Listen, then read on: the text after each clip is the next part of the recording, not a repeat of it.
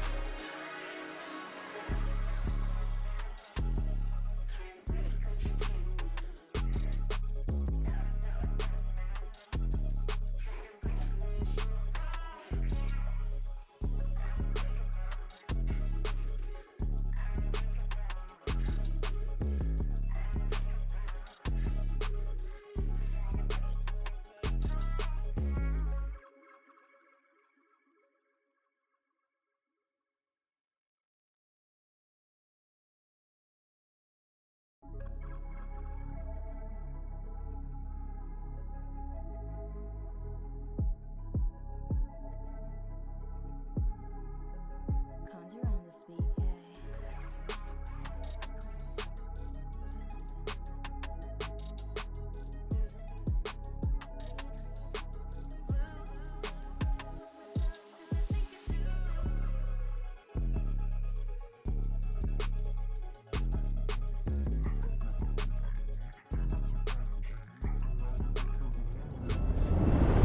And welcome back, everybody, for the final day here for Rivals of Atlas. All 3 weekdays. Weekdays? No, weekend days, sorry. Weekends, Across 2 yeah. weekends. God, we are so cooked. But yeah, all 3 week. Oh my God, I can't speak. You know what? Just take it away. Just take it away, Mark. All right, okay, I will. My co-caster is absolutely fried from casting a whole different tournament. Marvel's included as well yesterday. But welcome everyone to the Rivals of Atlas. Multiple days of competition and even multiple days of scrims have led up to this championship Sunday. 6 teams remain. We have Last Pick, Disadvantage, C9 Inches, White Yokai, The Tweakers, Only Jeff, and Wild Chimpanzees left to try and fight for the top dominant spot to be the Rivals of Atlas. So, over time, we've seen multiple teams fight for their lives. We've seen compositions being played, some we've never seen before. We've seen mains prosper. We've seen the downfall of many teams who think they can push through their strategies. We've seen teams adapt to even newer strategies, and it's absolutely wonderful to watch this level of competition. It's a for fun tournament, of course, right? I have to specify that, but even then, the flair of competition is still there. And as we wrap up to the final day, well, things are only going to get spicier and spicier. The match that you have next to you today is going to be Last Pick, Disadvantage, and C9 Inches. This is how we're going to start things off with a banger of a match. Over onto the brackets, we've seen that C9 Inches have improved from the start of the tournament all the way to the end as they kept going and adapting more new things into their strategies. We've seen Foro, especially on the Storm, get multiple frags with the Storm ult especially. We've seen Kronbliss adapt over into an Iron Fist and absolutely decimate backlines. We've seen Phelan get absolutely massive thing ults. And then over on the other side of Last Pick Disadvantage, well, there's no strangers there. Everyone has seen Fee be the absolute marksman of the team. Multiple headshots over and over again on that Hawkeye. If you don't ban him out, you're in for a rough time. You've seen K over on the Hela, partner in crime, also an expert marksman, shooting you out of the sky, shooting you into the ground, shooting you behind cover. You are not safe if Hoshino K has you in his sights. Marsh Sins, the tanker of the team. There's just no space to be fought for if he's there in your front line. And then Venta, of course. Big shout out to Venta. Popular as she is keeping that team alive as well with her support hero plays. It's why she's very good at the game. Of course, the rest of the teammates, as well as Eduardo, we got Moonray, and then the rest of the other side for C9 Inches, Sabiani, Ian Tibbs, Miru, all in top shape for today. So, Macy, from the little bit or whatever you've seen, what are you feeling about the names that you see today? Okay, I think the winner's bracket here is going to be an absolutely stacked match because the people on the other side of C9 Inches here, they are no pushovers, especially the Vanguard and the support players. I really want to give a commendation to them. Whenever I see C9 Inches play, they are always so decisive in the way they play these team fights here. And both of these teams, they're very technical. They're really willing to slow down the pace, to eke out every single advantage that they can, be it cooldowns, positionings, that eventually get set up to picks. And I'm very excited to see this winner's bracket matchup. It's gonna be absolutely wild. We have seen the DPS players from C9 Inches cook up an absolute storm every time they've been left on the field, and genuinely, I can't wait to hop into this winner's bracket match plot. Yeah, absolutely. And of course, we've got to mention that the map that this is going to be being played on, at least for the first one, we got the Hellfire Gala, new into the season. We got Krakoa. Man, okay. Have you played Krakoa? Have you seen Krakoa? I've played the one rank match on it and I've lost on it horribly, but we have seen a good amount of Krakoa throughout the tournament here, and I think there's a bit of a meta developing where it's kind of this like slow push death ball up into the choke point kind of meta from what I have been seeing. So we have a lot of favoritism for picks like the Magneto, the Groot even. I really like Groot on this map, as well as more brawl-oriented comps for whenever you get to the point, right? Like with any domination map. The thing is really good here, as well as those closer range spam healers, kind of like the Invisible Woman. She's really good here, especially with her ultimate, being able to cover so much space around those choke points, around the actual domination point as well. And Groot is actually going to be the first ban coming in from the side of C9 inches, and I think that's a very solid strategy here. Groot has been one of the more oppressive picks on this map. Meanwhile, though, over on the side of last pick disadvantage, they have locked in the Hawkeye Aster save here. What do you think about this one, Bot? Honestly, expected, of course. You want to save this Hawkeye for Fee. We've seen him absolutely decimate teams because of this Hawkeye alone. So, you know, we're gonna have to see if C9 inches can try and counteract that with their own strategy. Usually, if you have another Hawkeye player of your own, you can try to match up with it, but it's a very, very hard task to deal with. We've seen that multiple times being attempted, and multiple times it's failed. So we'll see if C9 inches can bring in their own little flair to this bit of the competition. So going over into the protects on the other side, we have the Hulk being protected. There's a chance that the Namor will be played. We've seen the Gamma Squids being rounded up into a lot of the compositions as well. It's not as annoying, I would say, as the Luna Snow team up back in the earlier seasons, but it is very oppressive still, and it handles backlines even easier, I would say. Especially when you can't really miss them when you see a giant beam, you know, shooting you from somewhere. Can you imagine? You're just playing Black Panther, and next thing you know, you have the power of the Death Star looking at you for like 2 seconds, and you're dead. Exactly, and whenever you hit the right click as well, it just gets enraged. It does so much damage, and it's just so much bigger of a damage threat against those dive compositions, against the likes of like the Psylocke, the Black Panther, like Spider-Man, like you said. But what I really want to pull attention to is that save on the Hulk from the side of C9 inches here. We've seen a fair share of Hulk throughout the span of the tournament, and I think this is one of the picks where it's do or die. You know, you either cook with the Hulk, or we're seeing them swap off like next fight. You know what I mean? Yeah, no, absolutely. It's one of those things where pick your hero. We haven't seen too many Hulk players in this tournament. I'll be real, right? And most of the time when the Hulk is being played, it's not being played to a very, very high pedigree that we usually can see a Hulk play to. But it's good enough for a team to work with and to activate some of their other aspects of the team. Like right now, we see Kron Bliss onto the Hulk, and we see Ian Tips going straight for the Namor, straight for the team up. That's and the full gamma right there. Yeah, it's the full gamma team up. So you have to expect a lot of damage to come in. Your front line, your back line should be protected by this. But again, aspect disadvantage, they can push through some of these things like no problem. Yeah, and I really like the composition from the side of C9 inches here. Usually whenever we see the Rocket Raccoon, we see them in tandem with the Punisher or with the Winter Soldier or that infinite ammo team up. But I feel like Rocket Raccoon is just such a good pick on its own. It's kind of like, how much you want for it? It's a slippery, almost anti-dive kind of healer in its own weird way, in the sense that, sure, you don't have a lot of tools to deal with divers, but at the same time, you have your mobility that allows you to get away from their grasp. And in chaotic team fights where these divers, they're just looking for the healers here, I think Sabiani's Rocket Raccoon, we have seen her work wonders in the team fights with this pick. Now, the Bears are about to go down. We're about to see both of these teams slowly scale up to the point here. On the side of last pick disadvantage, I really like their composition as well. They have a good range, a good mix of mid-range and long-range poke for their composition, and they have good picks as well on their vanguards that Magneto is going to let them scale up excellently.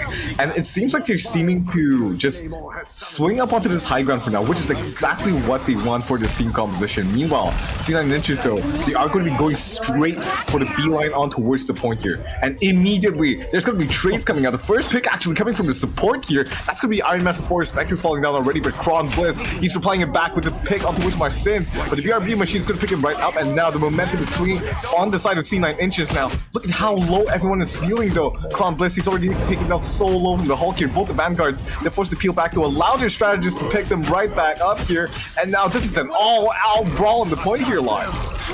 Yeah, it is absolutely a lot of space being taken, and BRB's essentially used up for the meantime for both sides. One taken out and the other being used up by Marcins. But it looks like LPD are trying to push this forward a little bit more. It seems that C9 Inches are a bit more spread out. Foro up high. Aviation is his skill for the day. We'll see if he can get his pick. One more shot will do it, and Fee goes down. That's their anti-air out of the round so far.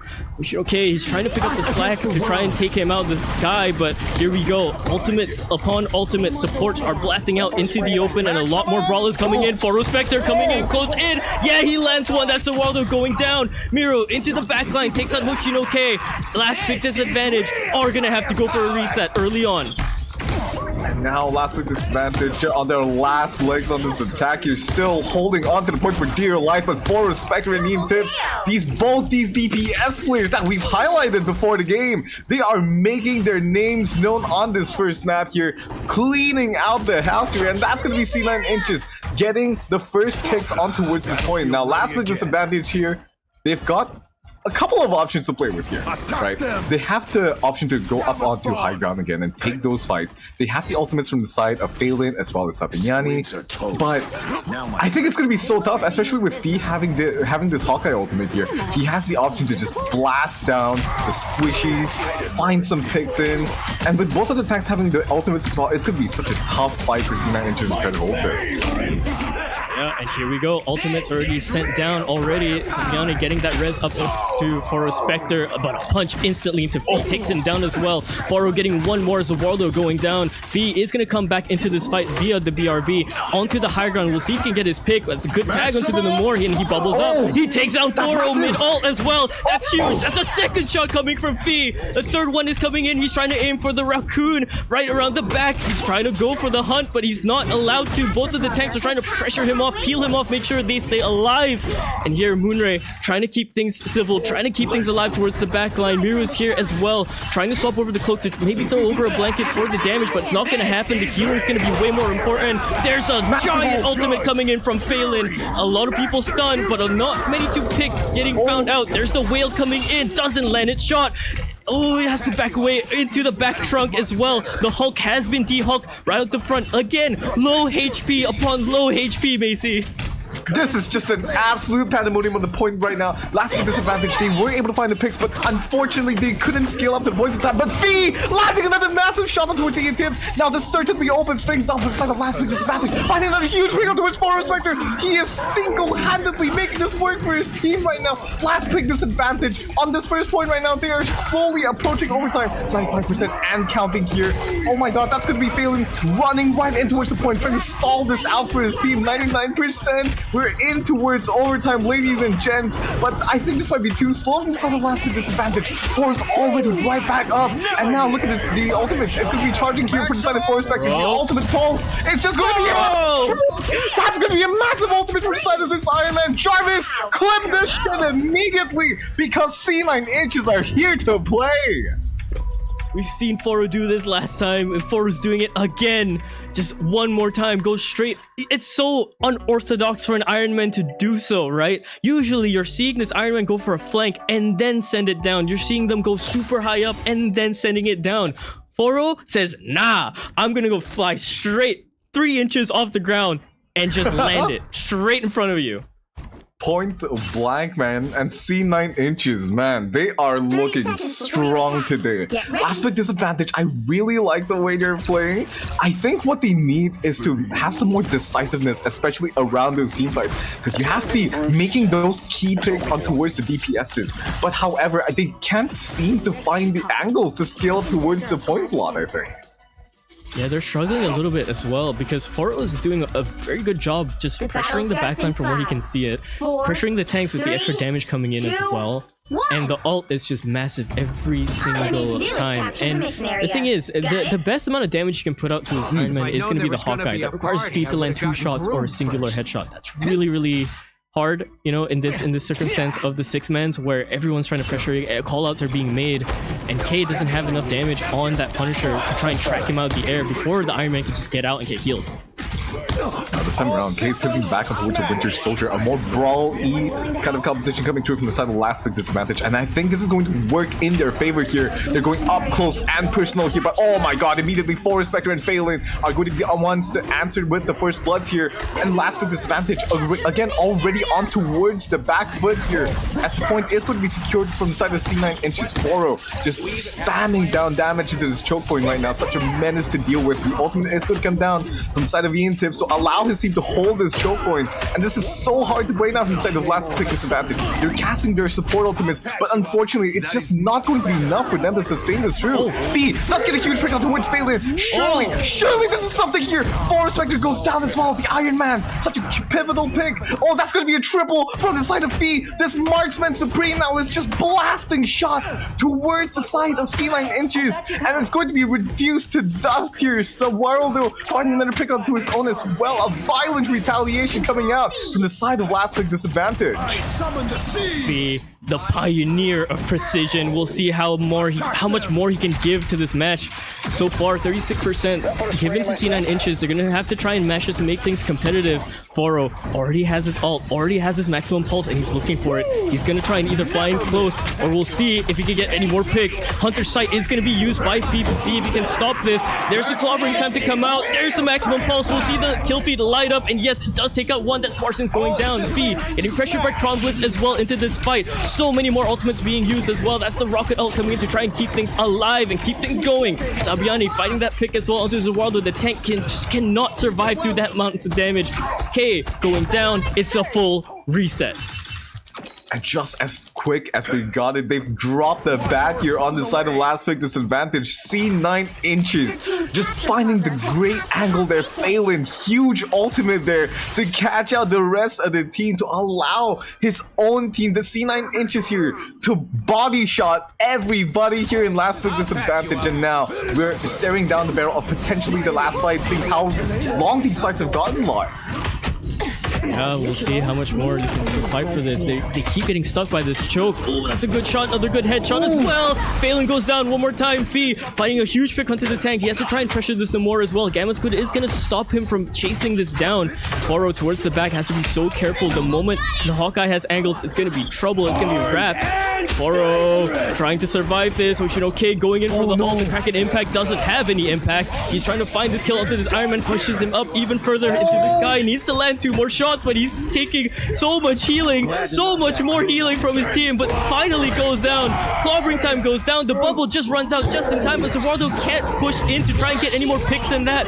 Fee trying to fight this off towards the start just every single time, but he's getting pressured from so many different angles, but somehow his healers are keeping this alive. They're keeping things competitive. Maximum pulse coming in, but it's not going to find any impact either. No shots landed so far. It's going to be a brawl to see who can survive this overtime. Oh my god, like, this is so close. This is neck and neck. One tick away is all that separates the last pick disadvantage here from one singular point down. And now, Hoshinoke, the Kraken impact is going to find Phelan. Gets the second one on towards Mirror, and now we are off to the races here. That's going to be the Hulk getting D-Mac here. And that's going to miss. Unfortunately, Hoshinoke unable to find the clean on towards that Hulk. But luckily, last pick disadvantage. That is the breath of life that they need to come back into this game. That might be good. That might actually be good because Crombliss stays alive here. Yes, they're gonna have to reset. What is that, Fee? Just a flick shot and he's absolutely down. I was gonna say Crombliss has to stay alive to try and get his Hulk form back. That's gonna take precious amounts of time to do so, but Fee just sends him back to spawn. It doesn't even matter. They don't care.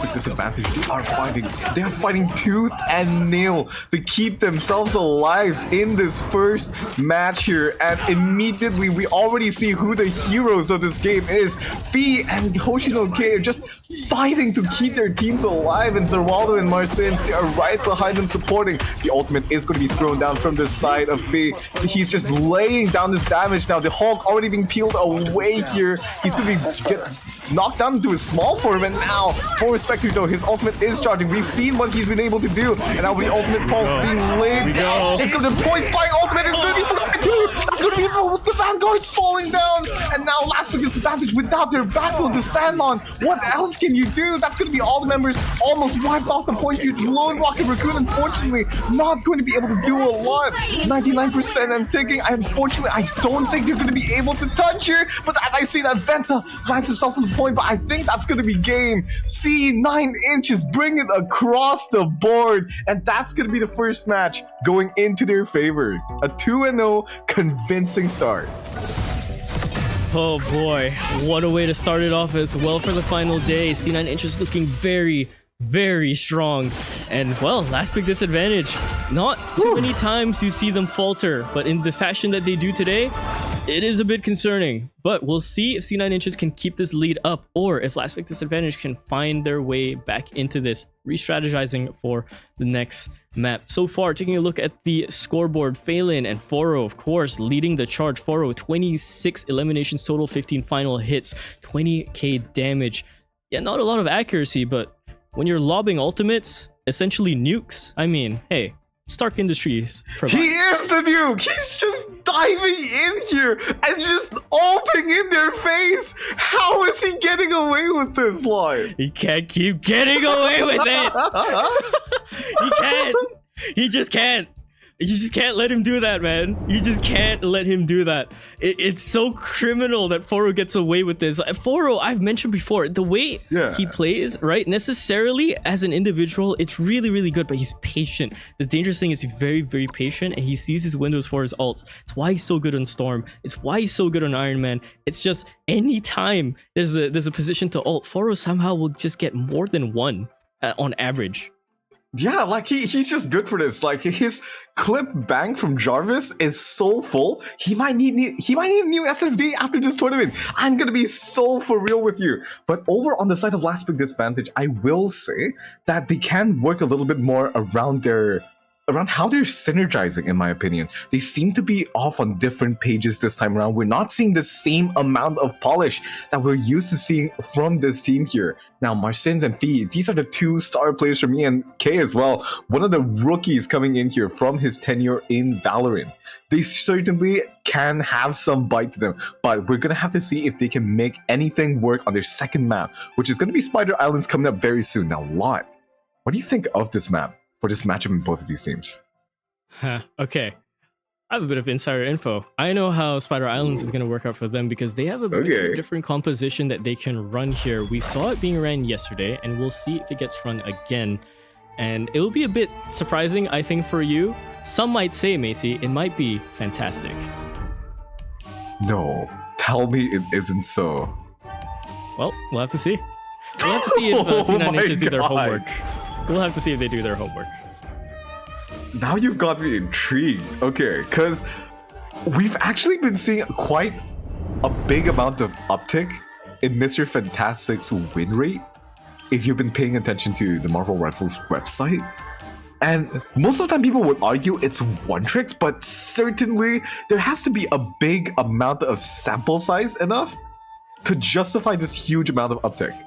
So I'm thinking this might actually work out in last pick disadvantage's favor if we are going to see a brawl versus brawl kind of matchup against the side of C9 inches here. I wouldn't be too surprised, and to be honest, I believe C9 inches have a bit more favorable compositions in their brawl as well. They're very, very flexible. As good as last pick disadvantage are, they're not as flexible as what C9 can put out, simply because of the reliance of K being more of a sharpshooter player in comparison to something along the lines of a regular hero shooter player, right? That's as much as I know in terms for K. So we'll see how that goes. And yeah, look, we're seeing the Hela being protected instead. I think that's gonna be a little bit better for the side of last pick disadvantage. Yeah, Hawkeye is really, really good. You can one-tap people out of the game. But if you're going up against an Iron Man, it's safe to say the Hela might be a better choice. Certainly. The thing about the Flyers is that sure, you have the other hit scan characters who can also answer them. You have the likes of Spider-Man, but no one has the consistent burst that Hela is just able to put out without fail. it's just headshot after headshot. So much pressure, right? You can look at like 3 different places. You can tap a tank and he's gonna back away. You can tap a support, they have to back away. Tap the Iron Man, they're gonna have to run away. It's if you are deadly accurate with this character, you can almost single-handedly shut down a lot of things, right? And I would say dive is your only counter, and you can see them already taking out the dive element out of this. Right. Now, this time around, they've been banning out the Iron Fist from the side of last pick disadvantage. I think this is a little bit of target banning here. I'm pretty sure I remember, I think it was Kuran who has been running a bit of the Iron Fist, and that is going to be a really good answer to set up this Hela. With the Black Widow being saved right here, I think this is a little bit of a time saver ban. A time saver save, sorry? Right here. I don't think we're seeing the Mr. Fantastic, are we? Nah. Maybe not yet. Maybe not yet. We're gonna see how they're gonna run their usual comp, of course, with the Hawkeye and the Hela, right? Yeah. So I think them not banning out the Hawkeye here is gonna be massive. We'll see how this works out, because now that K has been protected for the Hela, I'm very sure Foro is gonna have a bit more trouble trying to run this Iron Man as well. Even Ian is gonna have a rougher time trying to stay alive in between his team with the Namor. And I think it's absolutely criminal from the side of C9 Inches to allow that Hawkeye to go through, especially after Fee's performance in that last game. They seem to not think of it as too big of a threat, but I beg to differ, man. I think Fee's Hawkeye has been dictating the pace of the game here for C9 Inches whenever they're on the back foot. It has been the one silver lining in the clouds that allows his team this absolute force of nature of a unit here to try to pick things back up and swing things back into your favor and just blindside C9 Inches here. But we'll see if they pay for it with their hubris here live. Your god is suffering. Hubris indeed, damage already going the way of Foro. He's up high in the sky, 15%, but look at K, he's trying to contest this almost immediately. Does go up with the bird to try and get some angles onto Foro, and Foro can't really stay out more than he can, because if he does, he's liable to just getting one shot or just annihilated by both snipers here. Damage being traded back and forth, but so far no one's really going down. Foro's the main target for both Fee and K here. We'll see if they can get their pick. That is much better. Now, the rest of the players here slowly scaling up Fee. That's what we were talking about. Exactly what we needed here. The BRB machine is going to be able to save Foro, but Marseillans gets a huge pick and towards Phelan. And now C9 Inches, they're going to have to backpedal here with only one Vanguard remaining. You're going to be losing so much space. Fee finding another huge pick up towards Kron Bliss here, just taking them down. And this is what we don't want to see. If you're one of the fans of C9 Inches here, the Iron Man just getting absolutely shredded. This is exactly what last pick disadvantage is all about. Finding the angles here and just blasting you away from ranges that you can't even contest them on. Now, if I were on the side of C9 Inches here, this would light a bit of a fire underneath my backside to try to dive and contest this Hawkeye, this Hela. You can't just let them keep getting away with finding these off-angle fights on you. All systems. Alright, Foro Spectre, we'll see if he can try and take this ult into the next level. Use one shot, and yeah, he tries to fly into the front sights of Fee, but that's just death asking for it. Maximum pulse coming through, but Marston's blocked it. He walked up all the way with the Magneto shield, and now Hunter's Sight is going to be used into this fight. A lot of ultimates being popped as well. Everyone's trying to keep themselves alive. Marston's up into the air with the meteor. He's going to try and find it. He lands it, but doesn't get enough damage in. Fee finds that shot again into Foro. Sends it back into spawn. Another one into Miro. That's their support down. It's all but wraps if they continue this aggression.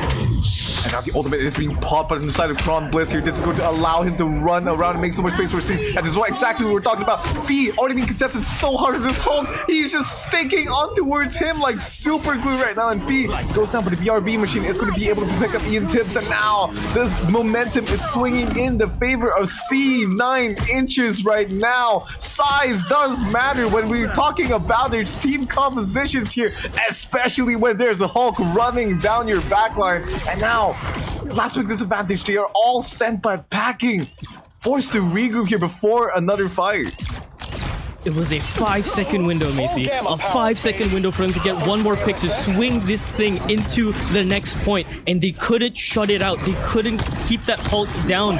And yeah, that was enough for them to reset this. Foro Spectre, he's going in. This is going to be huge. He lands 2 more in combination with Phelan's ult. That's going to be massive. Last pick disadvantage sent back into spawn. hook, line, and sinker from C9inches. A huge ultimate combo that just bring last pick disadvantage all the way back towards spawn. And now all the space that they fought for, all the space they've been contesting for, it's all but for naught. They're gonna have to scale up here and walk up here again. They have one last fight to try to make this happen. 40 seconds and counting here. They have a good amount of ultimates if we're looking at it. Benta does have her ultimate up to try to make a play happen. This ultimate is going to be the wild card here. And now the Cloak and Dagger ultimate is going to come out from inside the Count Baby Girl. And the Zaraldo as well. Huge thing ultimate, but unfortunately they're not going to be able to find any picks just yet. Ian Tibbs just left alone in the backline here. He's holding on to his ultimate. He's biding his time. And now it's going to be popped here. And this is going to be massive! Finding both the DPS players here to force them back. Now 15 seconds remaining. I think this is all but over from the side of last pick disadvantage here. Exile is going to be Marcins. He's clinging onto his card for his dear life. But with 6 seconds left on the clock, I don't think there's much to be done here. The ultimate's still online from Combest. He's going to pop it right out, and it's going to allow his cooldowns to take a much faster. And Foro's just blasting everybody on this point. Another pulse sent out, but no hits just yet. But just look at the pressure from both tanks. Speed just goes down. What can you do when you have an unstoppable amount of pressure just coming at you in the form of the Thing and the Hulk? You only have a bow and arrow. There's only so much you can do. So wow, not even the first point secured. C9inches, they hold stalwartly strong into this first point. What did they eat for lunch, man? That's what I'm asking, Lon. Like, Hey, they ate better than me. are you seeing this? Like, these team fights, my god, it is just a game of centimeters, man. But give them an inch and they will take a mile now. This time around, last with disadvantage, they are going to opt for a little bit of a team composition swap here on their defense. What do you think of this one, Lon? Okay, alright. Hay has shown himself to be a very prominent Storm player, but he's not as good as Foro. I will say that upright. Get ready. Like up front, because Foro has had more time on this character, and Kay, he's kind of more leaning into this for the sake of the team. The whole reason for this Storm being run in the first place is not for Kay to pop off with the ult and everything, right? That's an additive. It's actually for the damage boost for Fee. Okay.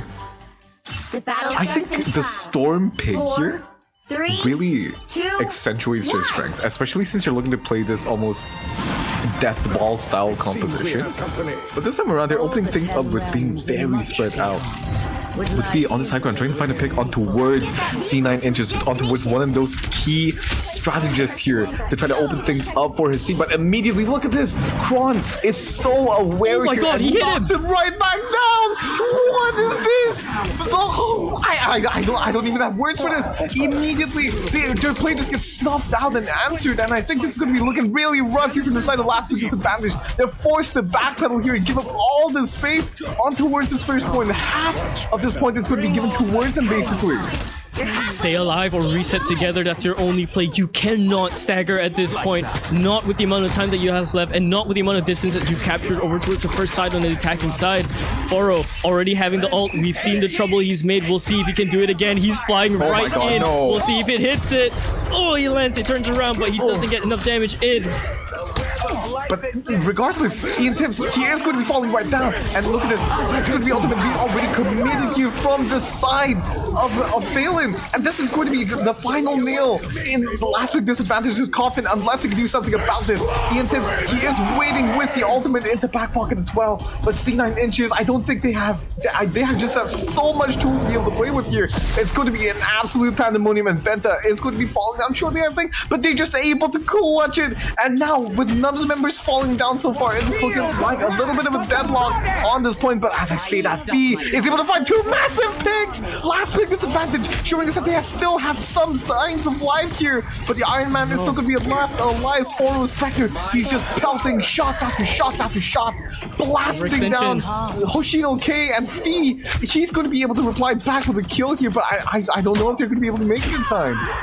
He's trying to push up. He's trying to get this Hela ult activated, and there he is. The Goddess of Death going to go straight up to the sky. We'll see if he has enough damage to try and take out anyone. Foro is going to just try and beam him down, make sure this is not a problem, but he does find his pick. Kron gets sent back into the spawn.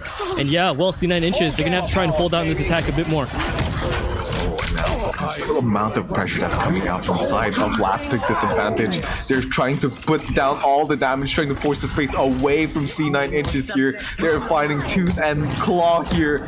1 minute and 30 seconds. They still have a chance to shut out C9 inches here. But with the ultimates that they have on hand, it's looking a little bit tough here for Spectre. We've seen what he can do with the Iron Man ultimate, with the ultimate pulse. But unfortunately, he's not just going to be able to get any space for it just yet. Failing though, the Thing ultimate is such a huge threat to look out for as well, especially if they get on towards Fee. And even if they get this on towards the backline, it's going to be looking really rough. Oh my god! Unfortunately, what? Marcin stops the ultimate from coming through, saves the rest of his team here, but Phelan finds Fee, somehow wrapping back behind him. And this is a huge hit from C9 inches. The ultimate being coming down here from the side of County Diva Girl, trying to keep their team alive. The more ultimate being dropped by Ian as well. And I was looking really dicey from the side of last with disadvantage.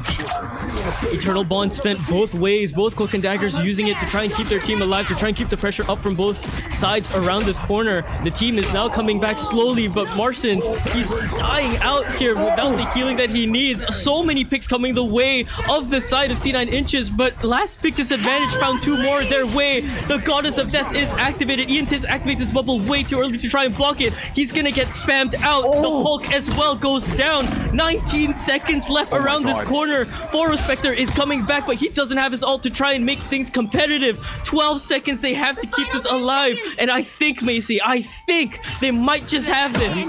I think so too. It's 5 seconds left. It's going to be Iron Man to try to touch as well. Look at this. Fee is already so aware of it, trying to blast him down. And they're going to be touching it right in the nick of time here. Ian Tips, someone finds a huge break on the witch team. And this might be all they need here to try to bring this in during the overtime. And now the ultimate being traded out. Phelan, unfortunately, I don't think the ultimate finds anything here. And now, Hoshinoki does get the pick towards Galen. Swings it back towards his favor. Finds Ian Tips as well. But the BRV machine is going to be bringing Phelan back again for a second chance here. And look at this. Cron Bliss is just zoning everybody away from this card.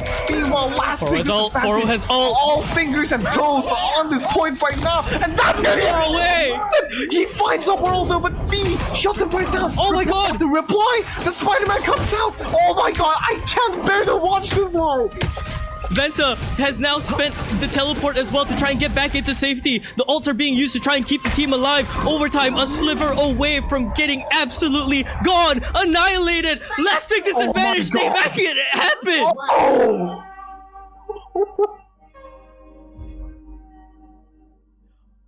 Someone do the math. 96 to 113. What's the difference? What? I can't believe it, like. I cannot believe my eyes. What was happening in that last fight? It was just jam-packed, trade after trade after trade. It was so close. Last pick disadvantage. Just when they looked like they were about to lose it, they bring it right back. Fee, the absolute hero for his team. Just getting this huge, monumental picks when they mattered the most. Yeah, absolutely. And Venta as well. I'm very sure if you go back and just watch the VOD or just watch the replay, if you have this match over the codes, you ask the teams, just watch how Venta played that. The amount of timing that she needs to try and teleport away, get her team to safety, get herself into safety as well with the Loki clones. Keep everything going, keep the pressure alive, the healing on point to make sure this is possible is immense. It's absolutely tantamount to how Venta plays. It's amazing praise that I can only throw her way. What do you mean this is just the first match, man? Oh yeah, it is. What do you mean this is just the first match of the day, bro? It's just the first match of the day, man. I mean, I don't know about you, chat. I suited up for this because I knew this was gonna be a banger. Certainly, this is I'm exactly eating good. what we're seeing right now, right? Just action, just back and forth, and we're in towards map 3 before we know it. I'm not sure which map is going to be just yet. I think it's going to be the Yggdrasil convoy here, and Lot. We've seen some crazy action on this map. What do we think of this map pick coming into the third map? I'm just gonna straight up say it because it's like the only comparison I have in my mind. The X-Guards maps, man, especially the convoy one, is like. It's like EMEA Mirage for CSGO. it's the final stand, bro. Like it is the equivalent, right? It is the absolute equivalent to having everything culminate to the breaking point, the absolute apex of everything, to make sure everything goes down correctly or everything goes down really, really wrong. And we've already seen how neck and neck both of teams have come. I don't even know what to say. It's just all the action's on the screen. Everything is right there, you guys. Oh, just the storylines here too. Just Fee bringing his team back on his shoulders time and time again. Just when we are about to see them slip into a loss, he's just there to bring his team back from the darkest hours. Certainly. On the side of C9 Inches, they're looking like a well-oiled machine here. All that WD-40 coming into fruition. Man, the way they're playing out these team fights, especially, we've talked about it so much, right? But Ian Tips and Forest Spectre, they deserve so much praise, especially Kron Bliss as well, that tank player for your team. He makes so much space. He's always contesting the right target that needs to be contested here to take the pressure on towards your hands. Yeah, it absolutely is. Also, the teams are going to get ready, and we're not going to see the favorite fields of Asgard. We're going to go to Venom's home planet, Clintar, actually, for the convergence for the final sector of this matchup for the day. Still, you go from capturing point to convoy. The mix of both bags. Strategy is going to be very, very different for both of these teams on how they take the point and how they survive the convoy aspect of it as well. Yeah, we're coming full circle. Clintar, though, I would very much favor last pick disadvantage here because of how the points are structured here, the objectives, the way the first defense, it has to be carried out, the first attack. It really favors itself to these long range fights here, and we've seen a specific pocket pick from the side of Fee. We joke about the Black Widow save, but there is a very good chance that Widow might come out here. Widow was just such a strong pick on this first point to allow yourselves this comfort to just blast down headshots, huge amounts of damage in towards the backline, all the way from 50, 80 meters. Yeah, no, absolutely. There's a very real chance that can be played, but I don't think he's going to chance it onto the defense just yet. I think if he is going to play Widow, he's going to go straight for the opening picks. A classic hero shooter thing to do upon at least two other hero shooters that come into my mind. If you're going to run the snipers, right, you're there to give yourselves an opening. You're there to give your team an opening. And if that's the case, I don't think he's going to play on defense. I just doesn't sit right with me either. Yeah, this time around, the Hawkeye is going to be respected here. C9 Inches finally recognizing the threat that is V, but he is such a menace on this Hela as well, and that is going to be safe for his team. Banning out the Venom here is going to be a really good call in my opinion. We've seen what Kronbus has been able to do, and that amount of pressure is just so much to deal with, especially in those chaotic, brawly team fights in towards the mid game. Yeah, no, absolutely. I mean, a bit sad you can't have Venom on his home turf, but makes sense. It just makes sense. You don't want to deal with it. Oh, here we go. Oh wait, sorry. I forget. Last band. Yeah, I forget. About last band. I keep getting baited. I keep getting baited with last band. Same. I keep seeing. I've been watching too much. Marvel Rivals Championships, and some of the stuff that they run there is insane. Oh yeah, it's just some insane compositions, and I'm really curious as to see more experimentation. We haven't seen a Moon Knight come out yet, and I think Moon Knight can very much work on Clintar as well, especially when you get on towards the second point on that defense. There's a couple of bends which I really favor Moon Knight on, but I don't think they're going to be running it just yet for both of these teams, looking at what their strengths are so far. And as we get to the conclusion of the picks and bans here, I want to see what kind of composition that last pick disadvantage is going to be able to draft up here to try to cook up the recipe for this reverse sweep coming into this last map. We'll see if they can pull it off. Also, Moon Knight mentioned somewhere in the world, Shia just sneezed. I'm very sure of it. All right, it's we'll see how they go for the defense. Yeah, I think so. UK time, man. Oof. Yeah.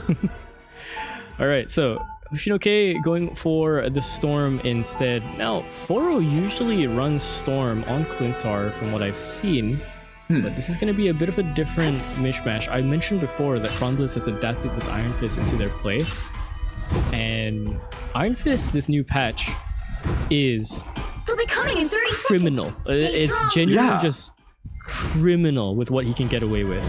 He's just basically like Wolverine Light. We've talked about Wolverine Where I'm from, being such a wouldn't menace need a new towards the protector. front line, but So Iron Sholon Fist, blessed me with he power. holds his weight in the category of his own as well, live. Just blasting away, rotating your abilities, and having the mobility our to just fists get together, out and in iron 15 and seconds stone, rinse and repeat this exact same thing again. Without the need for support just constantly healing you back up.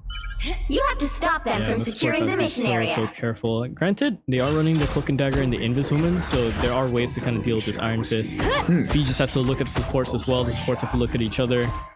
All protocol for the team to see if they can make this run with it. Fee's hearing this. He's hearing the footsteps, but Fee, he's caught out a little bit too far. Not going to be line of sight for the healing to come in. It looks like the entire team are going for a flank play. Kromza is going to wait for his abilities to come back up a little bit more before he tries to dive this. Going into the back now. Slowly, C9 Inches are just going for this flank play, taking the high ground as well. There's another thing, just going straight up to try and contest and say hello, but not going to be too good when Crombliss goes down. So into the 5v6, and already, well, we're going to have a bit of a pause. I believe a tech issue on one end. I'll get updated on it as well. Packet loss on the side of Foro. Okay, so Word from production is that there's hamsters running amok into production room right now. We are trying to clean them right up and get back into the hamster wheels so we get power to stream this game for you. But so far, chat, are you not entertained by the action that is on the screen here? Be sure to drop down your predictions as to who you think will take this final map and head in towards the grand finals. Again, this is the final day. The weight is going to be on the shoulders for both of these teams. There's just no margin for error at this point. no, absolutely not. Culmination of essentially 2 months of prep, right? People heard about this tournament, players were already playing the game. Upon sign up, teams were getting ready, players were getting ready to see who they might scout out, possibly into this tournament. Draft happens, teams locked in, about 2 solid weeks of scrims, even going to this last week as well, just even more scrims for everyone really. Even for some of the teams that have gone out, they've learned a lot just from this tournament. So the teams that are fighting in here still more to learn, and we'll see how they're gonna adapt going forward into the final bits of this bracket. So a little bit of an update. Foro is gonna go ahead and restart his router. Hopefully things get checked out in the meantime. But for now, though, just to talk about the very realistic kind of events that might happen once this pause goes down. Kronbliss has already been taken out here. We're seeing a thing jump down just past this Gaussian blur, right behind the initiate button. We see this thing all the way down here. We're looking at 2 tanks looking at him. We're seeing K look at him.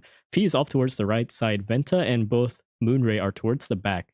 Everyone else, Miru, are still up top on the high ground. If they separate the tanks here and the supports in this 5v6, big trouble, and they're sent back to spawn. Oh yeah. And already losing Kron Bliss is going to be such a huge hit to them, especially since you no longer have this pressure point on towards the Hela, on towards the Storm. This is going to allow the likes of K and Fee to just have free fire. Like, who are you going to even contest them with? Like, there is the Star-Lord, but as soon as the Star-Lord shows up in the sky, Fee is just going to click his mouse twice, and that's going to be it. That's it. Yeah. You know? Yeah. Absolutely. It's what Fee does, man. Yeah. What he does. All right. So Faro has come back, checked in as well. All the teams are getting prepped. Just 2 players left for the tick. 1 more left. It's going to be Moonray. And we are about to get in this 3, 2, 1. Already, it's just like we were talking about. That's gonna be Forest Spectre falling down on that thing.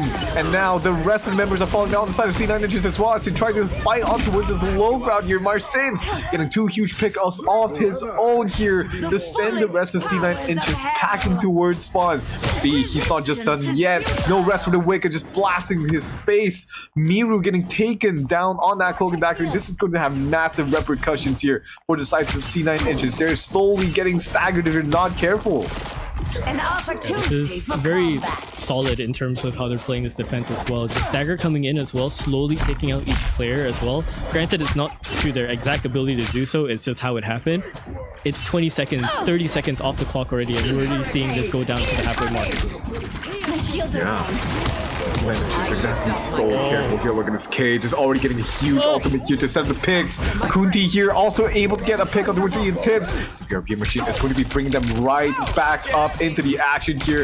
And now C9 Inches, they have a very good avenue to try to win this team fight now. But unfortunately, no ultimates available in hand so far. P already has the Goddess of Death trying to make his play happen here. Popping the ultimate at 45 health. And this close angle corridor, it just allows him so much angles to just blast him through. But so far, Miru with the ultimate here is going to be able to saving their team. That's 2 picks, huge picks, swinging 3, making 3 last pick disadvantages. They just got absolutely outplayed on this first point, and now Marcins is trying to hold on this towards this point.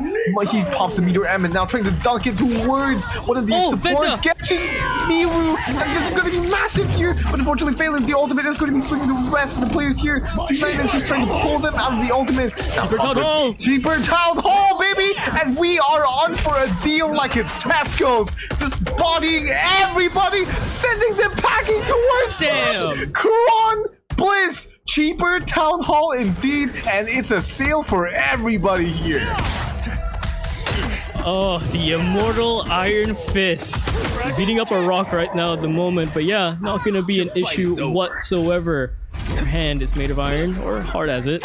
Oh, Hoshino can't be so careful. He doesn't know about this. He's getting punched out in the air. He's getting protected by his healers finally, but a little bit too dangerous. A huge play coming out from the side of C9 Inches to get this point and already going around to the first bend. Their end is nigh. Okay. Like, let's just take a second to gather up. Okay, we don't. Oh my god, do we have a Ian second? Tips. No, we don't even have a second. Like you said, yeah, B, just huge pick here to shut down the Galactic Legends from Ian Tips, and this is going to be buying last minute disadvantage a lot of space here. But look, Zawaldo, they already have the ultimate in hand. They're just trying to find an angle here, backpedaling so far, allowing them to come across this bend. C9 Inches, he's already going in here. The ultimate is going to be committed, Sees it. knocking up both the front line. Oh. This allows him to get 2 massive picks here. That's going to be a third coming up from Hoshino K. Both these DPS players going on all cylinders right now. Fee, another pick for the road. That is going to be a last pick disadvantage coming in back alive on this final map. Huge team fight. Tally 5. 1 runs away. That's enough for the spawn to be filled up with players. Man. I mean, just to come back in the way that you do, it's impressive. Crombliss is going to look for his way in as well, while running up towards the side of the sky, trying to take out K. He's going to try and pressure this even more, especially when the Eternal Bond is going to be used. Venta thinking about it, but not yet. Just yet. Marcins throws down the meteor, but it's not going to land. It's Mark Foro getting 2 with the thing as well. It's a team wipe the other way. C9 Inches, a whole team ace. Last pick disadvantage, now sent back to spawn. Foro Spectre, his ultimate there on the thing, catching the backline off guard is exactly what the doctor ordered here. Just setting his team up for success, and now Kron is sliding this in. He has the ultimate on hand. Look at this block, he's just denying so much damage. Phelan does get a pick up towards Hoshinoki, grounding the storm here. No rain on the weather forecast today, everybody. And now look at this.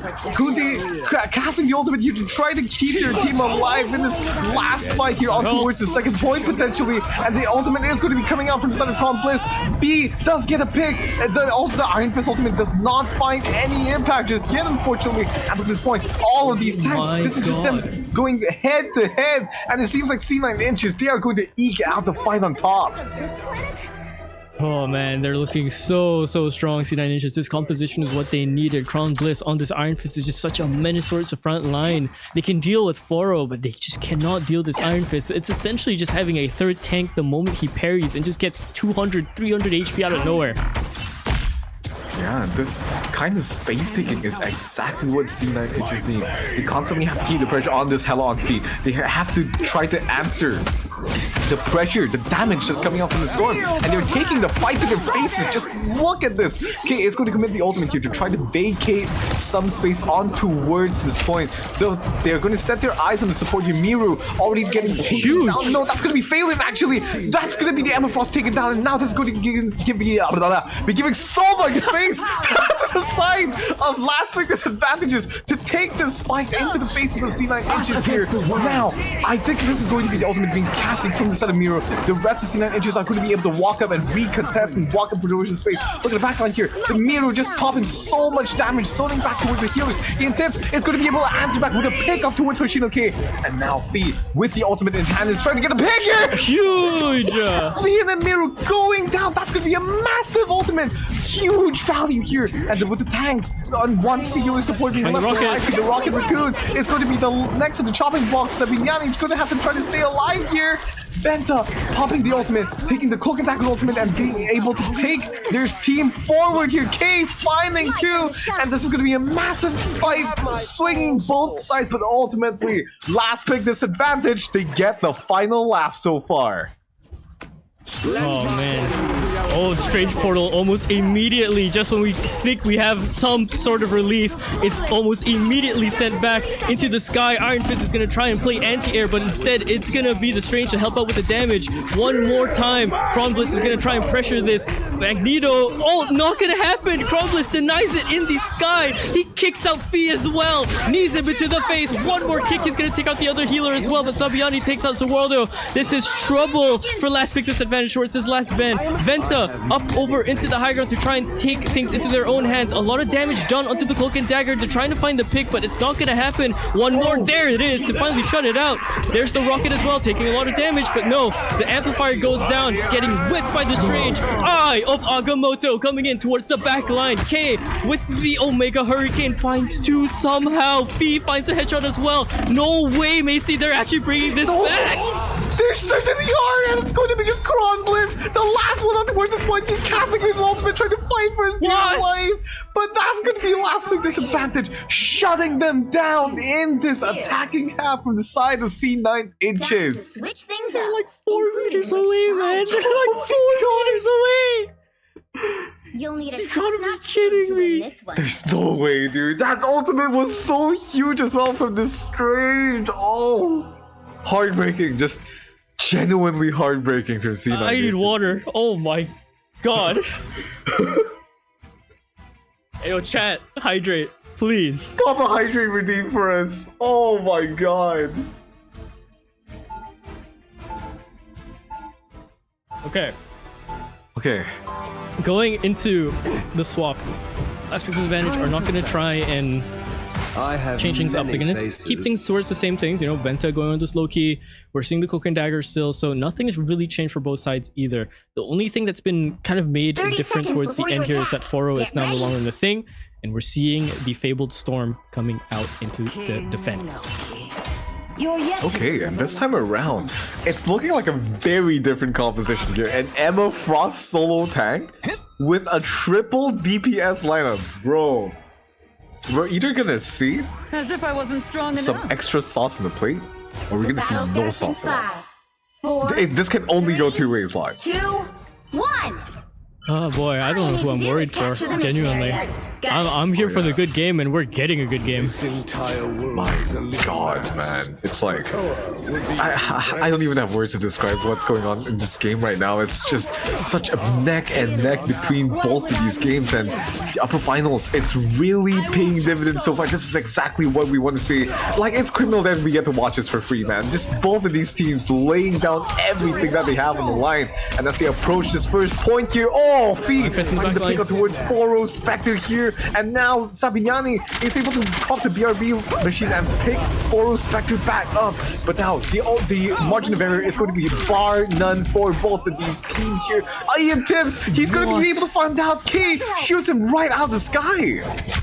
One more shot to try and take out the Iron Fist, but he manages to parry his way out, and no one's really landing it either, so he doesn't get his health back that much. Sends him back into the team, and he finds Fee as well. An uppercut kick as well is good enough to do it. Venta is going to copy out into the other support as well and keep things alive. We'll see if Foro can get his picks, but so far Foro, he's fighting a different team. His usual shenanigans is not going to work with the Omega Hurricane. And yeah, we're seeing Moonray as well having the ult available. The moment this blanket is done, we might see another activation of the Cloak and Dagger ult to try and pressure things up, especially when Venta finds the pick up to Foro. Diamond Force sent straight front as well. Phelan, oh my gosh, just smacks them down. That's one of their supports out and out. We're seeing more and more pressure being put up, but Fee, he finds one more as well, and he reses Venta as well. That's huge. Amplifier is going to be set up as well. Psionic Seduction not going to do anything as well. Galactic Legend spent up into the sky. What is that? More sins! Sends a meteor straight into Star-Lord. Sent into the ground. Phelan has to try and keep this alive. Sent back into the Diamond Form. 4-0. Oh, has to live. Fee finding that last shot. One more HP. Last bits of HP, and he'll do it. Venta finds a pick instead. Cheaper Town Hall. Crown Blitz. What is that? Double kick. Both players just go down in an instant. Ian Tibbs finds the headshot onto Fee as well. Somehow, they're remaining to the point. No progress captured whatsoever, Macy. My god! Just when we thought it was over, Kron Bliss clutches it up. A massive double a triple kill actually. Ian Tibbs finalizing that last kill, but that's a huge impact Iron Fist ultimate, and we're seeing what this team composition is all about. They sprung their trap, catching last pick disadvantage at this choke point where they are at their weakest and answering it back with force. Both the DPS ultimates are being committed here from the side of last pick disadvantage. One of the healers already getting taken down. Oh my god, he got him. Supports actually. And Miru, unfortunately, back up. Huge reply. Phelan, oh my god. Just what we thought. Last pick disadvantage had it. Both these DPS players going massive. Oh, they just shut the push down right there. Heartbreaking Double from the kill. side of LPD. Double kill for Hoshinoke. Double kill for Fee. A triple kill in response back from Photo Spectre. And things are sent back to Neil. Strange Portal is going to be used towards the backline. They're going to see if their different angle of attack is going to work instead. Eternal Bond is going to be used. But what are you going to do when literally everyone has just been thrown into the blender? See, 9 inches. They keep things alive still through and through. 30 seconds left has passed. 22 seconds left onto the clock. We're going to see if they can do one last hurrah. 15 seconds left on the clock here. Last pick disadvantage. Have time to mount back one last team fight. Zalraldo, he has the ultimate in hand. Fee unfortunately getting staggered this time around. Not how you want to start things off. And now Ian Tibbs and Kron Bliss. These DPS players are just packing things up.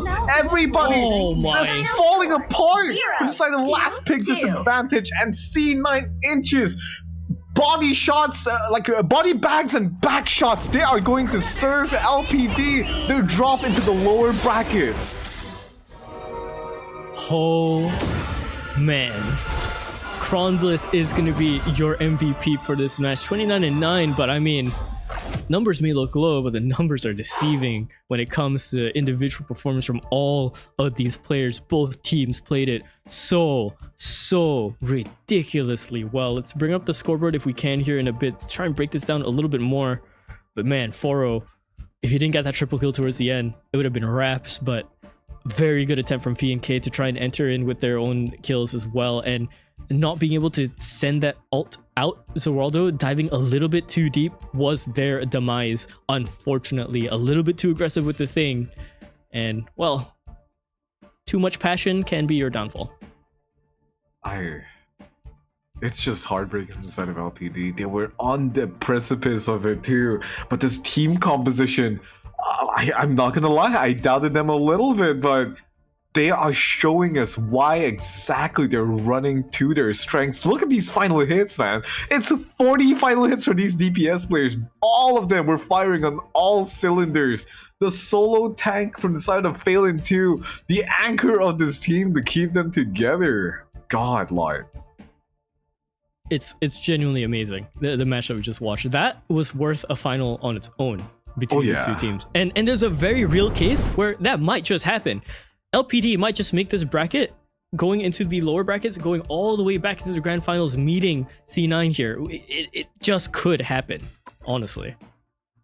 Oh yeah, there is a very good chance this is about to happen. But we are going to watch the next games, which is going to be the next two lower bracket finals, if I'm not mistaken, Lion. I believe so. Let me just pull up the information in the meantime. But chat, I hope you guys enjoyed that game. That was wonderful. Yeah, I nearly swore. But, I mean, hey, man. Woof. That's all I can say. Just, woof. It's an amazing game. All right.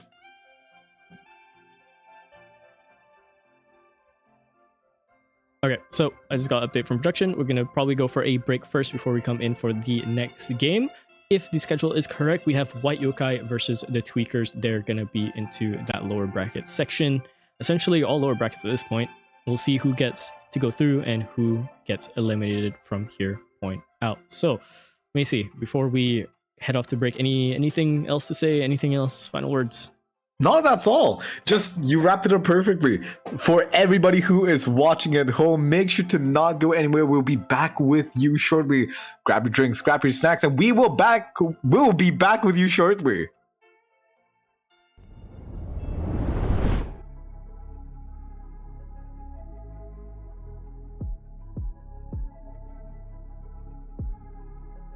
Conjure on the speed,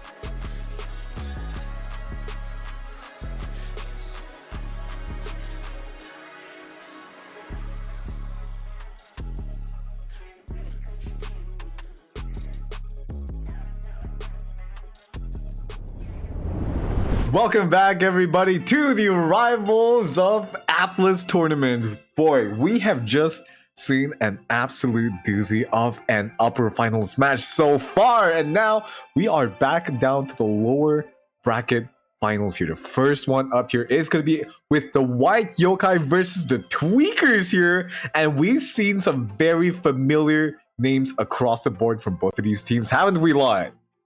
Yes, we do. We got experienced players on the side of the Tweakers. We got Musikin. We've seen his Bucky pop off absolutely well.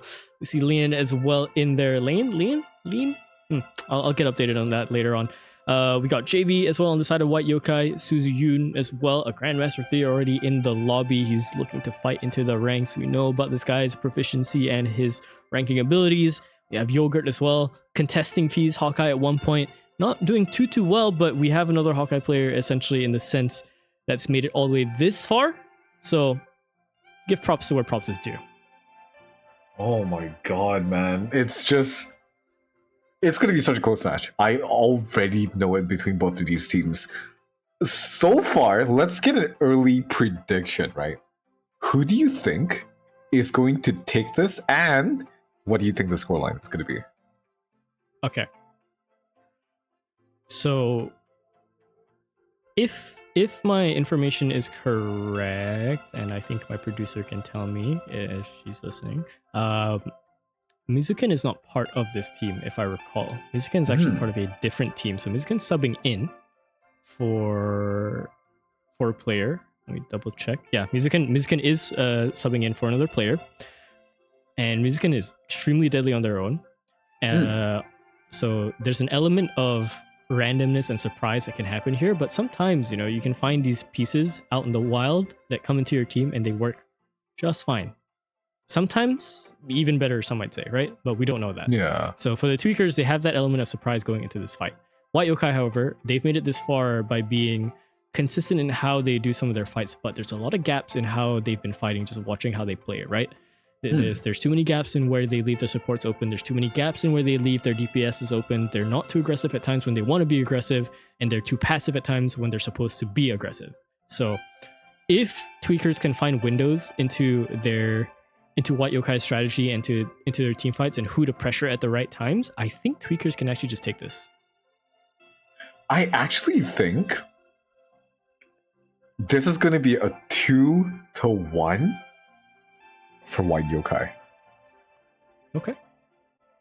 Okay, you've talked about the gaps, but the strength of this team composition, it's almost run like a dictatorship. Like this, there is a hierarchy for this team. We've seen about it, we've heard about it, and it is very clear here. All of the success on this team hinges on the star player, and we all know who that is. DPS, Suzuyun, like those two names just go hand in hand together at that point. And he has the absolute ability to just take over these games, or whenever he doesn't perform, everything just falls apart for this team. So for me, it's not a matter of whether or not the Tweakers are able to exploit the advantages of White Yokai. It's whether Suzuyun is going to be able to carry his team to the finish line here. Yeah, and we're gonna see if that is the case for them. You know, they fought really well up to this point already. So even if they headed out here, still, honestly, very impressive run for both of these teams to go further. But going into the ban phase already, Human Torch is gonna go out. So they're targeting the Torch ban as well. Suzuyun does play a bit of Torch and plays it quite well.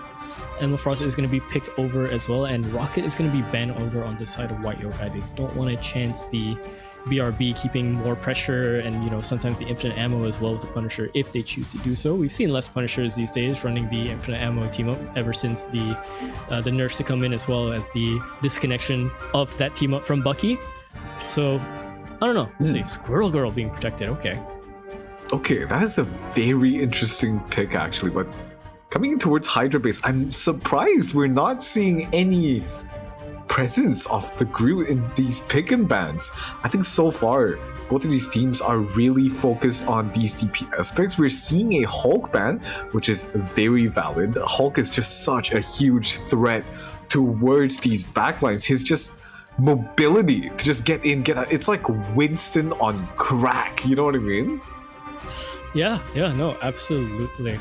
Like a good Hulk player is ridiculously hard to stop, right? It's a lot of work to get the Hulk to get to that point, but if you have a player that can do it, just do not chance it, because if that happens, you can run the Namor team up, you can run an Iron Man team up, as we saw like prior, for free, and you have so many more problems than just an Iron Man flying in the sky with Gamma. You have so many more problems than the Gamma Squid.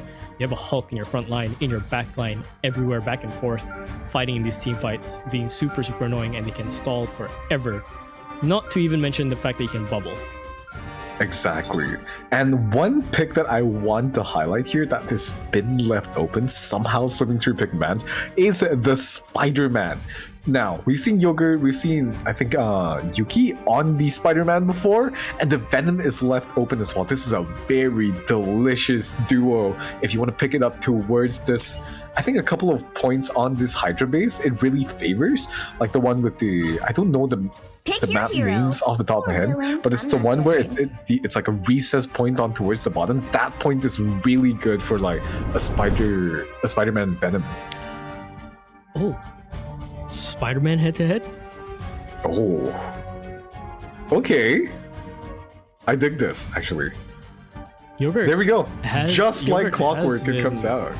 Yeah, Yogurt has been playing the Spider-Man quite a bit as well. And JV is known for his Venom. So we'll see if White Yokai can make this work out. This seems to be more of their stronger comp. Usually Suzuyun on the Psylocke, I haven't seen a crazy amount of impact on the Psylocke in comparison to other stuff in the tourney. So we'll see if he can make this work as they're running pretty much full dive here. But yeah, we're gonna be seeing some web on web action here. This is what it's all about in the lower finals so far. Let's take a look at the compositions here. The Tweakers, they have a very dive heavy composition. Not as heavy as White Yokai's. It's going to be more of like a mid-range composition where it's going to be a pressure coming in from the Hela, pressure coming in from the likes of the Emma Frost to just run down the front line, push back the tanks, and then that's when the Spidey and the Venom are going to come in and clean up. We do have someone Unfortunately, crashing though. You know what? You know what they say? It's like a delayed gratification or something like that. Whatever, they make you wait a little bit more before you get to your favorite thing or something. Yeah, delayed gratification. Also, I love the little nod that Tuxedo Cat just put out. Hacker1 XT0. So essentially, what happened yesterday was Miru, their support player of the team, got their Discord hacked like mid game. Oh my god! There's And no that was a way bit that of- happened in the middle of a tournament. Yeah, that happened in the middle of a tournament, and that Discord account was passing out like $50 like Steam gift cards redemptions, trying to get people to click it, which is really funny. Oh. But I think that has been resolved. I'm very sure. Yeah, so okay. Producer just checked in. It has been resolved. So, hopefully they don't get absolutely blasted by Aiden Pierce. 1. Hacker extraordinaire. Capture the mission area. Got it? Right now, I the don't know the actual timeout mileage, being but pulled feels like a over. long way You're gonna see the from tweakers immediately. Oh, look at this! This is Spider-Man 1v1. This is what we were talking about. Oh, Yogurt comes out on top. The pick already coming out.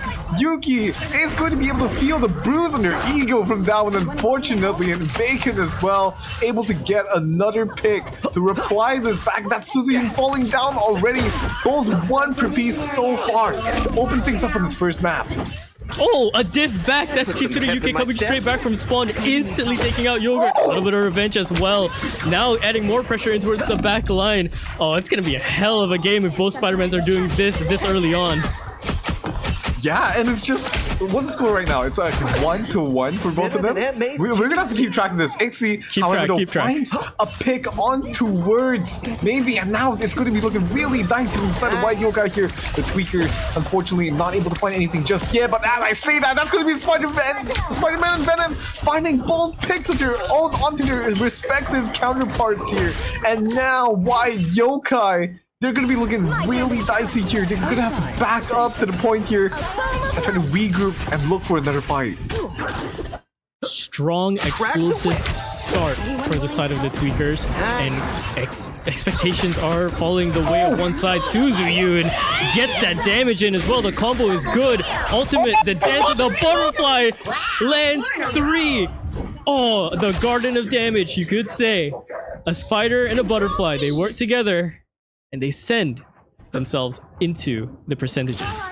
And so the petals fall that way. The tweakers now, they're gonna have to try to find an answer back in, and it seems like they're swapping off the Spider-Man here. Yuki does have their hands on the Squirrel Girl. We have seen mixed reception for this specific pick so far, but Suzuyun shuts it right down, finds a huge flank, and the pick is going to be good towards Yuki. Now a spanner in the works of the tweakers now.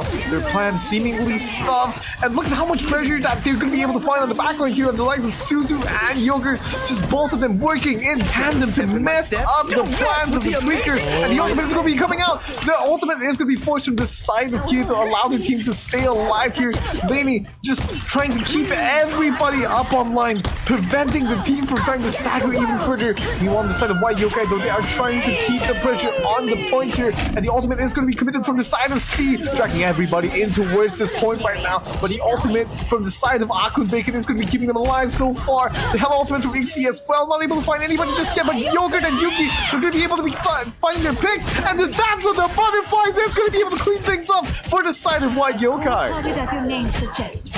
One more time, man. It's just getting all the damage in. What is that? That's a pull coming up from Yogurt. They just stalled out Mizukin as well.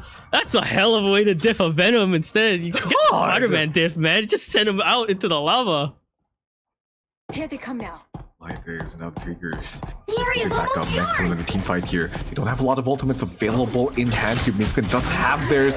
Trying to pressure and dive towards the backline to try to find a pick here. But look at this. Immediately see they recognize the threat and they are trying to shut down the picks here. It's going to be the Emma Frost to try to find their team some safety. But look at this. Yogurt is just left to run amok here. Just terrorizing the backline. I would hate to be on the team of the Tweakers right now. I would just... That's gonna be another one! Somehow the pull! Mizuki falls down and Yogurt gets the ultimate in hand. He's finding so many picks already, and convincingly, why Yokai already showing us what they're made of on this first point here. What a comeback! What a comeback! 36% was locked in initially for Tweakers. Almost immediately, White Yokai respond with aggressiveness of their own. Suzuyun getting his one-shot combo available, getting his ultimate up and taking out 3. And then Yogurt, oh man, Yogurt, just diffing the absolute webs out of Kitsune Yuki. And then going for the targeted play onto Mizuki. I mean, that's targeted. Sorry, Eddie. Do your Eddie thing. Do your impression. A triple tank. My daggers are formed from pure light force energy. This They purify whatever they touch. Those The would be quite Tweakers, useful I for some see of the what they're demons in my putting homeland. down. What do we think about this one line? Triple tank? The battle starts in 5, Very This deadly. specific flavor 4, of triple tank, yeah. 3. This flavor of triple tank is very, very deadly. I've seen multiple teams in pro play All you need to run do is capture a the triple mission tank, a area. little bit different Got before it. Emma Frost came in, but within the same lines of what this is. The only thing is whether Ixie is going to do his job on the headline trying to take out the Spider-Man, because within this situation, this is exactly what it's just a target. Spider-Man and then that's it.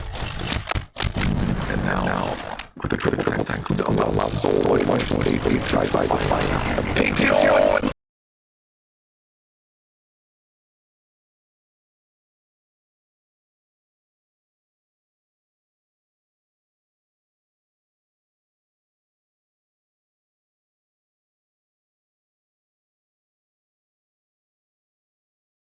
On to try to allow their team to scale up towards this point. It gives them a little bit of a net of safety here. And Yogurt, he has been pressured down, he has been taken low, and that's going to be landing, finding the pick onto worse then, and that's the violent reply from the side of the Tweakers.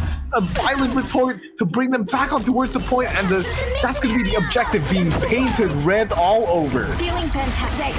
Yeah, absolutely. But a blanket of blue instead comes through the way with the Eternal Bond. We're gonna see if this fight comes their way instead for White Yokai.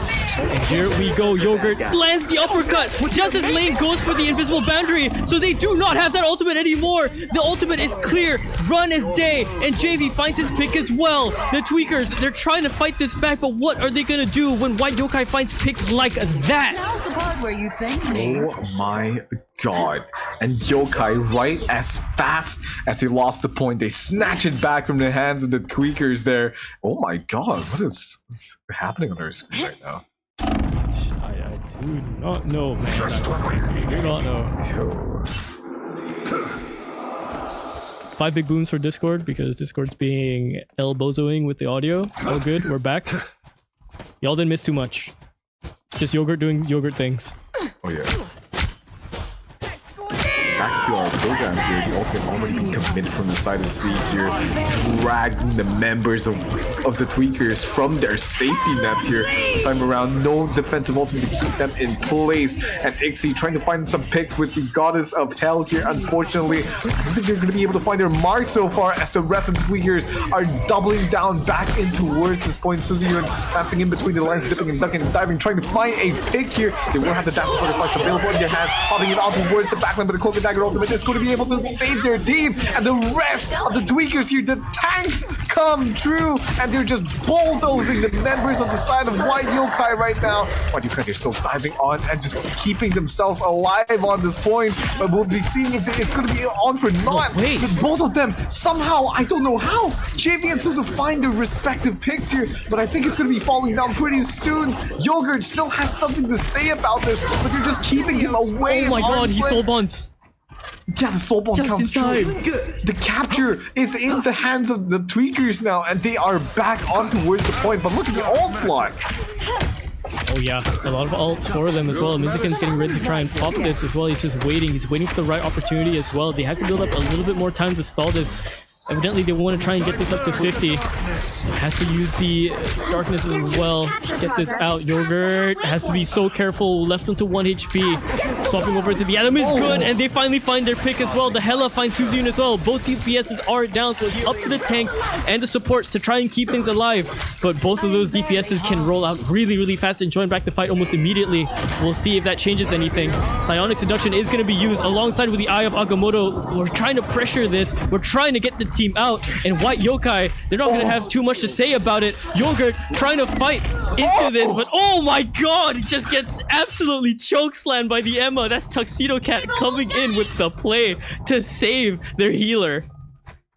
Now the Tweakers, they're in the lead so far on this second map. Things are looking a bit dicey if you're on the side of White Yokai here. They really have to find a reply to come back into this point, but see if we can find anything so far. That's the reply coming up inside of Suzyun once again, and now the ultimate is online here. Oh, unfortunately the revive doesn't get anybody so far. The ultimate being casted down, Oh and my Yogurt god, finding a huge impact with his ultimate here, and White Yokai violently just forcing themselves on this point here. Look at JV's just diving on towards his backline here. They find a reply here. See, just grabbing everybody that can fight. Tuxedo Cat trying to keep their team alive. And look at this Kitsune Yuki just answering the Spider-Man in spades. But so far, all the pressure leads in the favor of White Yokai so far, as the point is trickling back in towards their favor. 90% is going to be into the play already. They have to try and contest it. Psionic Seduction is going to be used up as well. So close to trying to get this into equalization. They have to use this all, and there it is. Clobbering Time is going to be used. So many players sent into half HP, but no pick set up so far. Invisible Boundary is going to be set up as well. That's CMV with the Emma finding 2 kills. JV finding 1 more as well. Suzyun finding the 4th. The 5th and the 6th are the last ones to try and fall. Set into overtime. Do they actually take this? Ixie finds 2 more instead with the Goddess of Death, but setting into the play is gonna be the Cloak and Dagger. Overtime set into their grasp. White Yokai, take it away. White Yokai, right when they were close to the edge there, they spring their ultimates into action, and that's exactly how they found themselves back into the game here. And man, the way they're playing these team fights, it's like you can't give them a single point of advantage, or they'll just take everything away from you. Man, the performance coming up from Yogurt and Suzyun, just firing on all cylinders today. JVs and C as well. Such great strategic backbones for this team, keeping their supports alive and supporting their DPS players. They're like the perfect midfielders of this team line. They absolutely are, and it's just so rough because Tweakers can't find the answer to fight off this amount of aggression coming in from Yogurt and Suzyun. Their backlines is getting annihilated. The times they take to go for the fights is just so ridiculously hard because every time they're trying to push forward, they're having to spend a lot of utility just trying to get to the point itself. Suzyun is there just to one-shot someone. Yogurt is there just to come in, fly, uppercut someone, and then leave. And the next thing you know, you're running to JV and CMV with the Emma, and it's just trouble. It's just so much trouble. What can you do? I think our predictions might be wrong, man. I think this might be a 2-0. This might be. We'll see. We'll see. We'll never know. The Tweakers start waking up towards the end of the game. It's trying to see if they can adapt to how White Yokai plays. White Yokai play a very specific style of rivals, and should they find it, then they can counter it. But White Yokai are smart, and they know how to play into their own bands. They know how to play into their own picks, their own strengths, especially with the dive. And I think initially in a lot of the scrims, a lot of teams were struggling against dive. So we'll see if Tweakers are one of those teams where they're struggling against dive, or if they can run dive themselves to counter it, or if they can run something else completely. And one thing that I want to talk about is how they're constantly getting blindsided from the side of White Yokai, right? Part of playing against dive isn't just your team compositions, but it's recognizing the nuances in how you're going to space yourselves out into the team fights. If you're deathballing too close, that's going to allow someone like the lights of the Spider-Man to just drop the ult on your team, and it's just going to be like hydrogen bomb versus coughing baby, right? Or if you space yourselves out too far, then you're going to risk just being isolated targets for these divers, especially when they're running a Venom and Spidey, you know? Yeah, no, absolutely. Hard to agree. So I mean, there's a chance that Tweakers will just kind of ban out something here in terms of their dive. Maybe the Venom, maybe the Spider-Man. Usually, I would say if you're a very competent team that can deal with the Spider-Man, you'd ban the Venom. But if you really can't deal with the Spider-Man, you ban the Spider-Man. But in this kind of setting, you know, we're seeing the Spider-Man slip through, mostly because there's not too many Spider-Man players in this tourney. That's one thing. And the other thing is that not too many of them even play to a certain degree where they can be activated to just stomp through some of these games or find these picks almost immediately the way that Yogurt does, alongside with how JV plays as well. The aggression is something they have to deal with. Tweakers have to kind of separate the team fights into sectors of, okay, we have to push out a spawn, we have to be careful of getting picked here. How much utility do you want to use to get around the corner and then fight onto point? That's one thing. And then fighting onto point, what utility do we have left to try and keep things pressured? Because they evidently have more. And then how else do we continue the fight and try and bring it home?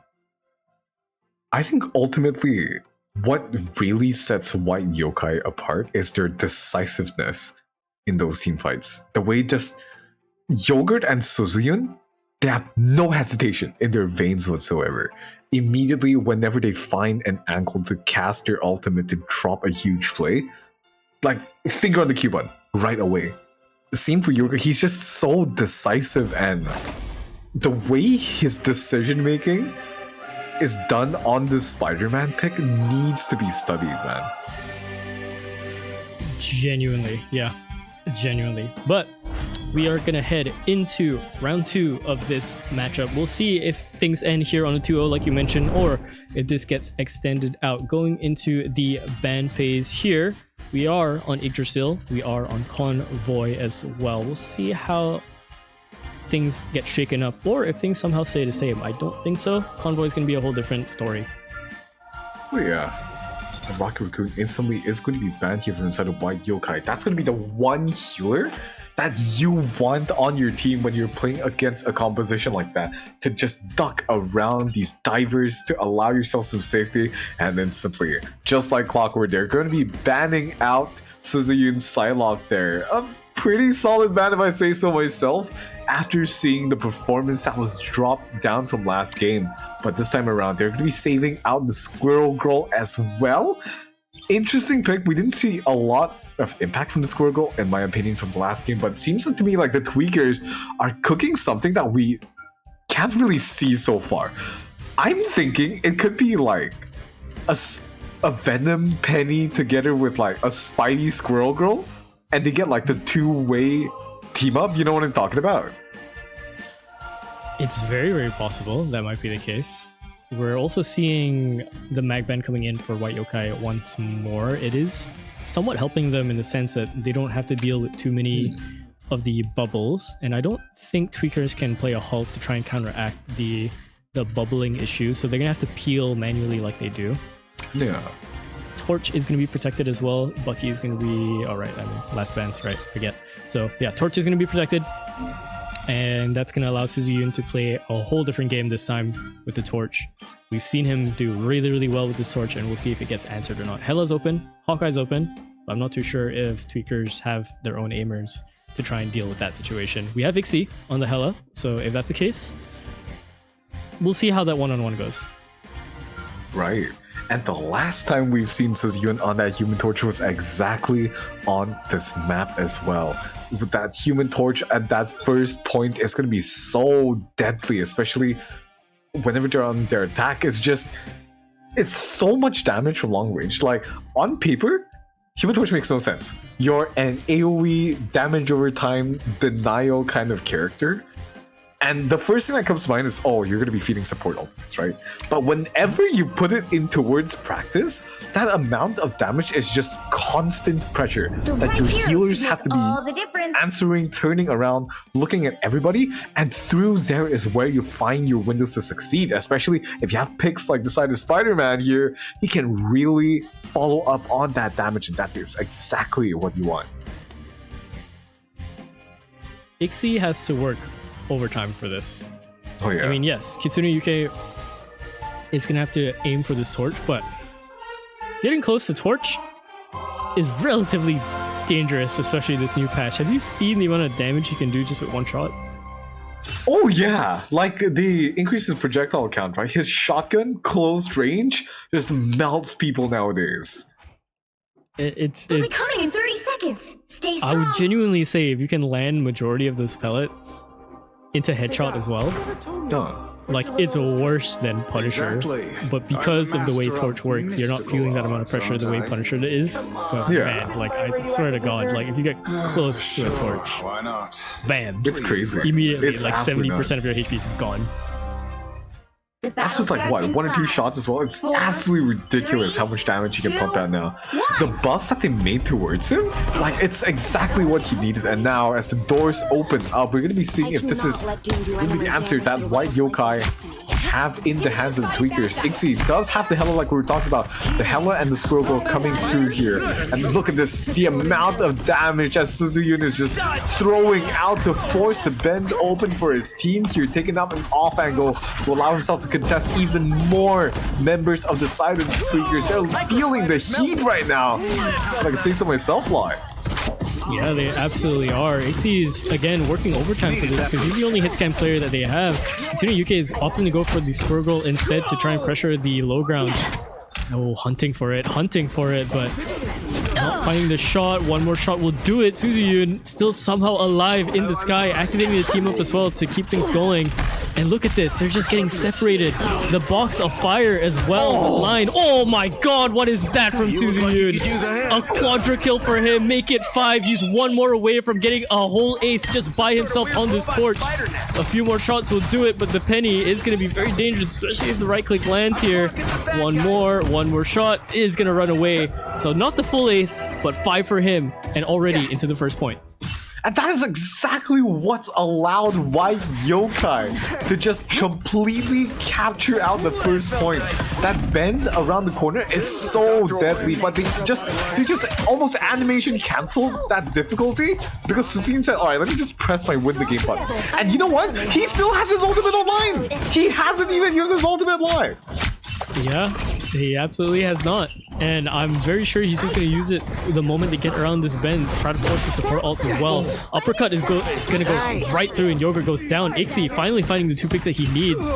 They are going to send them back into the spawn here, and they're going to make sure they don't really get any more pressure besides the back of this archway either. Now, the onus is going to be on the tweakers to try to stall and maintain this pressure here, because look at the ultimates that are available on the side of white yokai, both the Hawkeye and the Torch. With their ultimates online, and now both support ultimates being available too.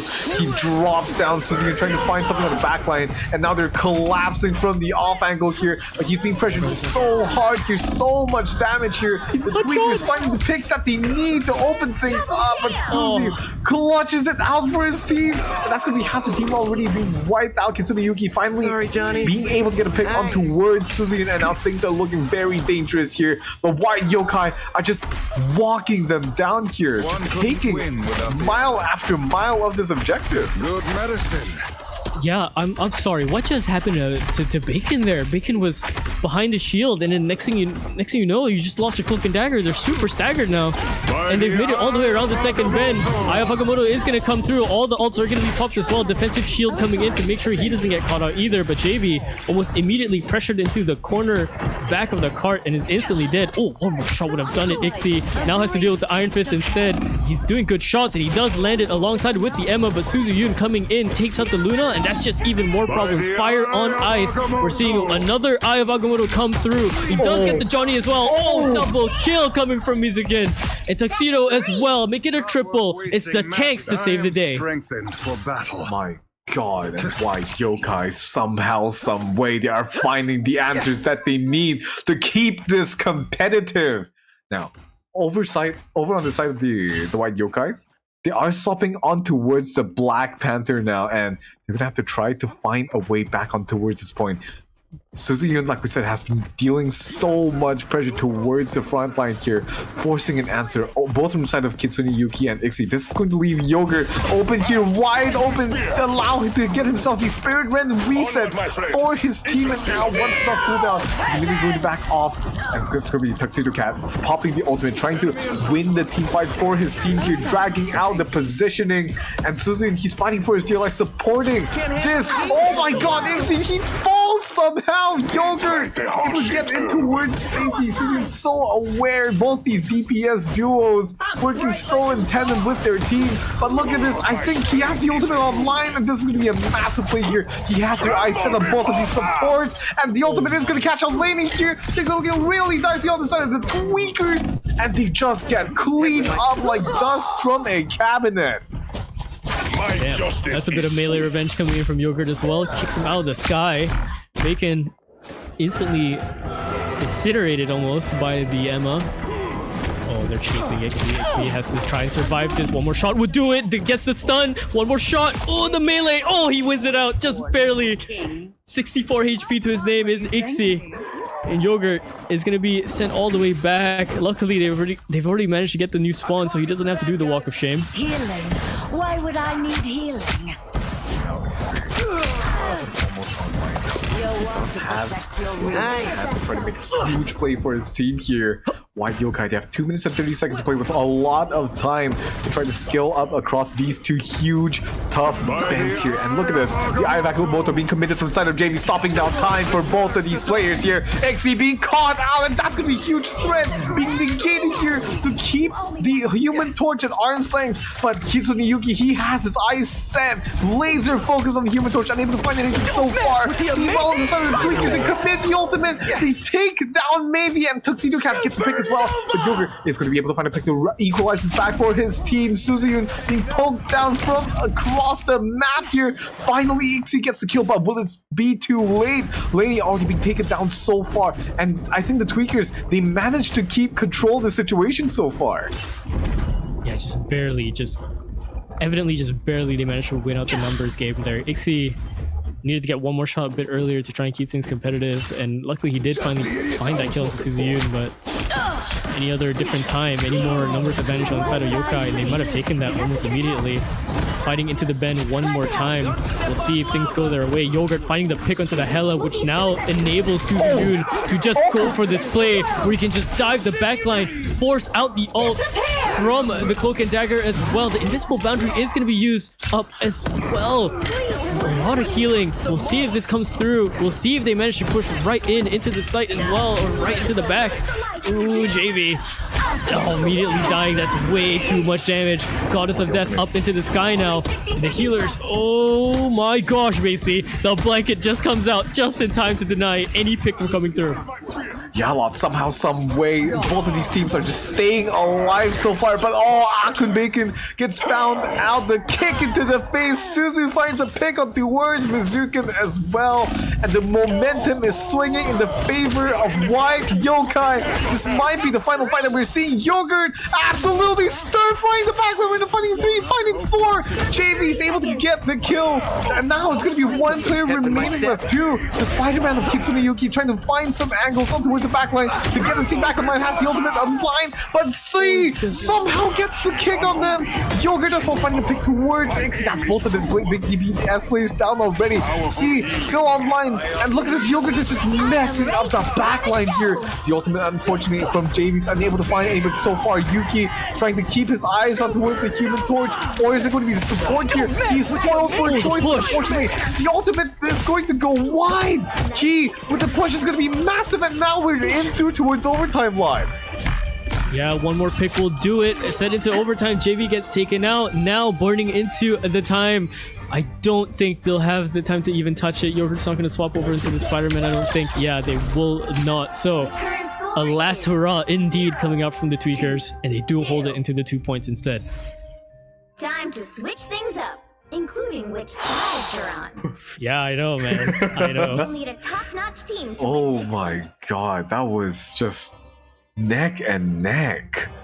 Like Yuki and Ixie just doing so much work to keep these huge damage threats off their team. Meanwhile though, Mizukin and Tuxedo Cat, they are working their butts off as well to keep the front line from collapsing underneath this massive pressure. Pressure indeed. Now swapped over. We'll see if Tweakers can make things even more competitive. Didn't see too much of them alive on the domination map, and evidently there's a bit of an issue if they're getting dove towards their backline. 30 Their seconds lane before you attack. trying Get to stay ready. alive against the Black Panther was tough to watch, because you have to have your other healer looking at you. You have to have your Hela trying to just make sure this Panther doesn't dive at all. But if Yogurt's target priority was correct there, and it was, he took out Ixie, allows Suzu to come in, almost immediately takes out Bacon, or almost, right? Instead forces the ult. Very, very Battle good play starts coming in from them, 5, from White 4, Yokai. But Tweakers 3, just managed to get it 2, through. 1. Look at this though, different type of composition this time around. JV finally gets his hands on the group, but Yogurt this time around on the Moon Knight. And Moon Knight is a very effective pick here.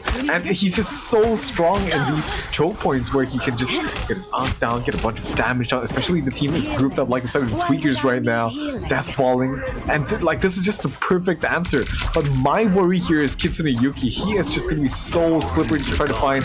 And especially if you're playing a composition like this with the Moon Knight together with the Human Torch, there's not going to be a lot of easy answers towards the Spider-Man. And look at this, he is just uncontested on the backline right now. Suzuyun being damaged down, he's so low right now, and this allows Ixie, the alley-oop, to find the pick to open things right up line. Yeah, snipe from across town, and the Vanguards are getting so low. There's the Moon to try and haunt them, but only the one pick, but it's good enough. They do get that Luna instead, but it's a trade back and forth. Red and blue, and set to red again. So UK trying to find this pick onto this Groot, low HP, but the healers are keeping them alive. Just a little bit more damage would do it. Set into fighting into this bend, now gonna try instead go for the backline. One of them is already low, they're not looking at each other, and yeah, he finally gets that pick as well. A little bit too late to try and heal the Invis Woman is gonna be their downfall, their demise for the meantime. They're gonna make their way around this bend. There's the Groot ult as well to come out, but not enough damage to secure stuff until they come in with the absolute nuking with Suzuyun's damage. Tweakers, they're sent right back packing towards spawn, just like that. As soon as Suzuyun is going to be left alone, uncontested, that is when the Tweakers are in choppy waters. And now, we have the ultimates online from the side of the Tweakers. They have the Spider-Man ultimate, but Suzuyun immediately blasts him out of the sky like a Kovacs vibe.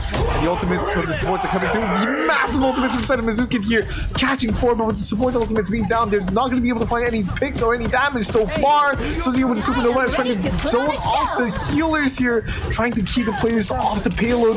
But look at this. Oh my god, the ultimate being committed here, and so far, I don't think, how is he alive here? Suzuyun just somehow answering Kitsune here, keeping himself alive, but his team is gonna have, they're gonna be so staggered here a lot. Yogurt is gonna be able to find Ixie, but Mizukin with a haymaker finds C, and Suzuyun is gonna be shut down by none other than the Luna Snow in the hands of Lainey. The moon! Take things into your own hands. Oh, the Moon coming in. Conchu's fist reigning supreme, but Yogurt only manages to find the one before Yuki just comes straight in, coming in back instead. Eternal Bond is going to be used alongside with Psionic Seduction to try and find even more space for them to fight along to the front. And yeah, they are finding it all right. Ixie just goes down. It's nothing he can do when control's ripped away from him. Suzuyun trying to find one more pick, and he will do the damage, allowing the kill secure coming in from the Emma instead. He just stayed alive in that one room just because of the Invis team up, man. That's insane. Right? He survived a freaking Spider-Man ultimate line. And the punch. And the punch. Now, 38 seconds remaining. Queen of Hell is available from Ixie. The Tweakers, if there's any time to show us what they have left in attack, it would be now. But so far, it's looking like it's a really dicey affair for both of these teams. Yogurt already finding Mizukin and Lainey being taken down as well. And the Human Torch, look at this. He's just messing up the backline here. Yogurt just finding pick after pick after pick. And Kitsune, if there's any time, it is now. This hero Tuxedo here. That's been shutting down the Human Torch. The onus is on him to try to find the touch, and 5 seconds in counting here. It's looking like an impossible affair right now. Ultimate not being available on hand, and he's just ducking and diving. The Strange Portal is going to be able to come out here, and the Queen of Hell being committed to allow his team to try to succeed. The JV is going to find a massive ultimate here, but Ixie able to get 2. That's going to be exactly what the Tweakers need to try to secure his first point, and that might just be it. But there's still Suzu-yun still hovering around this first point. He is going to be shut down, smacked out of the air by Tuxedo Cat, and by tooth and nail, somehow, someway, the Tweakers find themselves back into this match. We won't stop until the tapping is Okay, alright, Tweakers. You have a little bit of fight left in you. We'll see if you can try and bring this around into the second point and keep things even closer. There's the ult coming in from Kitsune Yuki as well. Oh, the combo not landing just yet, but the Luna is going to follow up with the damage. Instead, Mizuken picking up the third. So even more pressure. They're going to have to try and hunt this Moon Knight. He has the Fist of Contra, but he doesn't want to use it just yet. Has to make sure everyone is grouped up. Use it at an opportune time where it's worth the team diving it as well. JV just taking so much damage. Mizuken trying to pressure it as well, but he has to be so careful with this Moon Knight coming in, and Moon Knight himself has to be careful with not getting picked out and staggered. Oh my god, the Tweakers, by some miracle, from the hands of the Spider-Man and this Hela and the Strangers, while the portal is massive to allow themselves to get back towards that first point. But now the true test comes in the hands of Suzu, and the Supernova already being committed down, forcing them off the point here, but Kitsune Yuki answers the call perfectly, taking him right out. The spotlight now firmly in his hands here. JV is going to be melted down as well, being punched down to size here, and Yogurt committing the Fist of Contra. Unfortunately, he can't get a grasp of anything through the choke point. Ixie, though, does somehow fall, and now it's looking so dicey here, but the Tweakers, they're on time here on the second station here, right at the doorstep of the third point. A little bit more distance to try and actually take this away into a third one. Psionic Seduction is so good though, because it just forces both of the strategists to just walk away into their death here. See UK pressuring this group one more at a time. JV is just... he's getting the Minecraft tree experience, man. He's just getting punched. Look at this. Anybody need a crafting table? Yo, can I get a wood plank real quick? Look at this Spider-Man already committed to the Sonic Youth. It's going to be able to find maybe absolutely massive pick here. The open picks up inside the Tweakers. This is exactly what they need on this last point here. Tuxedo Cat finding Yogurt as well, and now it's looking like a nightmare from the side of White Yokai, staining their first, and that's going to be Tuxedo Cat committing the ultimate here, and now Supernova is going to be online as well. I think anytime soon. Aya Vagamoto unable to find any impact so far with Kitsune Yuki. The rest of the Tweakers are just able to find pick after pick. But White Yokai, the kill feed turns red, washes over with a river of red. This is exactly what they need here. Stalling out the point here. Now with a minute left, the onus is in the hands of the Tweakers line. Left. Whoa.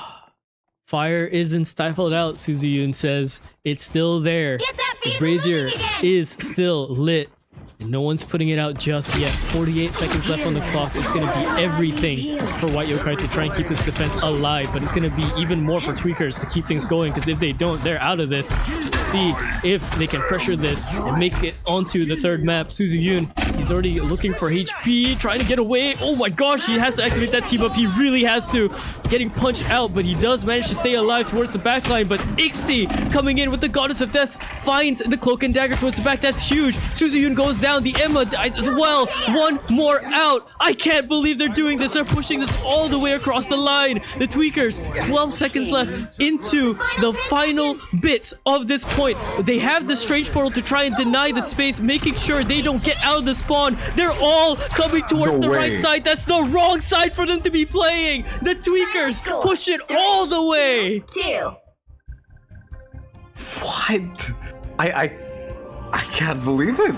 It was looking so over in that overtime, and in that crucial moment was when everything kicked into 6th gear from the side of the Tweakers, just bringing in right back line. I have no words to describe this. We're on to map 3 just like that. Man. Okay, so was your prediction a 2-1? My prediction was originally a 2-1, but then I thought it was going to be a 2-0. And it was looking like it was going to be a 2-0. But I think I might have done a little bit of Castro first. No, I'm casting. I thought I casted Cursed Tweakers first side, but it looks like they have a bit of fuel coming in. Well, either way, man. Okay, let's just break down the scoreboard really quick. Suziyun, 49 and 14. The biggest number here you're going to be seeing so far as well. 25 final hits. The Storm was, I mean, Johnny is just extremely annoying to deal with. And if your aimers aren't there to try and help you with this issue, it's almost wraps. The amount of control that he can get without a lot of people even realizing is so deadly. You just have to respect the current patch for Human Torch. My god, and man, just the fights are so close between both of these teams.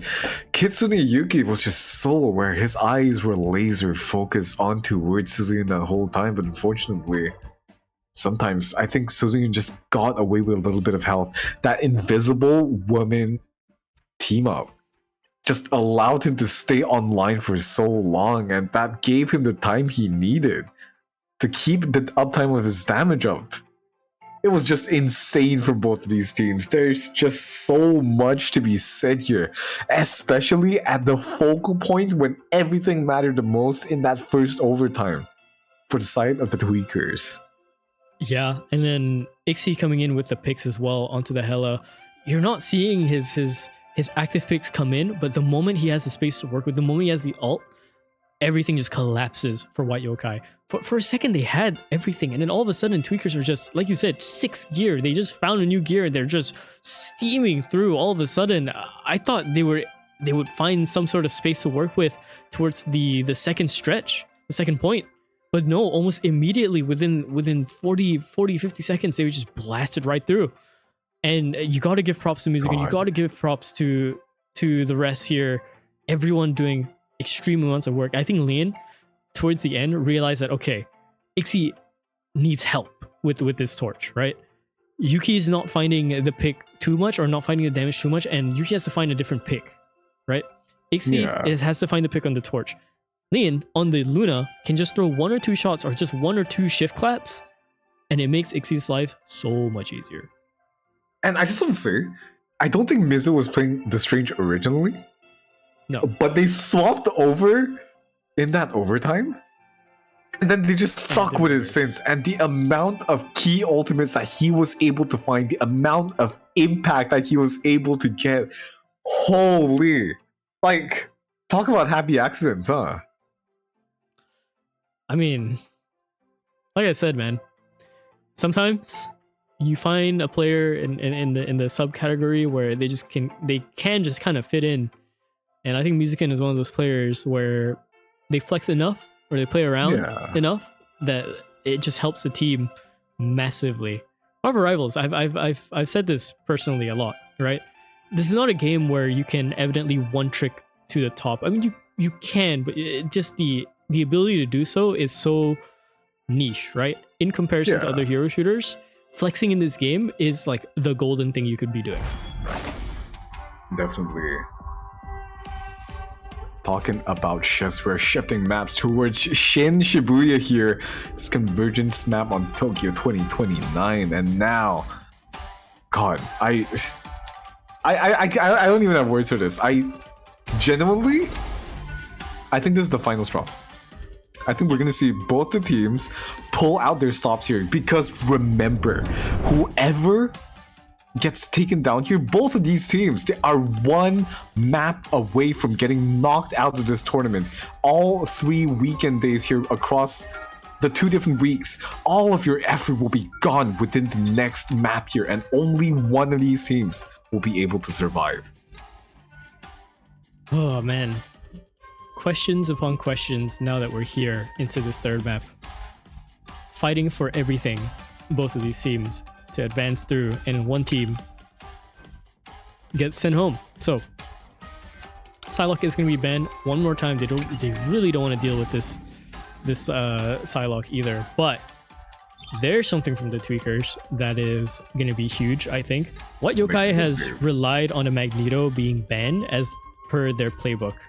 Magneto being protected, I think, even looking at it now, they're kind of just strategizing around it now. I think the Mag being up alone might cause a lot of trouble for Yokai. I'm going to make a prediction right here. I think this is where we see Suzu and Hela come out. This is the final map of the series. Yeah. They know the Magneto is going to be online, and the Psylocke is banned. Unless we see a very dive-heavy composition, which I think we're going to be seeing here if we do see the Spidey and the Venom locked in, it is going to be 100% a Hela game from Suzu here. Should be. And Suzuyun on a Hela is no joke, right? He has the aim to deal with a lot of the problems, but we'll see if tweakers can counteract that by playing their own dive towards it. So far though, Venom is going to be taken out, so JV's not going to have that available to him. This is looking very interesting for a banned stage for this final sector, honestly. Oh yeah. With the way things are. Even Thing getting banned out by White Yokai. I wonder what the plan is there. Man, it's going to be looking really dicey here. And that's going to be Spider-Man being saved as well. And honestly, I don't think we've seen White Yokai answer a full dive composition just yet. They've fought into Brawl from the tweakers relatively well. But I think the dive is where they struggle. Like Kitsune Yuki, just sending in the Spidey over and over again. But if we do see a Spidey on Spidey matchup here, I think that's where things get really exciting. Has chat kept track of the Kitsune Yuki and Yogurt Spider-Man 1v1 diff? Where are we at? Where did that go? Does someone have the numbers? I think it was 2-1, right? On the first point. Was it 2-1? It was 2-1. It's been a while. Yeah. It's been a while. Okay. Well, fresh page. We'll see if things can be kept competitive on this side then.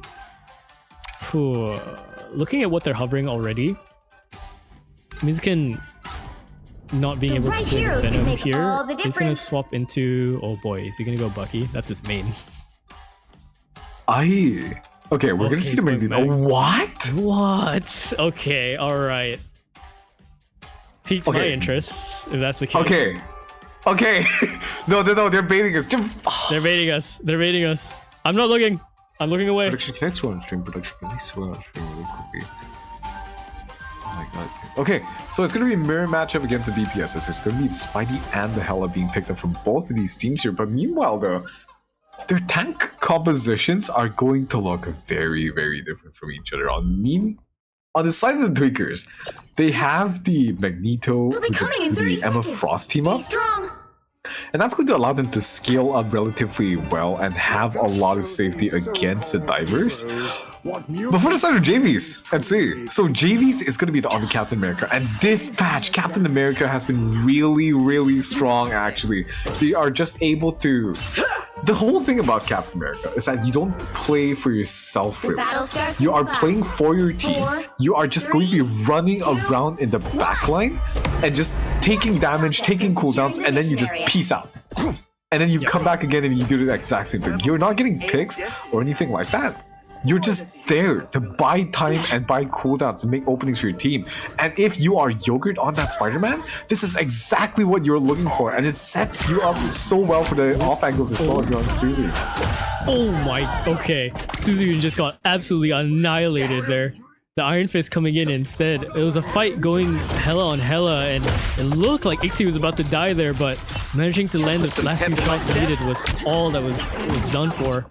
Man, getting the pick onto the Groot instead, that's a lot of damage done into the front line, so White Yokai already have to call this off. Oh, and now the rest of White Yokai are trying to gather up in towards their safety. But look at this, you're still so deep in half of your team, and I think they might be risking staggering here. they're not too careful. Oh, a lot of damage already being taken out to JV. He's trapped in towards the hind enemy alliance here, and now the fight is getting a little bit messy. Kitsune Yuki trying to stay alive, fighting himself against Tree. He's somehow still full health, and then he punches himself out. The Tweakers able to get 2 picks here to stabilize the fight, make that a third. White Yokai fumbling at the choke point once again. Somehow, some way. No picks available just yet, and a lot of damage done into the front line. And again, CMV. I mean, what can you do? Just taking so much damage, just Groot. Running the specific comp that they have, if this Groot is left out 5 feet away, out of position, considered out of position in quotation marks, they are screwed. They are absolutely screwed. It's just way too much damage to try and recover from. And they just get pressured, they just collapse. It's all but done. But this is looking like a better team fight here. A lot of damage done. There's the Eternal Bond being used up as well to try and keep things up and alive for the defensive side. Ixie trying to find a pick. There's the meteor. Does it land? Yes, it does, but no damage, no picks done just yet. Spider-Man's working so hard to try and displace any of them if he can. And one is out. That's going to be Lin. Oh, there's the Goddess of Death as well up into the sky. Both of them are going to be using it. One to get picks, the other to try and deny. But look at the kill feed. It's lighting up blue. It's the Iron Fist. It's the Hela. And they are keeping things in check. It's protected still, first point. 1 minute 30 seconds left. White Yokai set for the reset. Amazing Spider-Man! Oh my god, and Yogurt committing his ultimate here, but unable to find anything so far. You know what? If I had $1 every single time there was an insane Iron Fist player whose name started with a K on the stream so far, we'd have $2. Which isn't a lot, but it's crazy that it's happening twice, right? Yeah, no, yeah, absolutely. Absolutely. Maybe that's the secret. Who knows? Oh, okay, this is a weird counter to see. Going from the Freedom Charge into the Psionic Seduction should keep things a little bit messy. And yeah, look at this. Suzuki already set out of position. What is that? They're just bullying him, sitting him back, kicking him into the wall. That's targeted. I cannot say much to that, but look at this. White Yokai picking up the slack now all of a sudden towards the end of this team fight. They're winning out. And now, Tweakers sent back to spawn. That actually worked out their way. Down to 30 seconds on the clock. It would look like it was all but over from the side of White Yokai. When it mattered most, they made it work, and now they're going to be able to capture the entire point here and bring out the payload. Javi's though, finally, they're getting taken down. This leaves Yogurt all off in his lonesome to try to flank this backline here. Oh, he's in such a dangerous spot right now against 6 players, trying to swing out to avoid himself getting picked away. Now I gotcha. Oh, a little bit of a honored duel between Iron Fist and Spider-Man. They agreed to it. We'll see who wins it out. Oh, Kitsune Yuki getting the kick in. He's 15 HP, Yogurt. And they say their goodbyes. The dojo mat kept clean. No bloodstains here just yet. Back into the fray. There's the ultimate being used as well. But, oh, look at that. Shut down instead by Ixie. Suzuyun fighting the pick. It's a triple kill coming in from the CMV.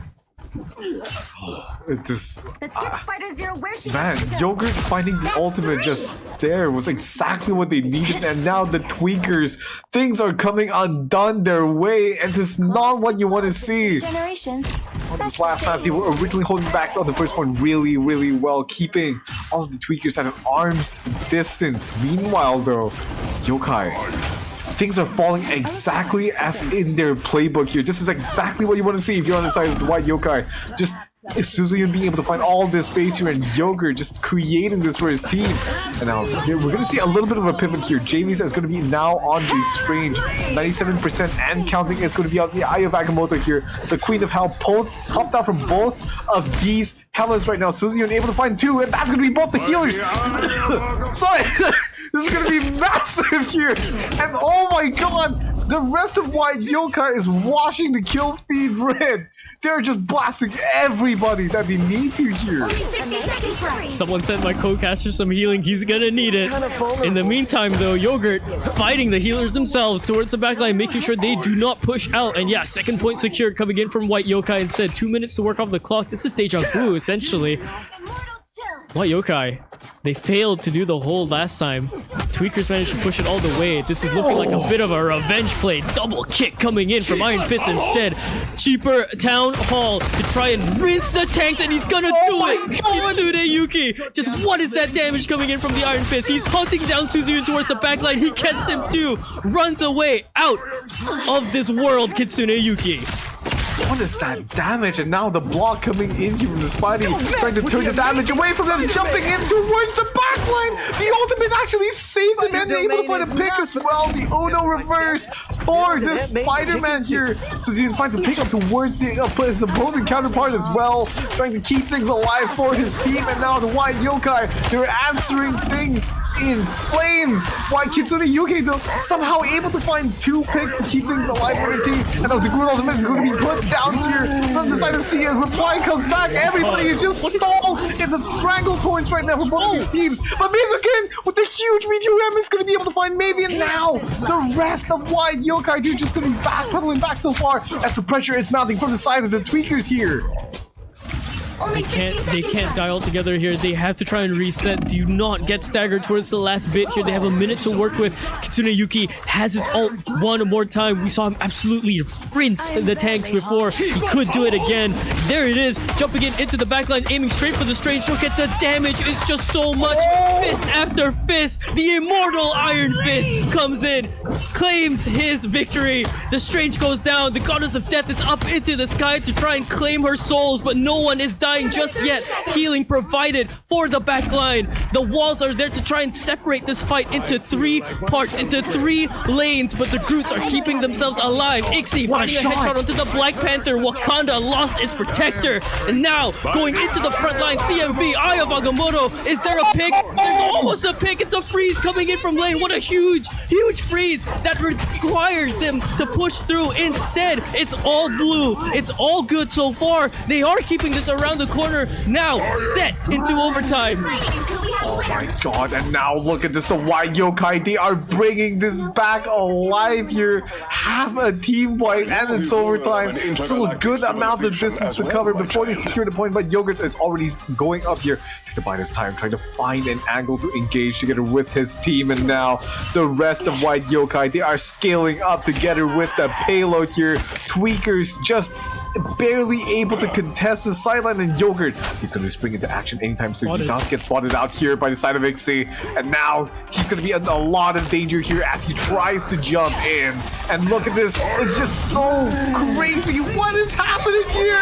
The ultimate that's popped out from the side of Tuxedo Cat, but he does pop the ultimate to bring this back in their favor. Ixie with the Goddess of Hell does get the Black Panther here. Yogurt being shut down before they can even do anything here, and now it's looking really dicey from the side of White Yokai. It's dangerous, and they're in choppy waters.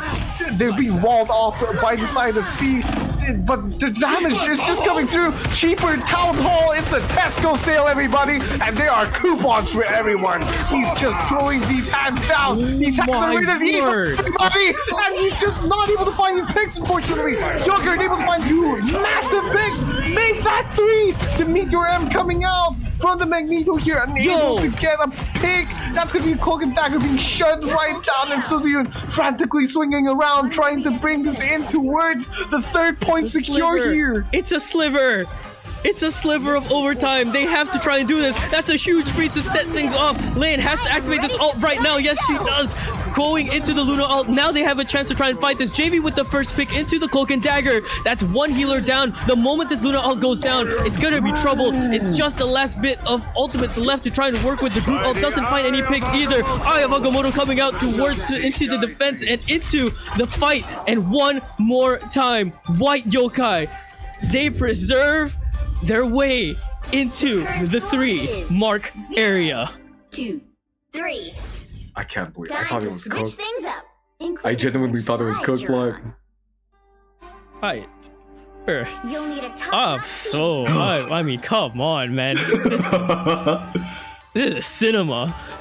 My days, this is exactly what you want to see here when both of these teams are playing with their tournament lives on the line here. And now it's going to be the Tweakers' turn to go on the attack here to try to see what they can do.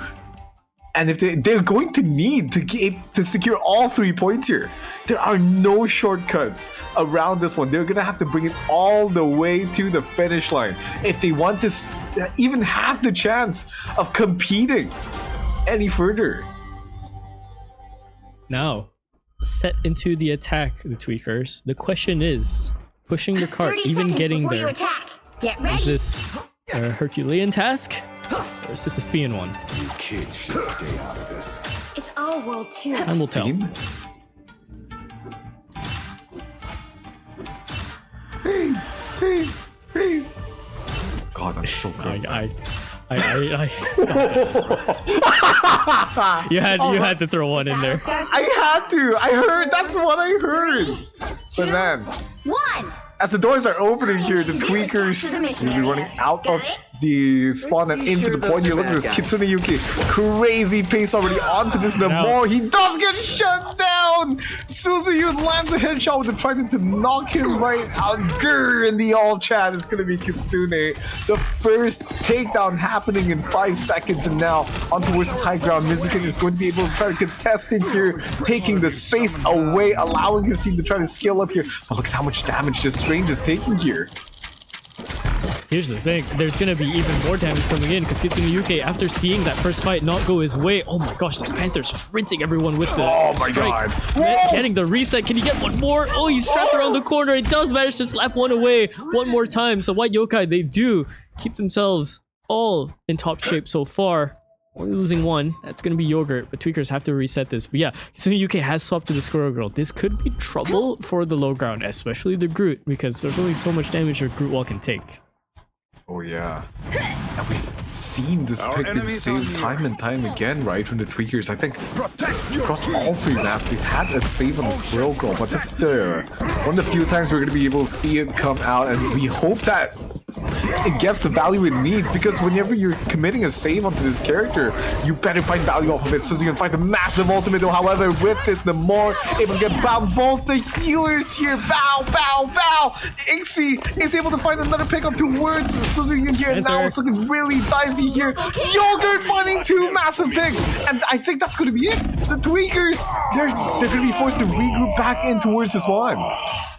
Yeah, they just have to reset. They really do. But the thing is, Yogurt's now sent back there as well. Mizukin has to keep himself alive. He cannot stagger here. They would be wasting time if they do so. So almost losing his life, but it's gonna be a-okay for now. Ixie onto this Punisher to try and deal with their group is a play, but I'm not too sure if it's actually allowing them the time to deal with the Panther in the backline. He has to swap their shotgun to try and do anything. So the UK getting taken out.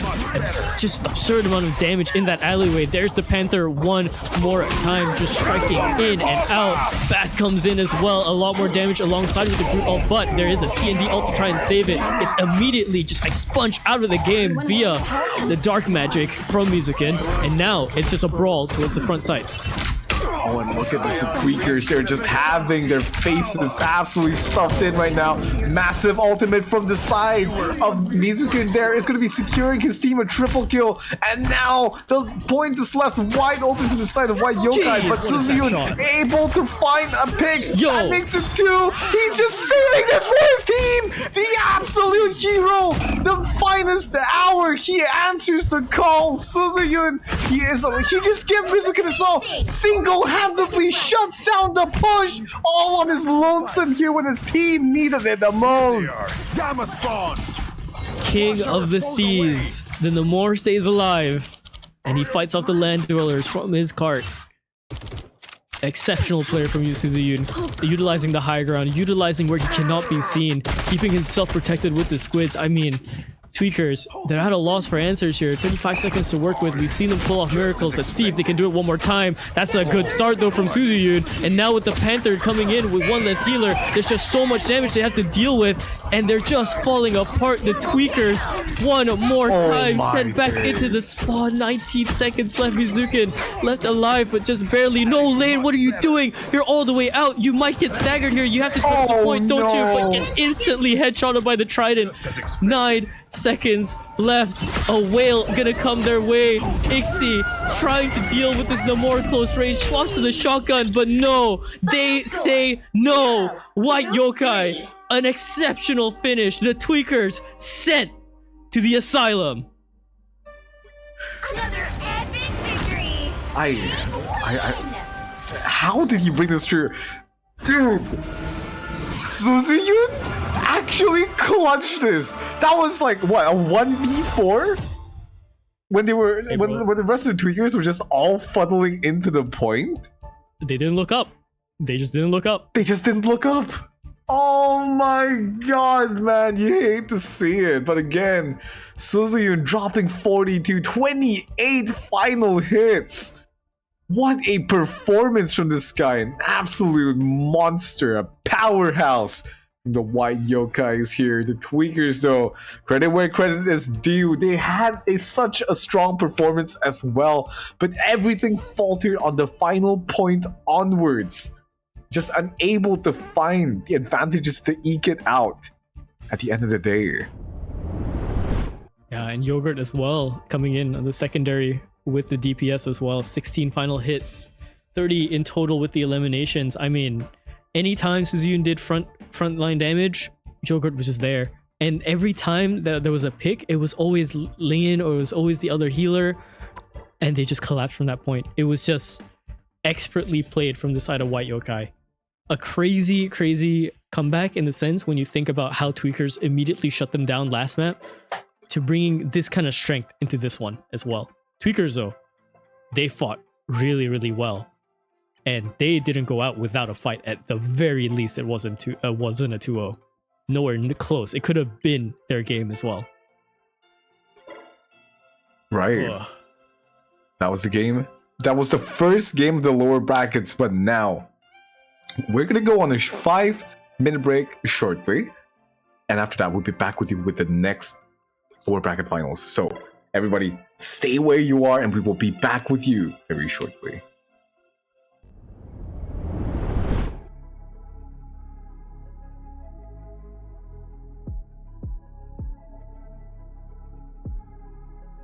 Conjure on the speed,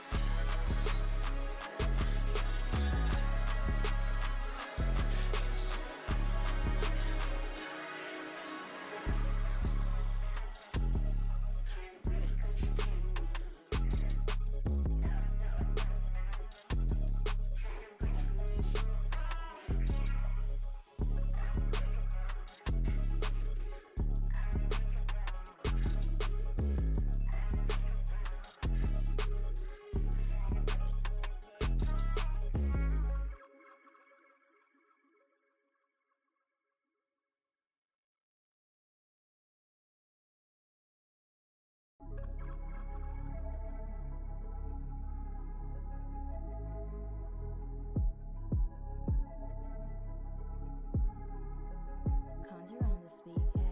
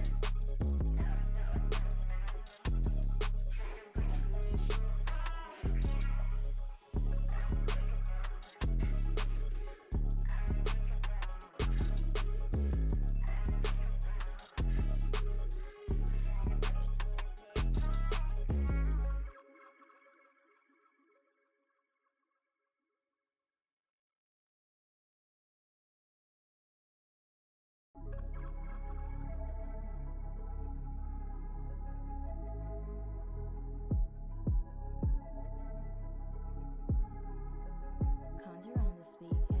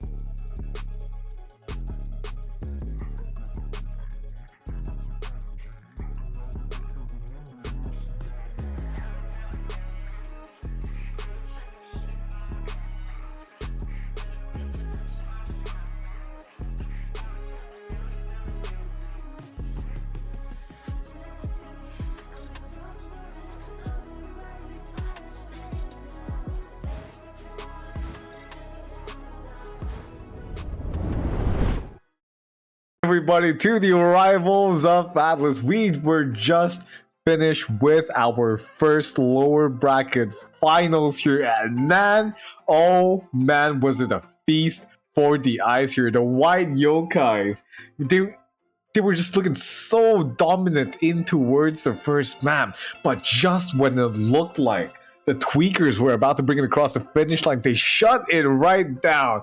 And boy, what a match it has been across all three different maps. Absolutely. And you cannot ask for just better games today. I mean, it is Championship Sunday.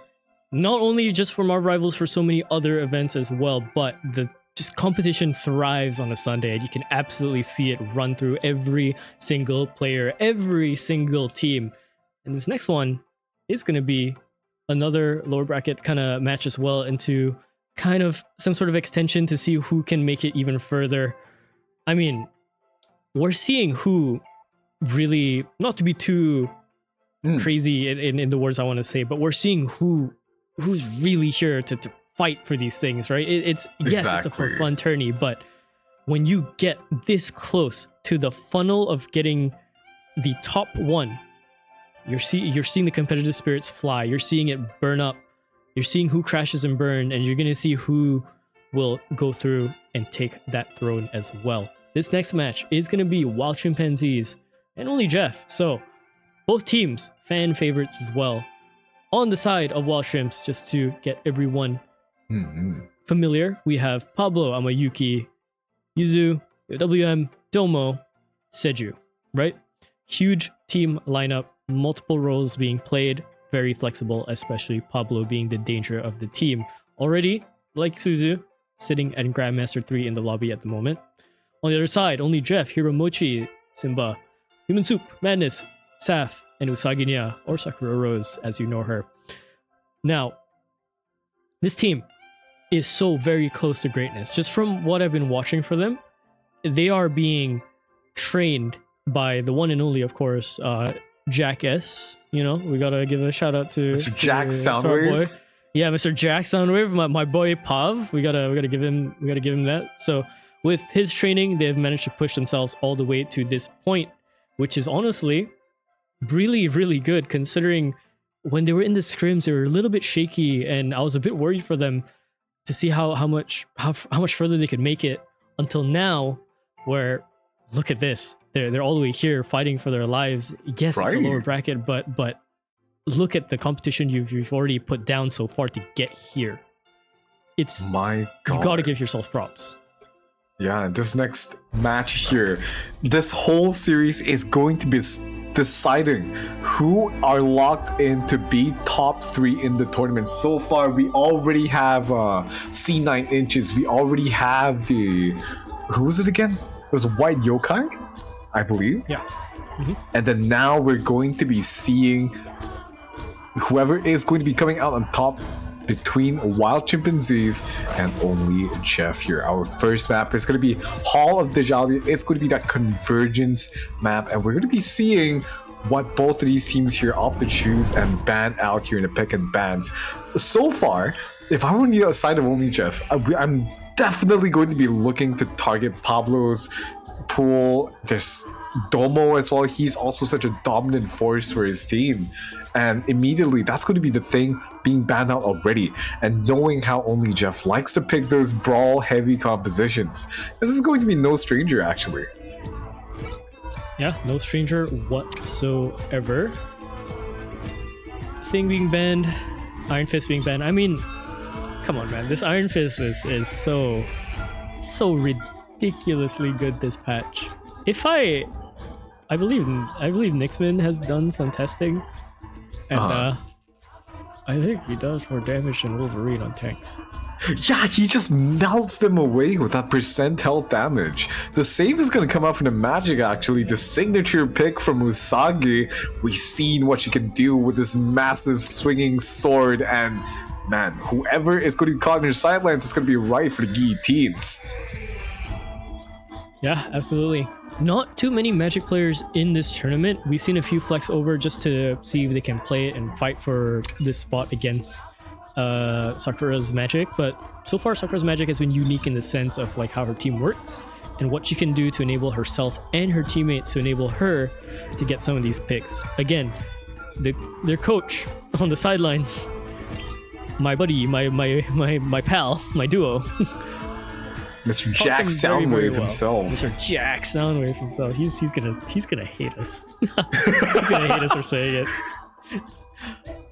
Oh man, I'm here to throw him under the bus. All good. You and me both, buddy. Right. Okay. And the actual crazy save for me coming out here is probably the Captain America from the side of all chimpanzees. So this is for oh shit, for chimpanzees. Yeah, actually no, that is a weird save because right. I mean, granted, I believe the band. It makes sense for only Jeff. Yeah, it makes sense for only Jeff because Simba's the cap main. But if I remember correctly, these last protects don't really matter too much when you're just kind of leaving the last band open. The So right heroes could make it's the all first the three that kind of difference. matter the most. So the fact that they have this cap open means that they might actually go 1-for-1 with the cap. There's no way Usagi's on the Jeff. I see you. You're baiting us. Alright. Yeah, just lock in your magic. Absolutely not. It's Saf's job to be the shark boy. Production, can I get away with just flaming Usagi this entire match? Usagi, what are you doing? Diving in! Oh my god! Hey, you know what? You know what? Considering that, like, in our past events, VCT players have DM'd us to say, hey, can you flame, like, our IGL or our duos? And we've done it on broadcast. I think it's fine, okay? I still have the DM somewhere from Redco saying, like, hey, can you flame my buddy Flaring if he misses? Flaring misses the next day, and I was like, how'd you miss? He's 3 feet in front of you. Oh no! God. It's kind of bad to be like in these competitions, and now 5 seconds before the door falls and both of these teams are let into the arena. Securing the mission area. Yeah, and this convergence map. The first choke point is kind of tough to get through, especially with the composition that only Jeff are running here, right? But if they're able to route out the positions here, it's going to be a really hard fight from all chimpanzees if they can close the distance. The magic here, the onus is going to be on Usagi to try to find a huge pick for her team. We'll see what she's able to do here. Cap's already taking space up towards the high ground, trying to harass the Loki out of position, or at least one of the clones out as well.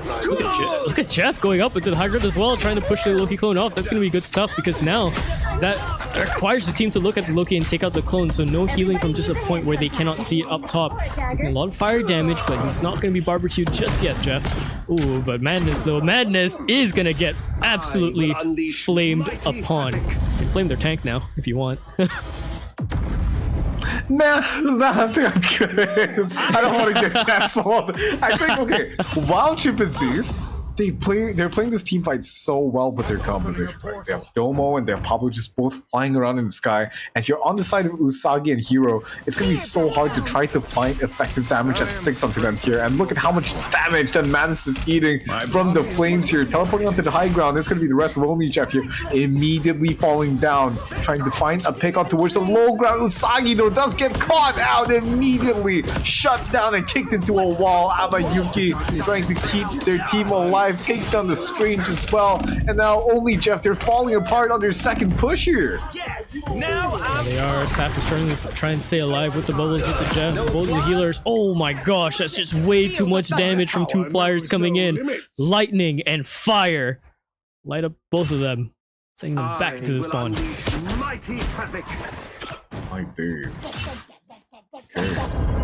If you're on the side of only Jeff here, you're pivoting towards a triple DPS composition here. Now, this can work. However, none of their DPSs are hit scan. Besides the Psylocke, and that is my main concern here. Yes, you're laying down a lot of the damage in towards things. Yes, the Moonlight can charge ultimates really quickly against this composition, but you still don't have an answer here. That's exactly what happens here, Saf. Trying to find an angle in towards the backline, but when the ultimates are being committed here, the Omega Tornado together with the Supernova, it's just going to melt your entire team. team. Simba going to be the next one on the chopping block here, and Sejuani picking up 2 to shut down the rest of the push here from only Jeff. 1 minute and 15 seconds remaining for them now. Saf does have his ultimate now. He's done multiple huge plays with it. He just cannot get picked out. He has to be protected, bringing them over to the side of the map to try and push them off and give them a chance here. Only But 60 banking on this seconds is so left. dangerous. There's still 3 ultimates that they have left for the side of Wild Chimpanzees. They have the Loki ult to try and copy off Yuzu here, or anyone else if they need more damage. Magneto ult is very, very close to being active as well, alongside with the Emma ult, and that can just make so much chaos towards the back lines. Not only Jeff, they have a good amount of ultimates available. Safely already committing the ultimate. Unfortunately, I think they don't get anybody, and Pablo is just going to blast them down onto towards the point. Only Jeff, they're already down 1 healer. Dance of the Butterflies comes out from Usagi, but with the ultimates being down on the ground, I don't think she's able to find too much impact from this. And immediately, all the damage is going to coalesce. Hiromochi, his ultimate getting shut down as well. Domo and Pablo just serving everybody this stir fry here, and with 10 seconds remaining from the side of only Jeff, even with their support ultimates being online, I don't think they can do too much here, Lard. No, they can't. Saf can't even touch the point. This poor little current shark caught score out of is position, 0 left into the high ground. 0. Time And to I'm sorry, switch man. things That's up, a lot of including zeros which on the side screen. A you're very on. rough start for only Jeff, but a very, very strong start for the other side. You'll on the need side a of Wild top-notch Chimpanzees. team to win this one. Wild Chimpanzees went absolutely bananas on their defense there, just stomping out every single bit of momentum that only Jeff tried to find. Their defense was like an iron curtain. WM and Sejuani just so strong against these divers, trying to answer every single piece of pressure that came out from the side of them. I mean, again, they don't have any form of anti-air, which is just really rough. I get that the melee characters are your strong suit, but at some point, where do you just call it and say, hey, you know what? Ready? Melee is melee, but you don't have an Iron Fist to try and fly up into the air to contest one of these guys. Surely, even as bad as we are at aiming, we just pick a Hela, we just pick a Luna, Adam even, just for something, to pressure off the flyers, right? The battle starts Graphic in 5, settings low, 4, hype settings high. 2, Doors are going to fall soon. The Wild Chimpanzees, they're off to the races before their attacking half here. Their team composition here extremely brawl-oriented. The Winter Soldier with the magic here going toe-to-toe against Usagi. She might be being beat at her own game. And now, I think they're going to be scaling up towards this first choke point here. Take some space. Meanwhile, look at how much damage Simba is just going to be able to lay down for his team. Just in time. Magic upon magic. We'll see which sword fight wins out. In the meantime, though, Pablo already doing a lot of damage against Usagi. They're looking for this fight. It's a duel of the Fate Swords, the backline, but so far the front line taking a lot of damage. Loki runes are going to be forced out as well, and Pablo is just going for Usagi. They're just trying to fight it out. So much space being taken in the meantime from the other side. Madness finds a pick over onto Domo. Seju goes down as well. So far, only Jeff are holding the line, but here is Usagi coming in. A lot more damage coming in with that magic sword, and the combos are landing as well. They are taking them apart one by one, and only Jeff, they survive. Oh, it looked really dangerous there, but unfortunately, I think Wild Chimpanzees, a little bit of a misplay there. Pablo fixated onto the words their defending counterpart here. Meanwhile, Usagi was just cleaving the damage throughout the ranks of the Wild Chimps. The primates together were strong, but not enough in the face of the giant sword this time around. They're trying to gather up, the ultimate being committed here from the side of Yuzu. That's going to allow their team to try to scale up here. The clones being dropped down as well. The ultimate Darkchild now online from the side of Usagi, and we're waiting for a huge play to happen. Darkchild being deployed already, and Hiromochi. Whoa! It's going to be a huge ultimate. 4 kills to shut down the defense. Sorry, to shut down the push here from the side of Wild Chimpanzees. Pablo still staying alive on the back line here. Oh my god. Get it. I'm in. I don't Diff. have to be Honestly, technical. I'll call it a diff. Yeah. What was that from Hiromochi? A quadra kill out of nowhere. He found the right opening, and that just sent Watchman's all the way back. They just were not expecting it. I think he was waiting out for the C&D ult to just absolutely get... Oh god, no. That's the worst thing that could happen to you. Madness gets pulled out from the Bucky, out of position, and now Sakishima has to try and play the savior towards the back line, has to try and find an annihilation here to try and keep things civil, try and keep things competitive, but now Amayuki finding that pick, Hiromochi going down, Simba getting rezzed by the BRB, but look at the damage. It's just way too much. So just as fast as they could secure and defend this point almost immediately, only Jeff go down, a sliver left for the defense. Not enough. Final score. Just like that, 1-2-0. a minute and 6, they take it away from them in the blink of an eye. Unfortunate from the side of only Jeff. Things looked really competitive when Hiromochi was bringing it back for his team. A massive Groot ultimate. It looked like they found the answers, but man, Wild Chimpanzee showing us who the owners of the zoo really are. Yeah, absolutely. No sharks here in the aquarium. We're talking about the chimps. And look at them go. I mean, stat-wise, it's a quick game. Let's be real here. It's a quick game, but man, still a lot of stuff to break down on the side of what happened for only Jeff here. Again, their fault in trying to go against these flyers with melee characters, not the safest thing you could be doing. And even then, running the Psylocke is a bit of a odder question, right? A magic into a flyer can actually work. If you land that right click E melee into the cancel, like the knock up, the combo, it works. I have done it personally. It works just fine. But running the Psylocke and what was their other like melee character running? I think. Yeah, it was a Moon Knight. It's just not gonna work out when you have, I mean, it's Pablo and Domo on the DPS. Like, you cannot be playing around with your strategy at this point, right? Yeah, especially with your tournament life on the line as well. There's just way too much to lose. And man, now we're gonna be going over to the second map very shortly. I wonder what it's gonna be. But so far, both of these teams here, I really want to see only Jeff bring this back because I know they have it in them. They've been the underdogs coming into this tournament here, one of the dark horse teams, and they've made it so far. We've seen this team ramp up as the tournament has gone on, and I would hate if their story were to end just right here, but it seems like the Wild Chimpanzees, they're just showing off such strong form. They're coming back in after dropping into the lower bracket with a vengeance lock. You gotta light the fire, man. You gotta keep it up. Make sure that brazier still stays lit. Make sure it's all heated up. Can't be snuffed out like this towards the end. It would be very sad, I agree.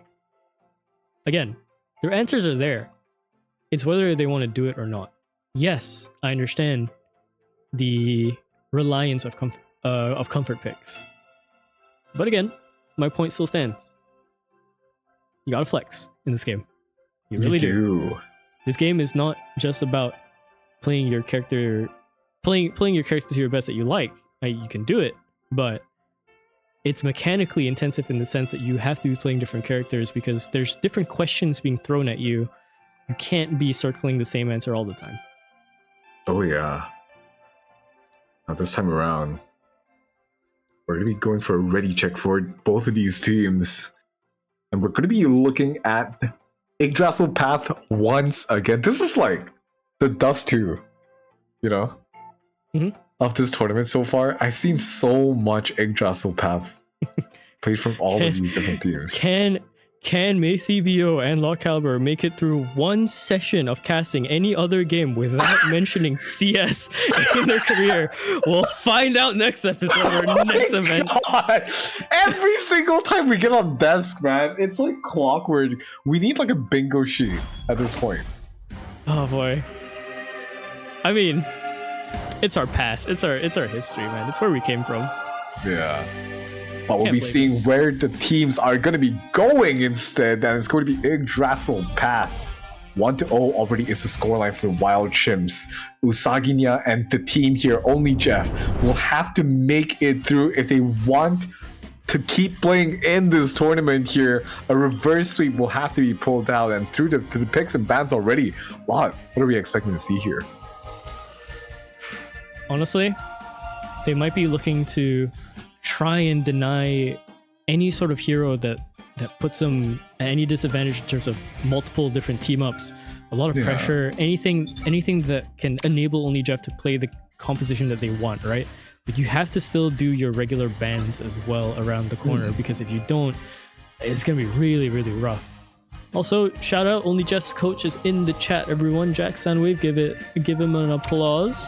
Woo! Trained this team good, putting them all the way here. I freaking love Jack Soundwave! I fucking love him, bro.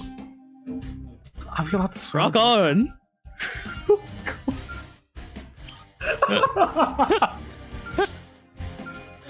He's gonna be so pissed at us.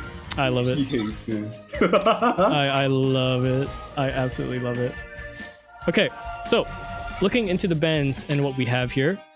Matchup protected again, Thing banned one more time. Again, Torch going out. So, well, sorry, actually no, Torch going out is going to be the new one. They don't want to deal with the Torch as shown from last time. Oh, Penny Parker.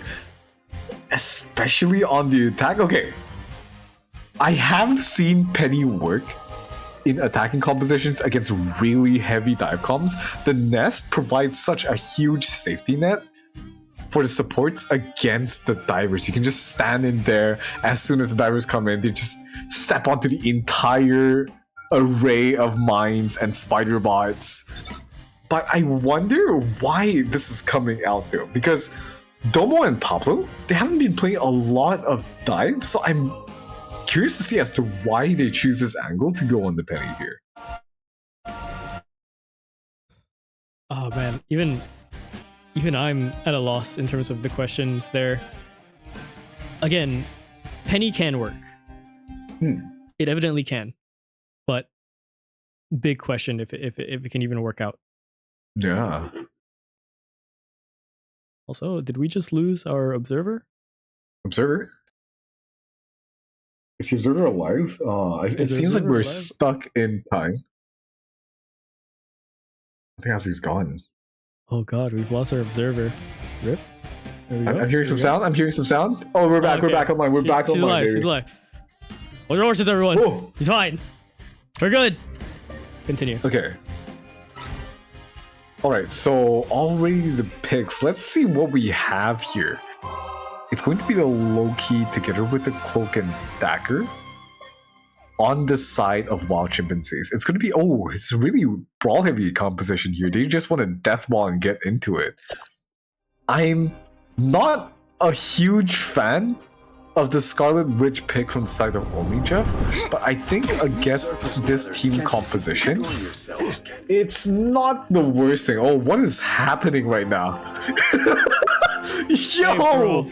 I'm very sure the tweakers just left the competition. What's happening? I have many faces. Dude, this Yo. is like a stop motion claymation video right now. What the hell? You know, one of those from like the early 2010s with like the Legos and everything? Yeah. I don't remember this episode of Love, Death, and Robots.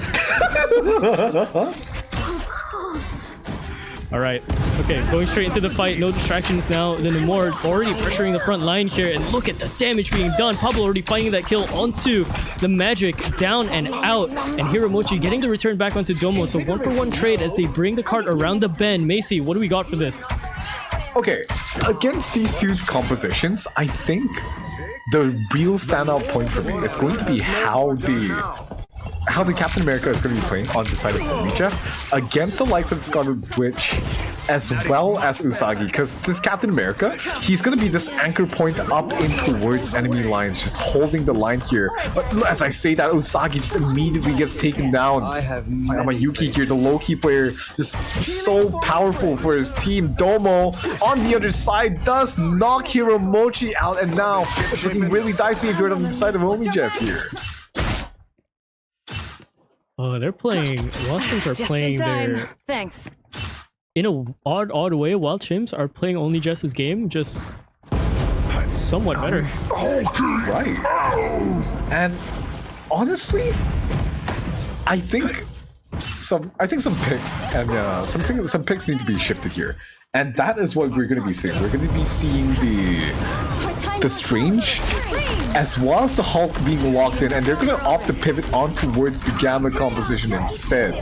I wonder if this is going to be the answers that they need to find here. Unfortunately, Yuzu melts down the Hulk pick immediately, and now it's looking really dicey from both of these teams here. But Wild Chimpanzees able to edge it out on top, chopping everybody down to size. It's going to be Domo here. Okay, Domo. Be strong together. I mean, I see it. damn, Domo. Like, I know he's gonna wash his back. I'm giving you your praise right now, man. You want to be on the cast to tell you your praise? Attaboy. God. Your powers are I mine! think I'm not sure how I feel about their composition still. It feels like they have the pressure and the answers almost, but they're unable to find the place that they need in these huge team fights. As I say that, though, Yuzu gets immediately taken down from side of Hiromochi with the Scarlet Witch Ultimate. Pablo gets a pick to reply here, but they're going to be immediately stalled out from side of Sejuani. Massive psionic seduction there. That's going to be stalling the entire push here. Domo now chopping up the rest of the team again. The Butcher trying to stall out the rest of Only Jeff. Shark fin soup is on the menu. Damn, you stole my line. I have to cross that out. I can't use that one now. Really? yeah, I was waiting to use that one too.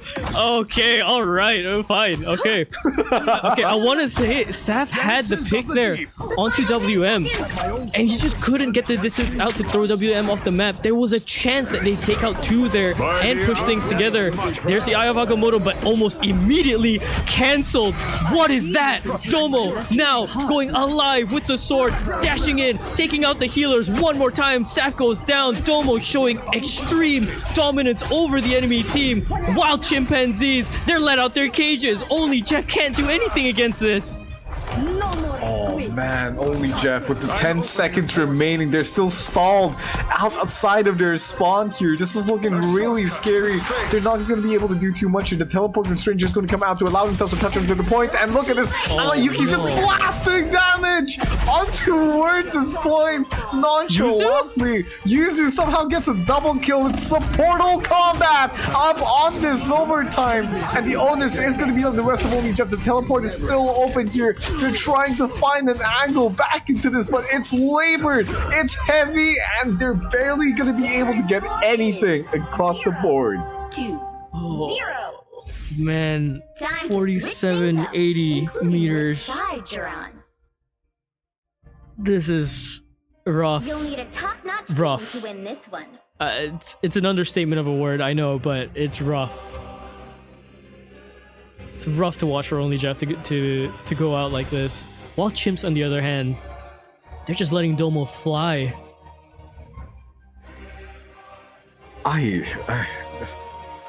This is just rough, man. Over on the side of the Wild Chimps, Domo and Pablo, they're just such a huge menace, and I think Only Jeff, they're struggling to find the right picks to get the answer out into this.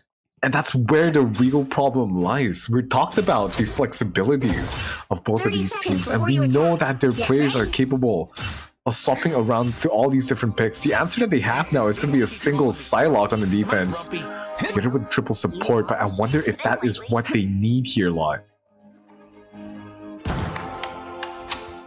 Well, the quiz is slowly running its page, if this is the battle case. starts in 5. While Chimps, 4, they just have to get a 3, good few 2, picks here, and Pablo's already 1. running the Widow for it. So whoever asks for Widow, you're gonna get your chance. You're gonna get your wish. Destination. You're gonna run this Widow. We're gonna see if the impact is true and true. Getting damage already though. It's gonna be pushed back, Pablo, but does land that one shot that he needs. Look at the flicks coming out. It's so aggressive. Macy, you're the gamer here. Talk about it. Oh my god, unfortunately he doesn't hit a lot of those shots, but his mere existence is going to be putting so much more pressure in towards the side of only Jeff, because all of their healers, they rely a lot of line of sight here to try to get some healing off. Meanwhile though, of the likes of Usagi, she's gonna be forced to answer this Black Widow. But look at who's on the other side. There's Domo, the magic, that's gonna be one of the counters here towards the player here. But as I say that, Usagi takes Domo right out here, trying to fight for the finish line. 10 meters and counting. It's gonna be all that separates only Jeff from falling off this tournament here. But Sejuani, oh my god, a huge heroic play. Gets 2, gets 3. Yuzu here, able to go huge. And look at this, it's just, I think this is going to be it from the side of only Jeff. It's going to be ticking, ticking, ticking. And I think that is all but over for the side of only Jeff. Final score. That's 1, 2, 0. That's it. That is it. Yeah, unfortunately, GG's called out from the side of Wild Chimps. Only Jeff though. Hard to say, man, but I have to say it. Go out into the night very, very quietly. Unfortunately, without but a whimper. Man. Wild Chimps though. This is exactly the team that we were looking at last week.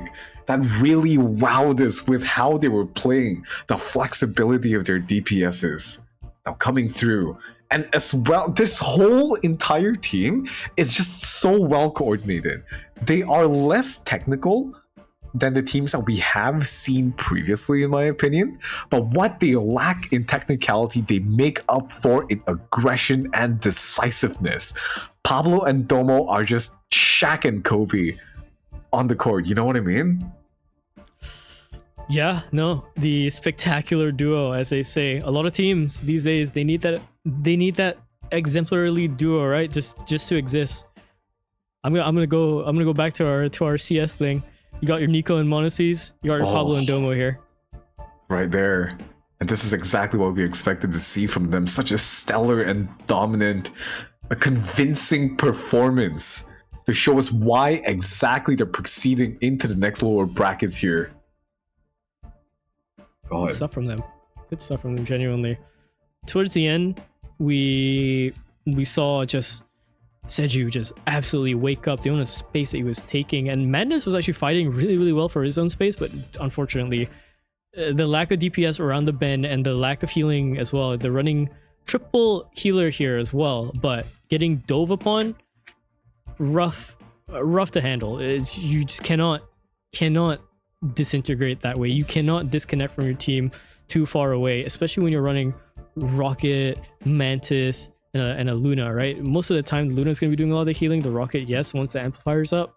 The Mantis is there for a bit more aggression for any of the DPSs with the added damage boost. The healing is not too good. I mean, hey man, I'm a Mantis main, but I swear to God, every single patch I've been kicked in the shins. Nearly said a whole different anatomy, but kicked in the shins is where I'll put it.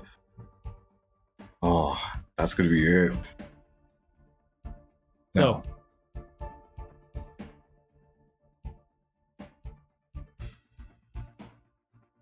yeah. All right.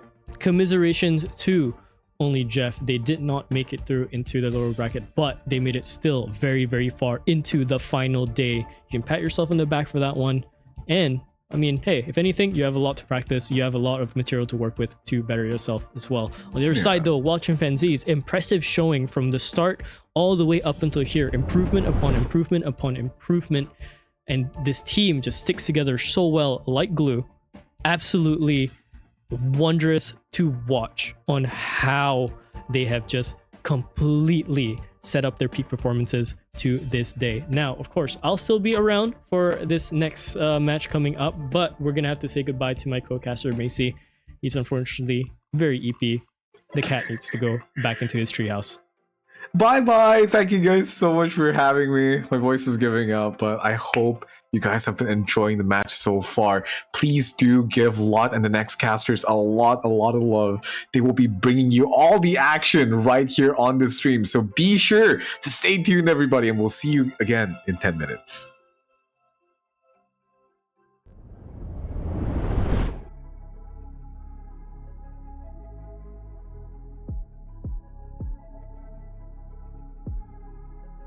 Conjure on the speed A.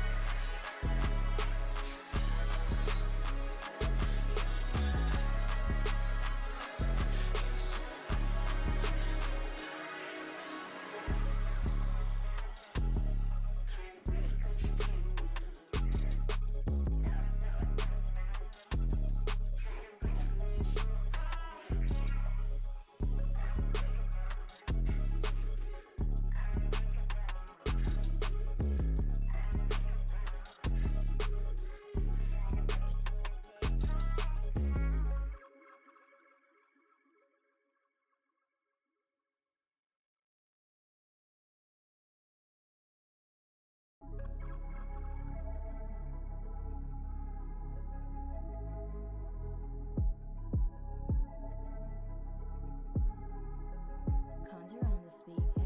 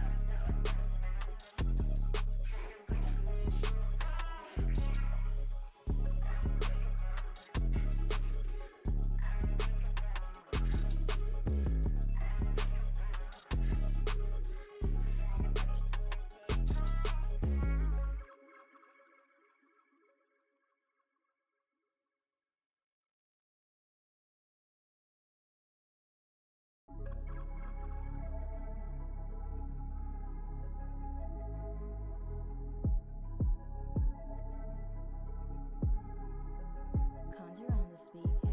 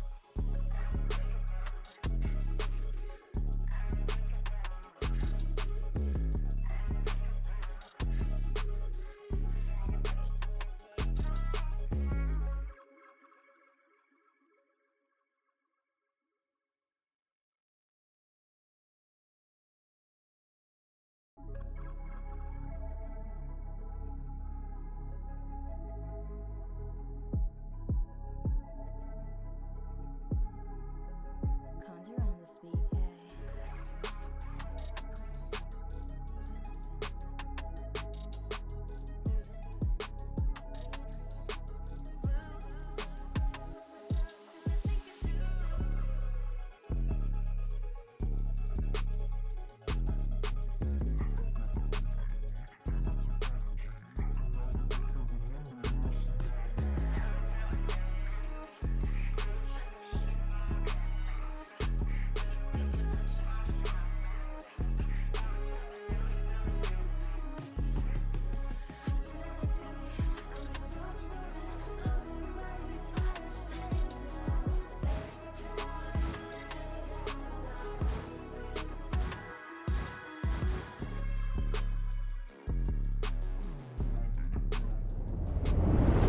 All right, hello everyone, and welcome back to the Rivals of Atlas. So, we just saw a matchup that was honestly, out of all the matches that we had today, a little bit more quiet in terms of how things went. Only Jeff got knocked out by the side of the Wild Chimpanzees, and Wild Chimpanzees are gonna go again, of course, in this next one. But before we do that, we did put my co-caster off to bed. He's gonna go EP. Macy is now away. The cat is sent home. Thank God.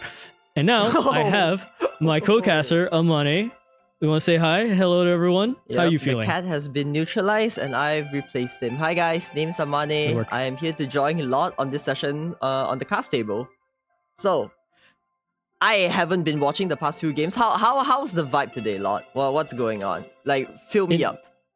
Intense, bro. Intense. The Uh-huh. first two games were Mm-hmm. just back and forth. 3 mappers for both the first 4 teams, essentially, right? Between LPD, C9 Inches, and then the next one was what was it? It was White Yokai versus, I forget the team name, the other team name. It was White Yokai versus, oh gosh, I forgot my teams. All good, never Was mind. it? It was White Yokai. Go on. I forgot. All good. Okay, But that was good. yeah, I forgot. All good, all good. It's fine. But again, four teams have essentially fought already, and Alright, went all the way. It was the Tweakers. Yes, that was it. right. Now we're watching Wild Chimpanzees versus White Yokai. Last match Ooh. before was Wild Chimpanzees versus only Jeff. And Ooh, Wild they're running it Chimpanzees made back. very, very quick work. Yeah, they're running it back. So they made very quick work of only Jeff. 2-0 them Ooh. out within 12 minutes, essentially. Like total, I think. I feel like that's a good thing because you don't require that much like mental on the game. So I feel like it's an easy regroup for them to just run it down with the back-to-back games. Yeah, absolutely. The shorter amount of time you can spend in a game going to your next one, if you're doing back-to-back games like this, the better you'll have to kind of rest your brain a bit, rest your wrists, your arms, depending on what role you have, and you have time to strategize against another team, especially this team. So this is going to be quite the game, honestly. The matchup here, the head-to-head, is yeah. going to be ridiculous, right? If we're talking This is about rough. a high rank head-to-head, we're looking at Pablo versus Suzu. And then if we're looking at the secondary DPS, we're looking at Domo versus Yogurt. And then the healers as well have their equals on the other side. The tanks as well have their equals on the other side. First ban is going to be Loki. Let's talk about this.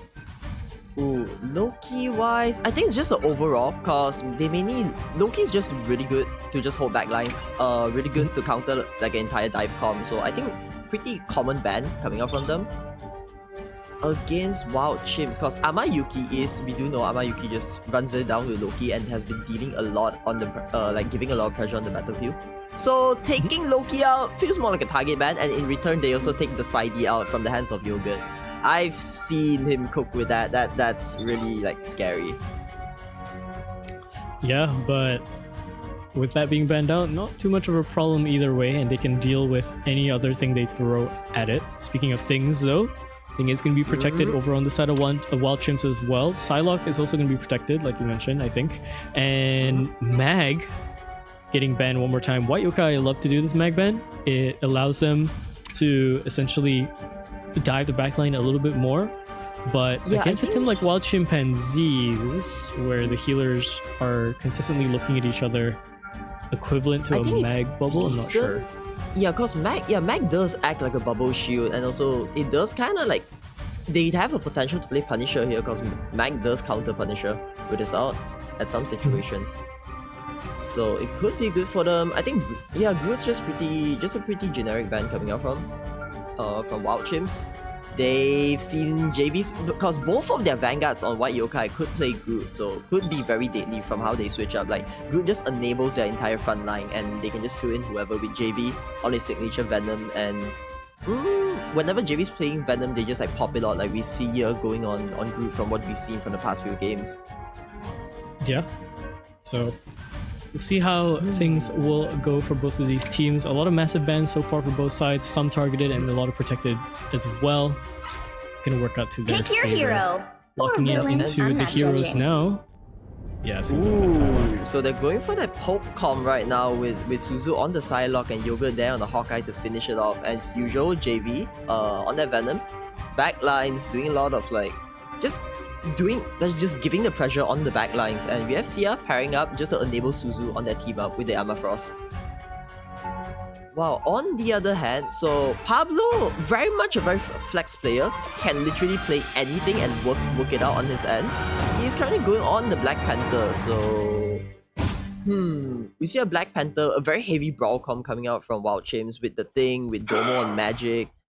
And also 30 seconds before you attack. Armor Frost Get there on the ready. front line. So what are your thoughts like against like poke versus a brawl Love your comp? sword, but don't melt my ice. It's Oh, not the it's actual. it's gonna be a big question because you're talking poke against brawl. That usually is the counter. If you're running brawl, you run poke, Yep. and if you're running poke, you run dive. Right? That's kind of the way things kind of work The out battle in terms starts of in the 5, composition 3, domino 2, effect. So 1. We'll see how this goes. All you All need right, to do is going capture into the this arena area. now. Got it? See how things play out for both of these teams. Already setting up their positions so far. Looking for the flank is going to be Domo and Suzuyun as well, going off towards the left side with his team. Yogurt on this Hawkeye should be able to stop some of the flanks from coming in as hard as they can, but he's gonna have to land some nasty shots for it. Domo already spots the Venom coming in as well, right through, and Pablo going straight in. He's cloaked in. Oh, Yogurt taking so much damage, 74 HP left to his name, but he does survive. But it's gonna be CMV to take out that first player, and now all of a sudden sent into the 5-on-5. It's collapsing still. Pablo with one more. Yogurt lands a nice shot onto Amayuki. Both of the healers down. Looks like Wild Chimpanzees are gonna have to back up from this, but Domo still wants to say hello towards the midfield. Ooh, I really like that initial engage. Like JV just saw the spot, just dive in with Suzu there to follow up, and just Yogurt on the back line sniping everyone. So now we see a round 2 coming in, but looks like Wild Chips has the upper advantage here. They do scout out Suzu, takes him out. And in return, ooh, Pablo switches off to a Psylocke, so they are actually taking both with another. Ooh, what a clean snipe coming out from Yogurt. Instantly putting in pressure. Oh, Domo, he's trying to find something here on the back lines. Not quite. The kill is there, keeping the entirety of White Yokai's up alive. Now Yogurt trying to snipe off the Panther. Tremble before Oh, here comes the oh, big hit coming out from Domo. Takes down 2. He does get punished, but I think the pressure is all he needs. With a 4 down on White Yokais, Wild Chimps, they might be able to take this back right now. But ooh, Pablo also securing off Suzu. They do take the point back. What an insane play coming out from him. Really good use of the out there. It's a Psylocke head-to-head, ladies and gentlemen. Pablo versus Suzuyun. We're gonna see who reigns supreme in this matchup, but so far, looks like Suzu's accepting the challenge. 80% for both of the ults here, they're looking for it. Going for the dive here, but not going to get enough damage to secure that kill onto that Hawkeye. There's the Dance of the Butterflies coming right out, but with everyone all congested together, it's damage that's going to be mitigated out all the way. K does die from it though, that's one good pick. A supporter goes down, and more ultimates coming out the other way. It's going to be even bigger for Suzuyun. A triple kill for him, and Wild Chimpanzees are sent back to their cages. Quad kill coming out from Suzu. I feel like they might have. Do you think they might have exhausted a little too much out there? Because right now, looking back onto Wild Chimps, slowly they have 4 ultimates going on with them for the next fight. And while White Yokai, they have exhausted every single one of their resources just to claim that point back. It's very possible. It's very possible. Getting in the position here, we might see WM lead the charge in and instantly trying in. Yogurt behind there, trying to find something, but no. WM hits them up against the knockup, shatters the ground and takes 3 up from White Yokai. And here comes the infantry. Everyone follows up. And looks like the point just immediately returns at the hands of Wild Chimps. Yes. Really good play, really good dive going in, like charge coming out from WM there. Yeah, send him back to spawn, making sure they stay there, but Wild Chimpanzees break out almost immediately. Domo just diving in with the Human Torch is everything they needed there as well. Additional damage coming in from all sides of the Wild Chimpanzees. Keep themselves alive, keep themselves closer to this percentage. Leaving out a few more outs, really are prepped up for the next fight. So from the looks of it, both teams are looking very even right now. Point-wise, resource-wise. Oh, Pablo gets taken out by Yogurt. What? Yeah, one of them was off camera, but okay, no, here comes the fight instantly. And so dropping the Emma Frost out does charm a few, but no, the strategist here is invisible, holding everyone tight. But Yogurt comes from the skies, shoots them all down. He has his sight locked on. WM does take out one of those strategies that's very crucial for them. Yogurt still holding on to his sound, but no, he gets pushed. The backlines get taken off by Suzu, and now looks like their DPSs, they're all down. The entire wipe comes up from Wild Chimps. The core is no longer there to support the team, and they take everyone out. They hold the point at 99 overtime. It has been hit. They need to find a way to reach to the middle to grab the spot now. It is ticking. They need to find a way back, and looks like they might not reach it in time. No, the red carpet comes out a little late. Very close. One more dash would have done it, but now there's a bit of an issue because they did use that ult to try and contest back to the point. They're not gonna have it for Frozen Airfield, which is gonna be this next one. Looks like I feel like that might be a little harsh on the Ooh, yeah, they might get punished for that using the ult at the same time because White Yokai did see that happen. And 30 they didn't seconds even before you reach, attack. Get ready. what do you call it? Like saw the ult in time? Saw the point in time. Yeah. So how would they Suzu, go back? okay, so Suzu is 4% off, right, on his ult. If we're looking at it this way, Wild Chimps technically have the advantage because they're all closer to their ults in Bringing general. So Wakanda they have to to the survive this stars was team a fight. dream of mine since Suzu youth. has an ult that can initially just wipe this backline. So if this is the play that he goes battle for, starts in White Yokai 5, should secure this. 4, If Suzu gets taken 3, out, while Chimps 2, secures this. 1. Yep, they need to look on that onto the All you need backline to do here. is We capture see the that mission happen area. again and Got again. it? Suzu has been going in picking up fights with this ult. So will he pull it out again as both teams slowly lead the charge into the middle of the playfield now? Going Slow in walk position, up. Pablo. Yep, walking up here, might try to find the pick. Oh, he might try to find the pick here on the sidelines. Does go in back. Instantly Suzu dishes out the out. That might be the kill that they may be finding for. Instantly, no, returns WM with a big knockup. Knocks on the 3. Suzu very low here, but also does take down both strategists without any healing left on the field. Wild Chimps, this is their time to strike. Another one taken off. It's just JV and C in the front lines. And one, oh no, JV turns it around, takes one. Sejuani, and so falls at the hands of the Venom. Oh, the Black Panther head-to-head. They're going for it. The dash is coming through. They're just dashing into each other. What is this? I feel like I'm watching the movie one more time again, the final fight. But it's going to be Yogurt going down instead. Interference coming from a raccoon with a gun. Domo, swords up, now onto the point. JV has to try and survive this. Darkchild is available for them to activate if they want to go for it. And yes, it is going to be activated straight into the backline. Triple hits for one swing. Immediately, the combo is landed. Pablo finds that kill as well. Another one taken down. Strategists are immediately dead. Sent to spawn. Domo, triple kill for him. Still hungry. Quad kill from Domo with that out there. Oh my god, looks like they just found the footing. Looks like they just found their timings, and once everyone's out has been taken out, like everything has settled down, Domo just there going in to tank and to just secure everyone off for the team. And now it's not looking good on the hands of White Yokai. Oh, Pablo, desperation. He tries to find a pick here, tries to further like stagger the entire team, push them all back. Oh, he's doing so much here. Oh, gets choked up. Down goes the kitty cat. Oh, on the hands of Suzu. But Enzo also returns it. Both Panthers eliminated from the match. With everyone, all of their outs slowly giving up here. We might see a huge fight crash out here in the middle. In comes. Here is the invisible boundary pop. And looks like everyone starts trading their outs here. But no, on Wild Chimps, 2 outs from the strategist has been exhausted. So with Amayuki on the recruit, the M has been dropped. But is that enough? Yes, it is.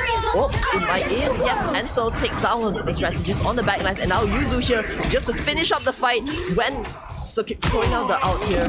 And looks like... Oh, wow. Okay, Pablo. Okay, buddy. That he's just searching... Yep, he's here to play. Like while everyone's busy in the middle and while Suzu was like holding the angle, trying to get something out of it, he's just there to stall it, just interrupts him and tries to pick him out. He knows what the target is and what their turnaround is, so he has been securing it for the team so well. And instantly, entirely just what? They didn't even have a chance to take that back. No, they were waiting, I believe. They were waiting for Suzu's ult to come in. It was at 96% and building, but with the ultimates sitting around on the point, they couldn't really do anything because he knows the damage is going to be absolutely null. He's not going to be able to get any pick, and even then, wherever he lands upon, whoever he lands upon, it's going to be just nothing. It heals up one more time, and then wherever he stops with the ult ends, he's going to be in trouble because he's just now in the mix of everything. Even with a dash, there's a chance he just gets absolutely annihilated by Pablo or Domo in that category in the melee fight. And yeah, I mean, wow. Wild Chimpanzees. I thought that was gonna go like 3 points, but that's a fast wrap up for 2. Yeah, that was a really lightning fast round coming out on like with just them claiming the spot, shutting down Suzu on that lot Psylocke. Wow, what just happened? Finals day, man. It's a different story. I feel like every day, like for this entire day, we have got like I feel like just the general public predictions has been going way off the charts. Where every team like the Cinderella story is just real. Everyone's just like putting in their top form, like suiting up and completely storming match. We see LPD getting taken down, and now another on the hands of White Yokai. Like, what is happening today? It's just the aura, you know, it's the aura Yep, of a grand it's finals the day. adrenaline. It's championship the- Sunday, you know, like what can you do? Like it's just everyone's gonna play to that top form. There's been multiple days of scrims. You've been casting some of these scrims, and I've been watching some of these.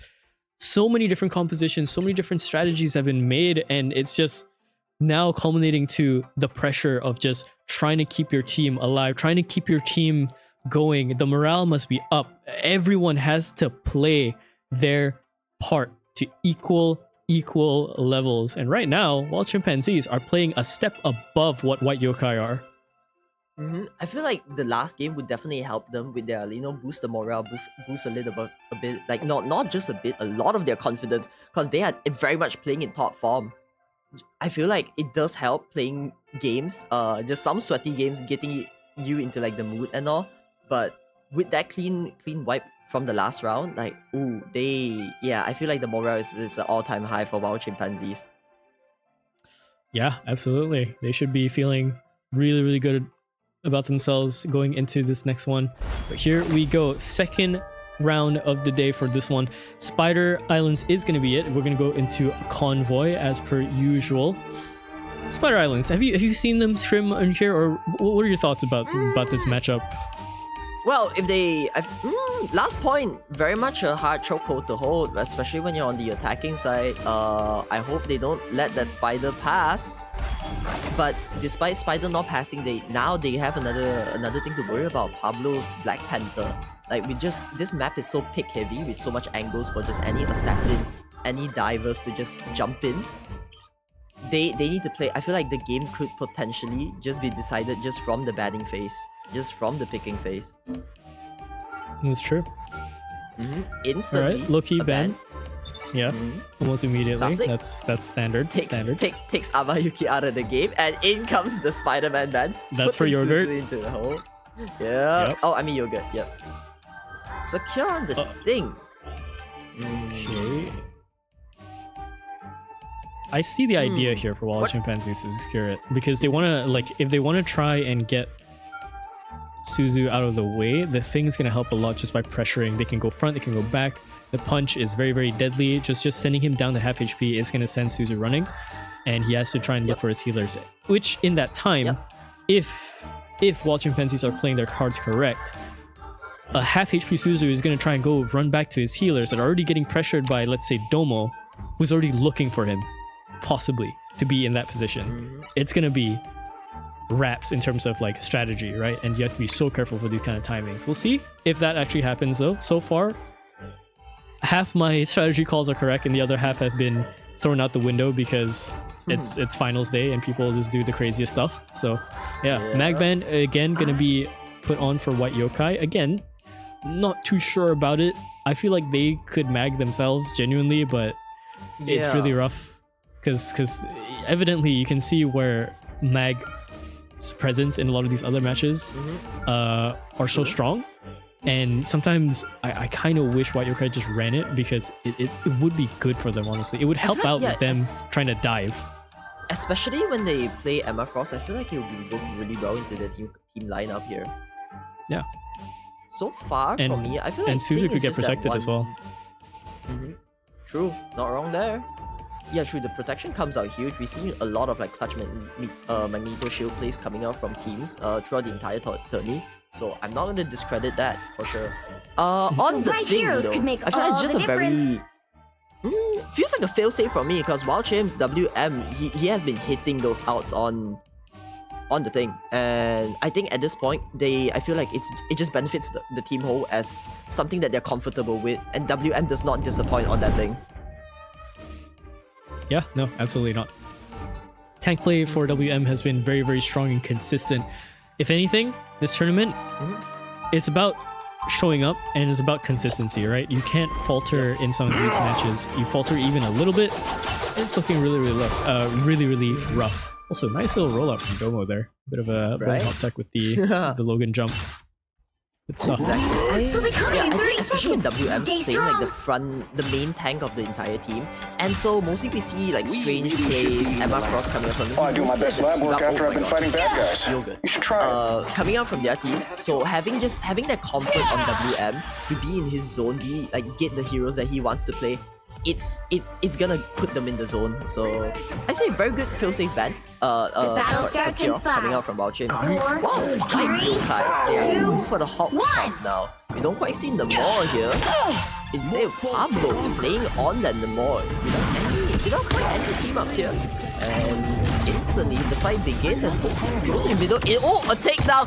Sia, insane wall! Capturing the Wolverine! But nope, here comes the BRB rest up. Domo comes back into the fight. Ooh, Sia. Another Wasuzu turns it around. That snipe from the Hela, it is just a lot. Pablo needs to find a way.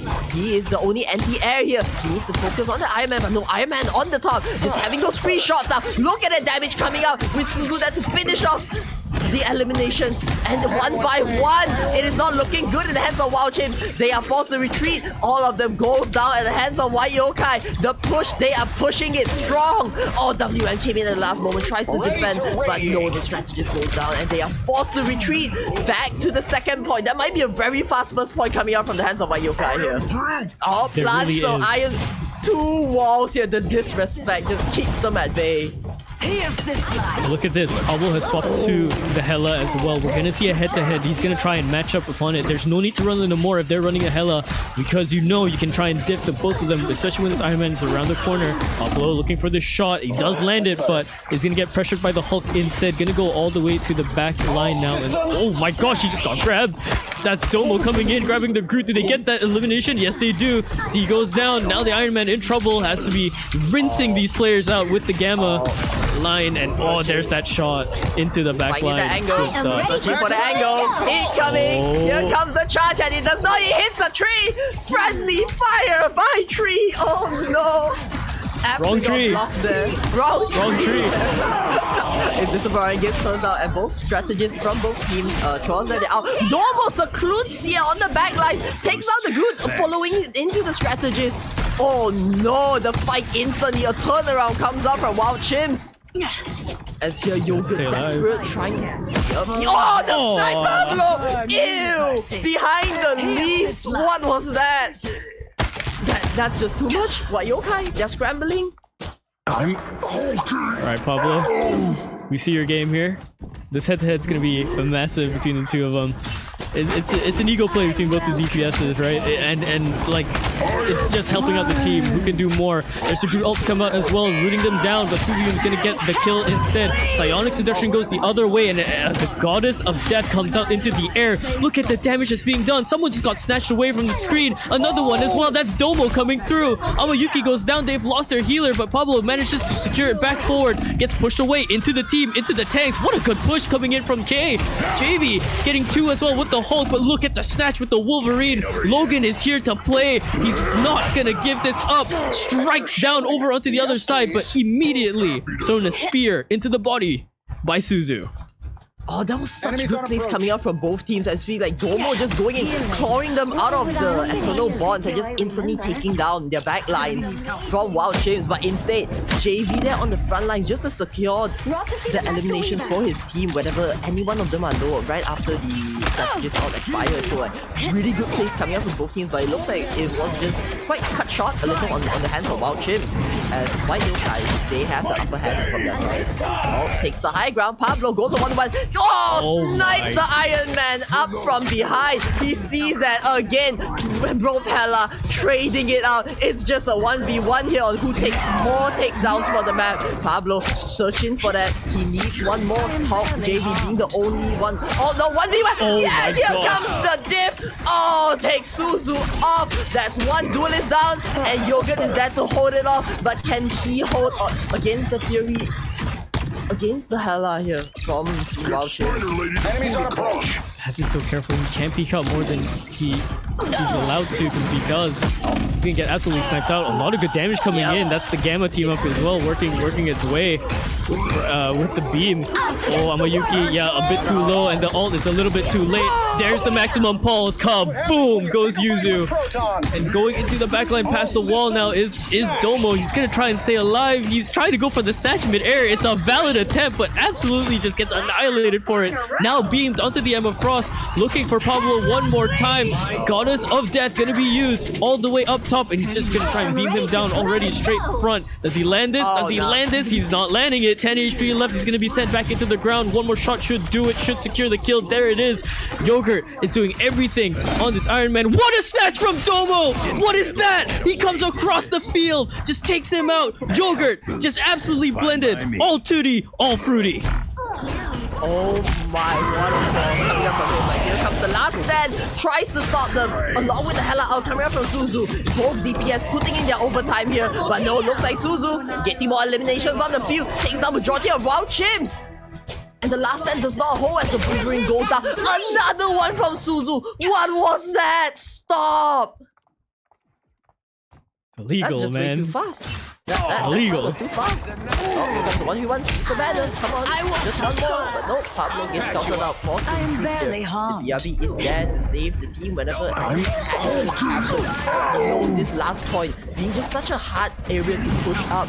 Can White Yokai find? Oh, good zoning coming out from JV. Pushed back the DPS. Almost gets the hell out of there. Takes the entire attention. A little over push there. Does get punished for it as Banner alone goes down the hands of White Yokai. But it does not. It's not hands of Wild Chase, but it does not matter as that allows the team to push out more. Clobbering time comes on the WM, knocks onto 4. Huge there. He punches away. Normal holding the line, but it is not the damage. It is just too much. Sia following up with the Groot out, and one by one they fall at the hands of White Yokai. Looks like this is strong. The defense, the fort is not holding. Domo goes in double time, tries to capture someone, does not get the hook. And oh my, looks like the fight just comes to a stall here.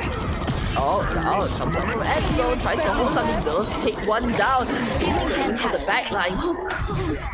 Physical boundary is available here for K. And yeah, it's going to be activated. One more time, the ults are going to be connected both together. They're fighting a Rocket ult with an Invis ult. So a lot of damage going to be traded. It's just about when it goes down. Domo has his ultimate ability here for the Wolverine. We'll see if he slams it down to take out more. But so far, they are stabilizing. While Chimps, they do secure this for the meantime.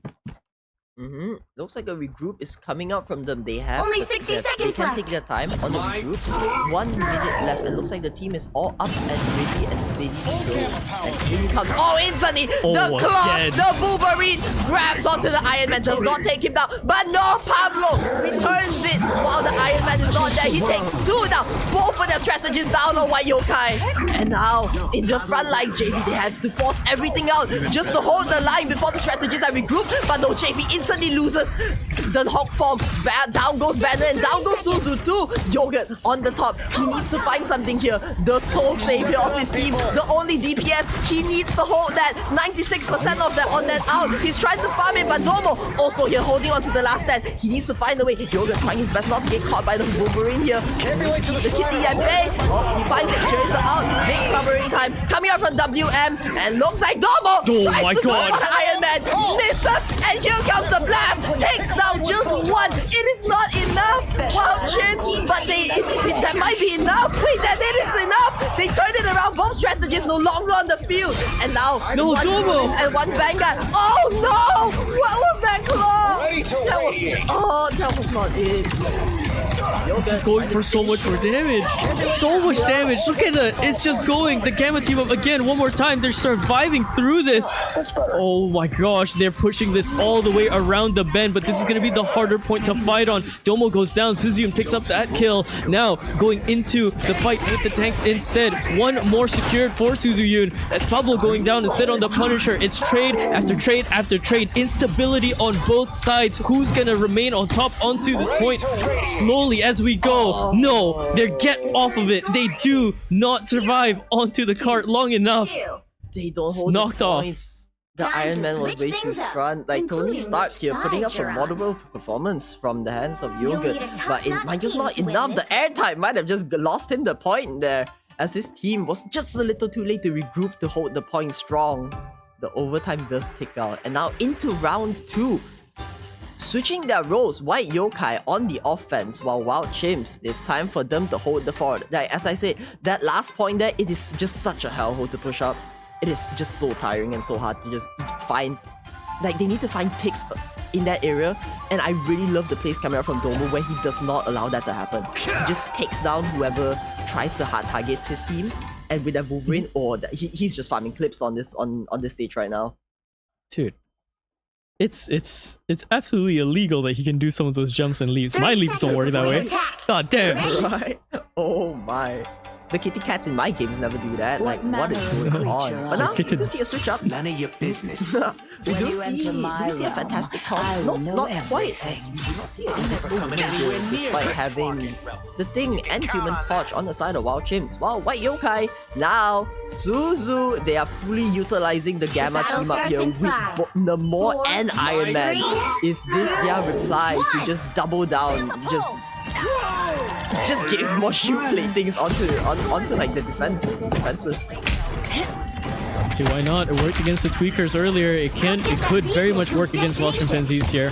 And they have to find an answer quick because they didn't really push it all the way in either. Very far distance still, but not 3 points all the way. So it's still very, very losable for White Yokai. We'll see the air fight coming in as well. Iron Man versus Johnny here. But so far, they're going to respect the space given from both sides and instead try to do damage instead to their respective teams. A lot of damage coming in from Suzy and throwing the spears as well across the wayline. Yogurt getting the Gamma back up. That's a lot of damage coming in, and he's tracked Domo down. Good stuff. That's a good Ela. Now he has the backspace available to him. Pablo getting that shot off, and Yogurt does go down. Anti-air in expense. Absolutely revenge. But now Suzu Yoon, he's stuck out into the front line here. It's not where you want to be as a Namor. He's getting pressured by so much in the front line. Oh, does he find that shot? Yes, Domo does. Absolutely does find that one shot that he needs to take out the strategist. Suzu Yoon goes bye-bye from Pablo. Oh, here comes the triangle ring and more Wild Chimps. They just find so many. The way like how they look at this, like Pablo just there for the anti-air while Domo, I feel like both Iron Man and the Human Torch is just putting in so much control over the game right now. And look, just both of them trying to go in for 1v1. It's just a matter of fact who scouts the other one first. While when they are not fighting in the 1v1, they still have so much like impact towards the fight from above. Domo with that dive and stuff. He's a lot more mobile, but Yogurt too very sneaky here on Iron Man plays the way he plays on this. He's out, coming up, he does load up. Here is the Gamma charge, and he is readied up. He's still does not quite get Suzu here. Oh, while on the back lines they shred Pablo. Does get the rest. Here comes the Horror Proteus. Doesn't quite knock anyone here. Oh, but no, Pablo takes another one. The cannon comes up from the Iron Man, does not get anyone there. One more shot. Yes, he does. Oh, he does. Pablo, like, snipe after snipe, takes two, goes into the outform and takes another two. Like, what? He's clocking into he's locked in. Domo tries to find the pick here on JB. Does not quite get the hop form away, and he is pushed back. Now Suzu, they have the high ground, holding the fort down. Good shoot coming out. And oh, what a snipe comes out from the Namor. Takes Pablo down. Alright, looks like there's no one there to defend for this guy. So 1v1 comes out between both of the vertical shooters here on the ground. Oh, does get out. Domo finds a place to secure himself. And here comes the out trade coming out from both teams in the middle. Domo still have that. He's waiting for the time for all of the strategies out to expire before he pops that out on the Human Torch. Oh, he needs to survive that. No, he gets taken down. Suzu, what a good read coming up from him. Takes down the Human Torch, and one by one, the entirety of Wild Chimps falls at the hands of White Yokai. Oh, he wants more. The two duelist bros just clocking in. Yogurt and Suzu just one by one, starting it and finishing it off as a pair. Wondrous stuff coming out from the both of them, but now the full reset is active. Going up back into the points. Pablo is now trying to look for this fight against Yogurt. Suzu has been completely stunned out in the meantime. His Horn Proteus is going to come up soon. Immediately though, taken down by the Emma instead. And just as the Hulk ult is almost immediately denied, Domo finds that one pick that he needs, but Pablo goes out. But immediately we're seeing Wild Chimps just collapse onto White Yokai. Look at the damage that's being done by Domo. The fiery tornadoes of hell can't keep them at bay. And that's just like a complete team wipe on the hands of White Yokai. Almost They there. still have Don't turn both of back their now. outs up and their strategies. Well, we see maybe slowly getting the out charge up, but we still have Suzu here. Might need to find the angle. Here comes the Horn of Proteus. But no, he instead gets taken out, countered by Domo. No, Wild Chips, they're looking strong. The out comes up from the Iron Man. It is not enough. The extra healing coming out from the Raccoon out. The CYA just gives everyone more HP and they survive through that. I feel like, wait, did the Iron Man out hit like a obstruction or like just something there? Because he landed that right on top of them, but it does not feel like it actually hit. Either that or Seju just popped an Emma shield and managed to catch it. So we're gonna have to definitely look at that back again. Oh, what is that? Domo just absolutely fries Suzu and see you soon, buddy. Goodbye. Sent back to the spawn. Now, the Groot trying to fight for his life, but he's getting shredded. He uses his ult there? No way! He tries to keep himself alive, but that's an ult expended. Pablo, he's gonna increase his pressure at Seju as well. They just push it for free! Final What score. was that? 2-2. And the fact that it didn't even work out for them. I feel like that might be like an accidental button press, but what? The entire team of Wild Chimps just collapsed onto White Yokais, and yeah, the better team stands strong. Wild Chimps, 2 games lead, eliminates last White Yokais from White Yokai. the Rivals of Atlas tourney. Not the most expected thing to have come out of a lot of the teams. A lot of people were kind of expecting White Yokai to go through as well, Yep. but that's still a strong finish, going as far as they can. C9 inches were no thing to sneeze at either, so they managed to go through all the way here. But Wild Chimps, surprising showcase out of the side of every single player there. So commiserations for the side of White Yokai, but congratulations to Domo and his team, Pablo, everyone on the side of Wild Chimpanzees. Ape together, strong. 25,000 damage on the hands of Pablo 6k. Hella. 25 final hits, 34 eliminations, and also Domo with the Wolverine and the Human Torch there. Like, we know he kidnaps, and he, like, as expected, as how the hero goes, they don't really do much in terms of damage, but throughout the entire fight, we see how well Domo just has control over, like, clawing enemies out of the Cloak and Dagger, out of the Eternal Bonds, just those dive onto the back lines, just denying, like, at crucial times, denying, like, let's say Suzu has the out ready, he was about to throw the Proteus, but no, Domo is there to put a snipes the Namor off the map, and just completely ruins the fight every single time for White Yokai. Yeah, absolutely. And further on, to break down from that, just any time if they try to get back the space White Yokai, almost immediately they have an answer for it over on the side for Pablo's team, right? It's just like, okay, man, we just got wiped. Let's just go back in. Let's wipe them back. And it's just immediately just answered back and forth. I will say, the Namor was working out pretty okay for first point, and then towards second, it looked like it was holding really well. And I was gonna shut myself up if they held it for more, but now I can say that I think they got a little bit too stubborn. I think they could have just matched the hell out like what they did earlier and held them even better and maybe give themselves a chance into an overtime fight. But I think they relied a little bit too much on that Gamma team up for everyone to work out. Oh yeah, for sure. But still, I'm really proud, really happy for Wild Chimps here, because I feel like they definitely, like, with their morale all-time high, and with such, like, clean, just fast, like, wipeouts coming out for their, like, towards their enemies. Ooh, I feel like that'll be really good for them. They keep the charge going while not being that mentally exhausted, because right now it's gonna be really rough for them. They gotta battle, like, they're basically forced under the Gulag to just claw their ways into the grand finals here, and they fought too, but how much more can they keep up is the question. Yeah, for real, absolutely. So, well, with that being done, we're gonna head off into a break. So, what a crazy match, Ramane! It's a great one to come into, honestly, to see how things are going for this finals. But yeah, White Yokai are now out of the tournament, and only a few left remain. We have last pick disadvantage versus, I believe, Is it gonna be Watchim's going straight through? Yes, it is Wild Chimps. Wild Chim is going in triple, like just back to back to back. Back to back to and back. possibly God. to back again into the finals. They might need to just play every single game from now on if they keep their streak going, which is like the mental, the clutch, and again the morale is helping them. But I hope the mental is strong for them. It's a marathon. They gotta prep this till the end, and I'm all there Yeah. to see it. Yeah, absolutely. So, yeah, stick around. We're gonna go for a bit of a break. The players are gonna go get set up. I'm gonna go as well and take a break. I don't think I'll be. Well, actually, no. We'll see if I return. But if anything, Amani will be here for you until the end, and I think Trix will be up Yes, later as sir. well. So a lot of go-to casters still today. I'm glad I suited up for this. Congratulations again to the team that made it. The teams that have made it through so far until this hour. Commiserations to haven't, but well fought overall. So with that, we're gonna take a break. We'll see you sevens. around afterwards. 07s in the chat. 07s.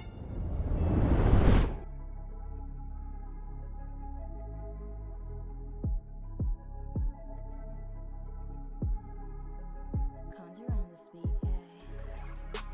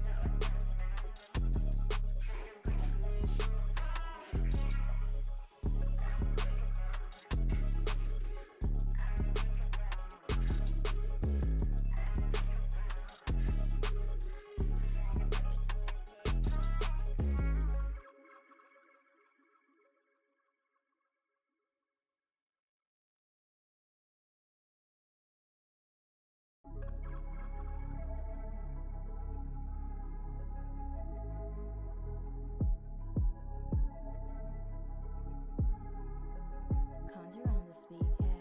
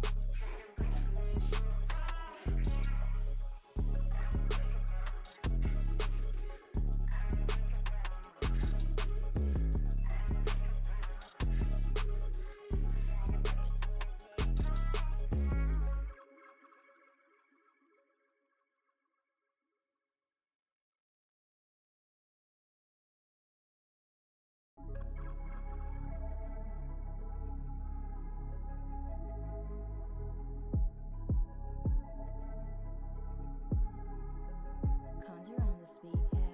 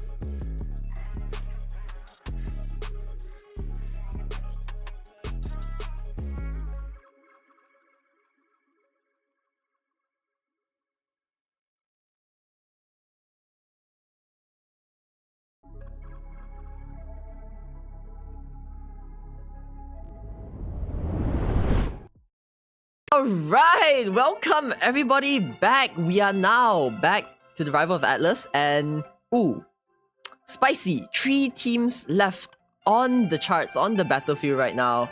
And upcoming, we have a game coming from Last Pick Disadvantage and fighting against Wild Chimps on the lower brackets eliminations. So this one will be a little stressful. My heart is on the side of Wild Chimps. I hope they're hanging in there. Back to back games, and against one of the top contenders of the tournament now. Last Pick Disadvantage. So, Lord, how are you feeling after that? We took quite a bit of break. Like, how's your voice doing? You've been casting for a bit. You good there? Luckily, I have some strepsils equivalents and everything around with me because I had to take one just after the first 2 games of the day, and I would like.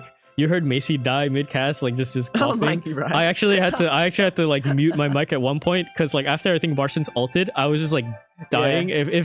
If the producer saw my camera, like I was like in tears, coughing, and like I had to get it out of my system before I came back in full force. So it's rough, man. It's absolutely rough. But I'm here for one last game. Now I know Trix, shout out Trick, he's supposed to be here for this one to cast this with you, but as per request by LPD, I am here and I'm happy to do one more before we go into the final cast as well. I didn't get suited up for nothing. I'm here to stay, you know? And I want to see a really good game between both of these teams. And man, to have both of these teams fight out of all of them, is tantalizing. It is coming. Like, I'm ready for the cinematic experience here. I'm on edge because today, coming out from Wild Chimps, they shocked us like multiple times. Pablo, like, he has been playing insane, like out of his mind. Domo is as cracked as usual, but today the highlight, like Pablo is kicking that overtime list. He is actually putting in work and making like just there, you know. He's working the minds, man. Pablo's working the minds. A lot Absolutely. of plays coming up from him is insane. Though, I have to say, LPD, scary, as we've seen from the scrims. So I wonder how would Wild Chimps hold against this, because it feels to me every single one of their battles has just only been getting harder and harder. I'm really glad they got the wipe, they have that mental check, they have the morale boost, but we might see a storm come in again for them. Get it? No Tricks. I didn't. No, man. They can't fire me out here, bro. Tricks, calm down, bro. Calm down. How And dare. look, oh god. Okay, well, I guess they're firing me. Goodbye, everyone. I guess I'll see you all later. Goodbye. Whoop. Whoop. He's leaving. Oh no. We can't ruin his career like this, guys. He just started. He's like a newbie caster. that quick. Send the invite. That's crazy. Oh, he's not there Newbie yet. caster. Who's saying newbie caster, bro? There's no newbie casters here. Everyone's experienced. Everyone's having fun. Caster down is wild. My Truly. god. But no, I can't wait. I can't wait to hear you and Trix cast later, actually. Ooh, It's gonna be great. really? But for now, Right. I'm here by request, so we'll see how things go. into the Spider games. Islands. Round Spider Islands. 1. Potentially.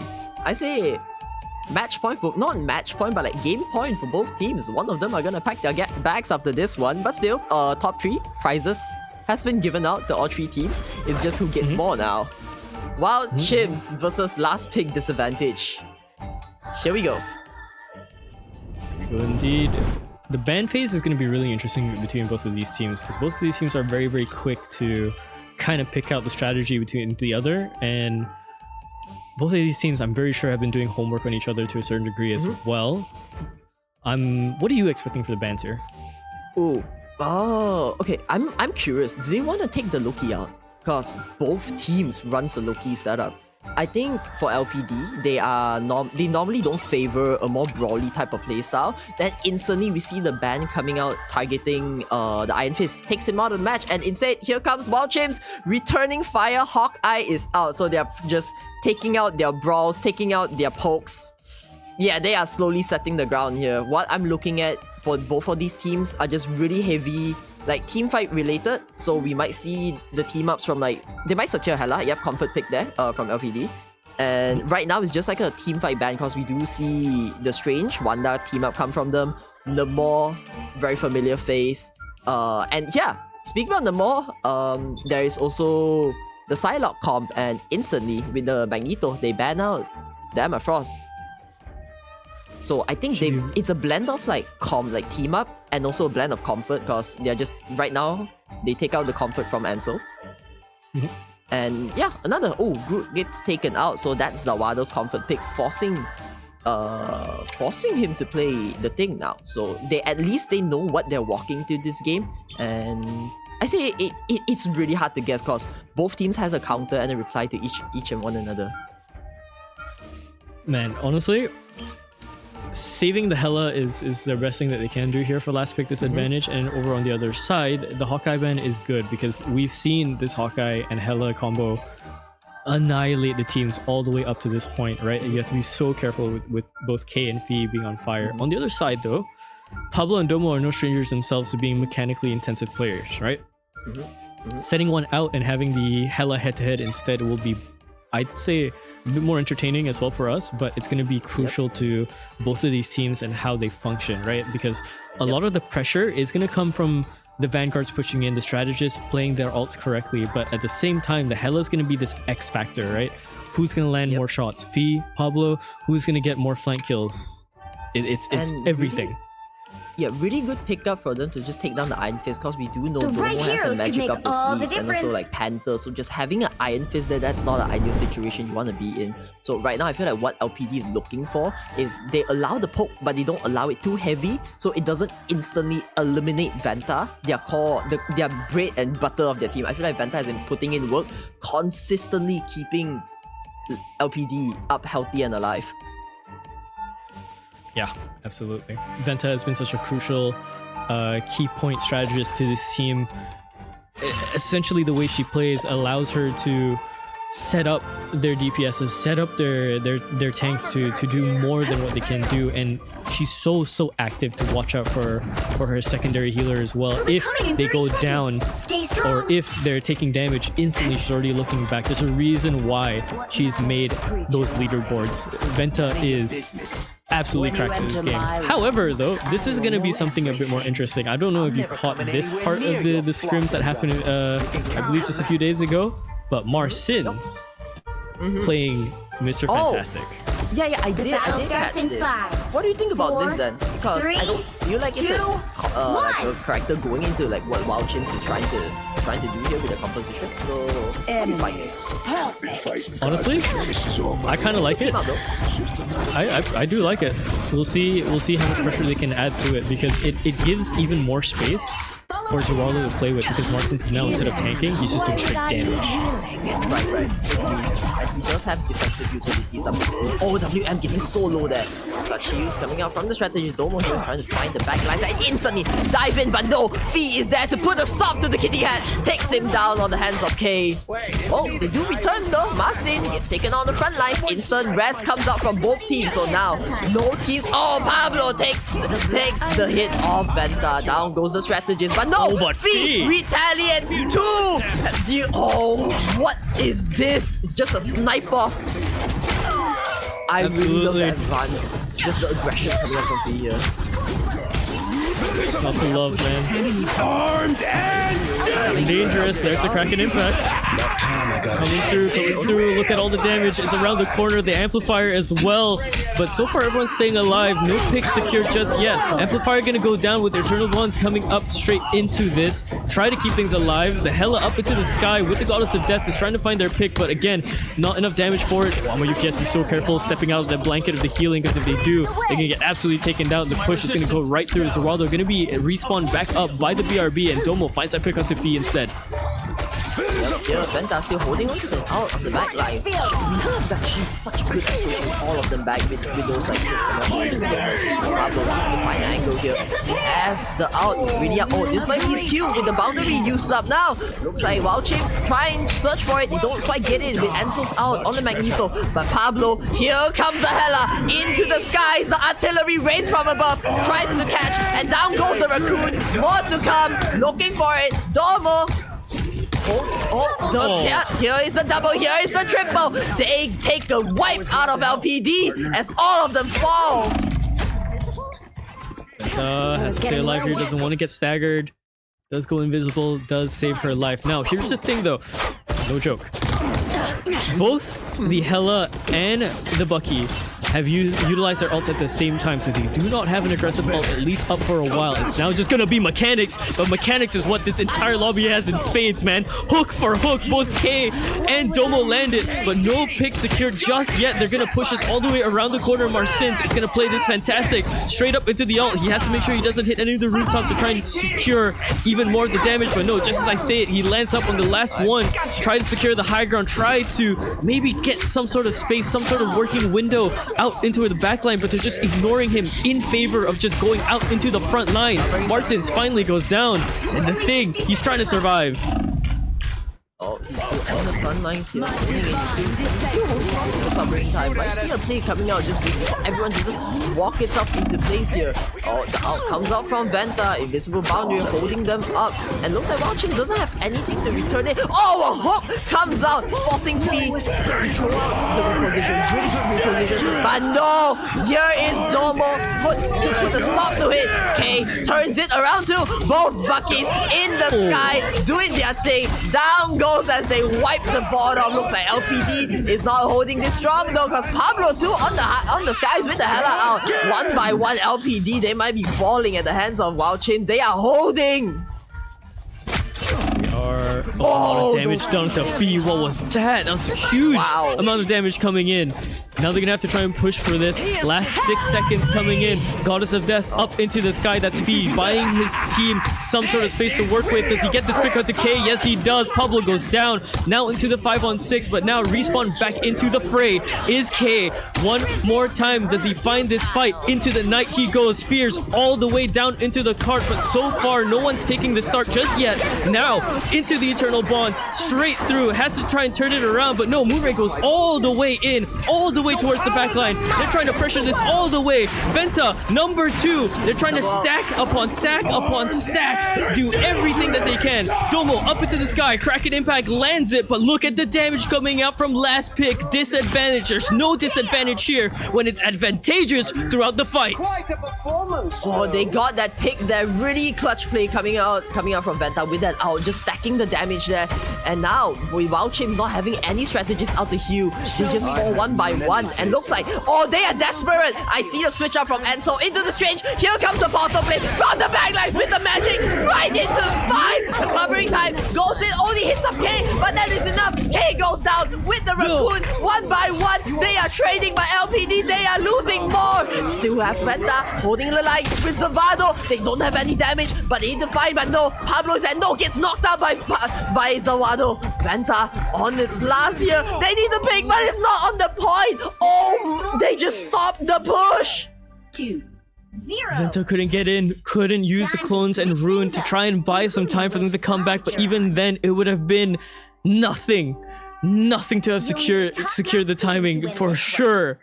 They made it all the way back. It's the Strange issue one more time, just coming straight back into the fight, giving them another chance at Domo, just controlling the space with the magic.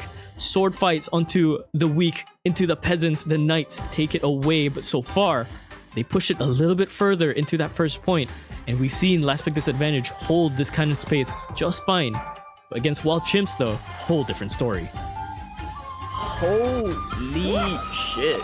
The fact that they just swapped out instantly into the magic onto 5, I feel like LPD got a little too confident there. They're like, but the relief was not for long. Instantly.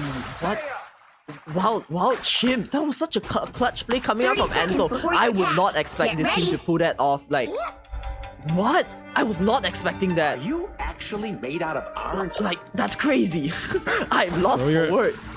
throw your expectations out the window, my guy. It's grand finals day. Yep, they are cooking really hard. Double time. Oh, Pablo now switching onto the Jeff. Hey, we get the Jeff cam on the last day. Yippee! 4, King 3, Shark strikes 2, again. 1. Shark and Saf will be happy to see this. We'll see if this works out though. This is gonna be a backline assassin type of It Jeff. is. Oh, great, taking so much damage. Taking so much damage. Forces the Vanguard back. Oh, still going in. What is this? This Shark's not a tank, but it's still tanking. What is going there? Oh, does get punished on the hands of Marcin though. But here is Domo. Here with a big cleaver. Trying to hold. Looks like just have a bomb switch up here. With Domo currently running onto the magic, but still on the other hand, they have Fee on the human torch along with K on Storm. So this is a very comfort pick, a very comfort team up coming out from the both of them. And you do know how those team ups work. It is deadly. K in the sky 1v1 against Domo. He's hitting his shots, but no, Domo queues up at the last second, gets the safety with the dive. Oh, more turns it around. Fee now putting in. They are trying to dominate the skies here. Trying to stop Domo down, not letting him touch his team while they are constantly harassing the backlines of Wild Chimps. They find a way. Ooh, huge triangle. Here comes the flames, and it is ticking. It is ticking, and they just take one down. One of LPD falls, and here is the supernova on Fee. Burns it down, force out the Yuzu to out on the spot. The Cloak and Dagger Eternal Bonds has been casted here. Oh, Mars, no, Ansel. Wait, no, that is Marcin. Oh my god, that's Marcin! Gets onto 2. Oh my lord! And Fee there with the finish up. Wow, Chimps, they are falling. Lift up my comrades. Huge ultimate coming out from Marcin. We better test this out. Just stopped everything. The momentum is all just gone. Look at the match for match now. Pablo trying to match up with the Storm, but the damage is going both ways. K is landing their shot. Domo's landing their shots. A dive into the back line. Does Domo get away for free? Yes, he does. Yes, he does. Manages to get out. Now, the Snowflake on top of Pablo is trying to activate him to make sure he gets this pick. He's trying to fight out Fee, but Fee has to be so careful. He has a shotgun in his hands to try and just stave off this fight, but he has to try and go and protect his team towards the back line. Flyers upon flyers. Blankets of healing, walls of fire. Look at the damage coming in from the tornado instead. That is gonna be Hoshino K coming in with the Omega Hurricane. It's nothing more than a fallacy that they can survive something like this. Shots in the air, anti-air coming through, jets upon jets. What am I watching? Top Gun? Even gets Pablo here completely denying the Omega Hurricane, coming back in return from Wild Chimps. What I like about now is just a full-on brawl with both teams, with the similar duelists with similar Vanguard. What is going on? And here comes it. Here comes the Wombo combo coming in. Big Hurricane takes all of them, wipes the backstage. They'll take down one. They need more healing. That is not enough. 3 down on the hands of LPD. They return the fire. They burn them back as hard as they can. Oh, Venta managed to stay alive there. I thought the Hurricane was gonna hit her, but no, it doesn't. So the fact that she's here, she can maybe try and get the ult activated, but no, she goes down finally. K as well. There's the return with the strange portal instead. It's a repeat of what happened to them last time. They're gonna try and make them eat their own medicine towards it. Fee finds a headshot, devastating blow to Pablo, and now trying to find even more space to work with. Yes, and land a little bit more damage to try and take this tank out somehow, some way. Wild Chimps are surviving just barely. There's a Spider-Man rollout coming for K, but he's a little bit late. He hits the bell tower on the way out. That cannot be doing mistakes like that, especially when your team just dies out. K and Fee both working their hardest as Flyers, just getting every single bit of utility done. There's K looking up. He's now lurking over onto the rooftop. I don't think K has spotted this just yet. Spider-Man has to land this one-shot combo, because if he doesn't, it's gonna be over. He does! He manages to land that one-shot combo, and K, his ultimate is now completely cancelled. Now left into the 5-on-6. We're gonna go huge for this. 6 seconds left. Eternal Bond is gonna be activated as well. Zawardo and Fee land their shots. Both strategists are now out. Pablo has to do everything to try and keep this alive. Zawardo, one more kill, gets the Spider-Man down. It should be all but over. Overtime now set into play. Venta finds a frag onto the thing, crumbling into rocks, crumbling into everything that they couldn't do. They cannot land onto the point. Marcin's leading the team all the way. The leader of the pack endures the hardest of conditions, and the team makes it through. Another epic victory. Have a taste of your own bitter medicine. LPD strikes back as hard. What was that? That what I'm so lost for words. Like it turned in the point where it's not about teamwork. It's just a full-on brawl. I'm gonna pick what you pick, and on the last minute the constant swaps out, but just the way that they did it is the same, just with a different approach, you know? Like the end goal is the same with the strange out coming in on the last minute. Like, yo, I feel like Marcin took offense to that, because he's a strange main. He got nerfed, and the fact that they put that on him, he's gonna run it back double time on you, and he does get the job done. Insane portal coming out from Marcin, just claiming victory on the first game for his team. For real though, it's the fact that he doesn't even need the ult just yet. He's fighting for it. Bro really said, went through the portal, hold my Agamotto, I got this. Like, I mean, come on, bro. That cannot be any more cinema. I'm taking my coat off, man. I'm sweating. I'm sweating out here. The fact that he still blocked majority of the shots from the high ground, so basically the Strange was like shooting from above. Shooting off from their Human Torch and their Storm from Wild Chimps, while getting the charge up on his ult. And the one difference was the fact that Marcin hit that Agamotto, completely taking down the entirety of Wild Chimps, and just with that the overtime takes out and they get the game. Yeah. I mean, how much more, man? How much more? I feel like at this point I'd be glazing. I'm glazing all 12 players in this lobby. I know last week was Advantage 1, but this is a crazy game from both sides. My word. How do LPD keep getting away with holding this first sector, man?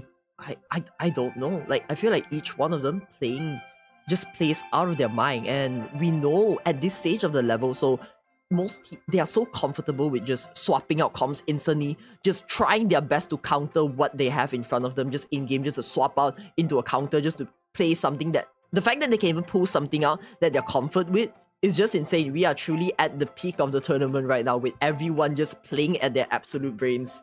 Just massive, absolute cinematic experience. And this is like, this is not even the final game of the tournament. This is funneling towards them. Right? This is the lower bracket semis. True. Whoever goes through fights whoever's on top there, right? I believe that's C9. Yeah, C9 inches. So there's a very real chance we get LPD versus C9. The game that started off the day is going to be the game that ends the day as well, if that's how they continue on. But second game going in now, Hell's Heaven. We can see if Wild Chimpanzees can recover from this. Yeah, they have the Spider pick on their side, so probably ban out the Spidey. You know, Pablo plays Spidey, and this map favors Spidey. Like, no Vanguards are safe on this map on the side of the friendly neighborhood Spider-Man. What I like about this, like, between these two teams, both of them are friends. Literally. Yeah. Like, Domo, like, everyone and Ansel on Wild Chimps against like the entirety, majority of our LPD, they know each other's playstyle, they know what they're pulling off, and it's moments like these where everyone should already have, like, at its peak, like, the research is there on both teams. So it just boils down to what we see from last game with the Storm and the Human Torch lineup. It's just a fact of like mechanical skill, and everyone has it. So it's just times like these are where what makes this game just makes me on the edge watching it. The most entertaining games, right, to come out of like hero shooters is when you know for a fact that every single player in both teams are mechanically sound, right? So everyone knows what to do with their mechanics. Everyone can aim, everyone can flick, everyone can do their jobs relatively well with the kit they're given. Now it's just a game plan of like, what's your game sense like? What's your calls like? How do you work in a 6v6 environment all together with your team? It becomes a whole different ball game, right? It's team play versus team play. Marvel Rivals at its peak, how it's meant to be played. Right, so here on the Psylocke ban, what do you think about this? Is this just a reply to the secure on the MR Frost, forcing them to play Magneto on Wild Chimps? There's a chance that this Psylocke ban is coming out purely because, well, we saw the damage that Pablo did going up against Suzu, right? And Suzu was a really good Psylocke, but Pablo had enough space to work with to try and counteract the fact that Suzu just could not survive some of those fights in comparison to Pablo. What I'm And- scared here is they allowed the Spidey to go through, while Wild Yep. Chimps target ban two very like strong front lines, just the face front of LPD. Yep. They do I take out think- the Iron Fist. It's gonna be all in the Hella, right? It's gonna be all in the Yeah, Hella, it's- and whatever K decides to play as a secondary, right? Maybe a If Storm? K decides to match up and play Bucky, his hooks are going to be so crucial to capture any of the backline, anyone towards the front. And if the Spider-Man is open, the moment he dives, K has to be looking for it. However, if that's not the case, Fee has to land some crazy shots. Real. LPD has this play Pick style your hero, where they focus on villain. creating I'm not havoc judging. and forcing the enemy strategists to walk out of position, and that's where they strike the hardest. And one by one, like they take the domino, like just let the domino fall, and the pieces will all just like land its own place.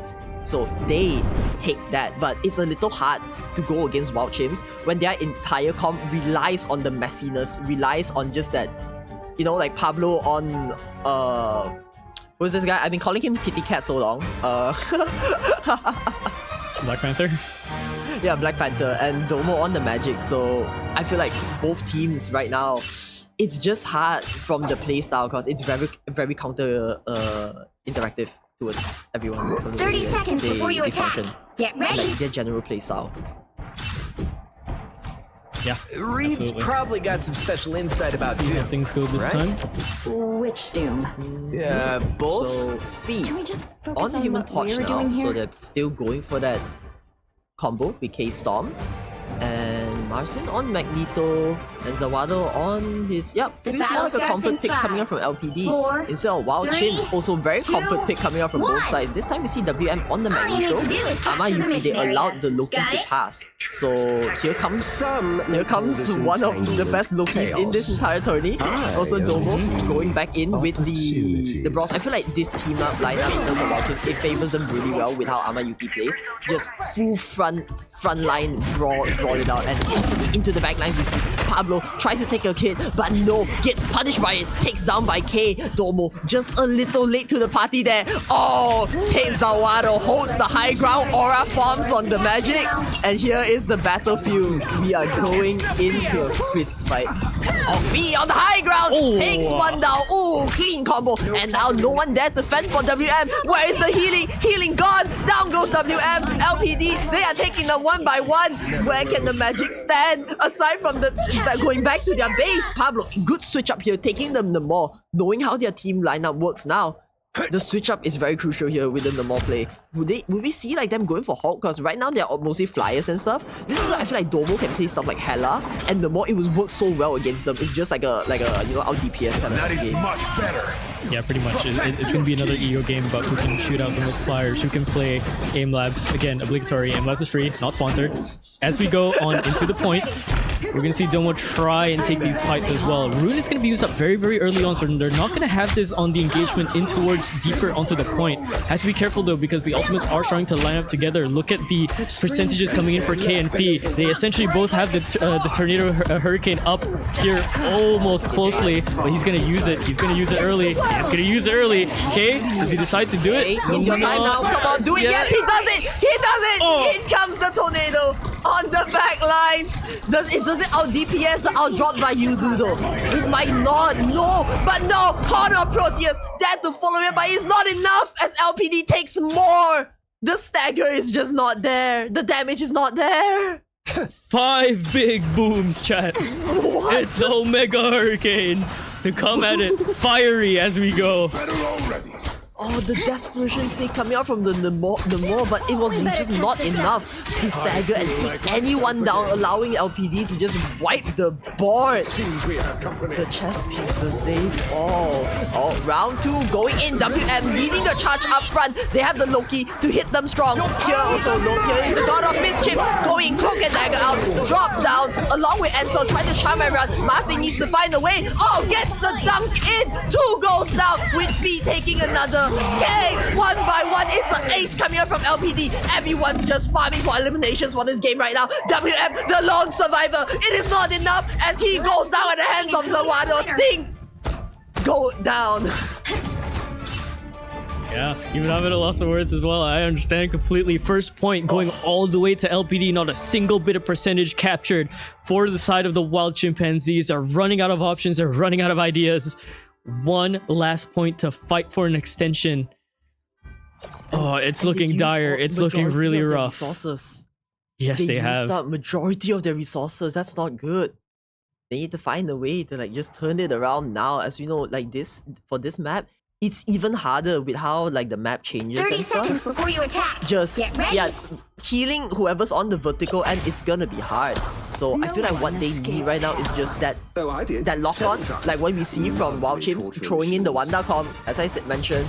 So looking more like a just hands-on brawl fight here instead of just relying on the mechanical skill, but instead poking around, utilizing the way the map battle is starts in designed for this 5, round. 4, 3, 2, 1. Ooh, okay. In terms All you need of to do is percentages capture for the the mission ults, area. it's Got it? favoring LPD a little bit more for Give the them until setup. the count of 4 While before chimps are hitting. gonna have to work for it a little bit more, especially with them getting pretty much annihilated through the fiery Omega Hurricane team up.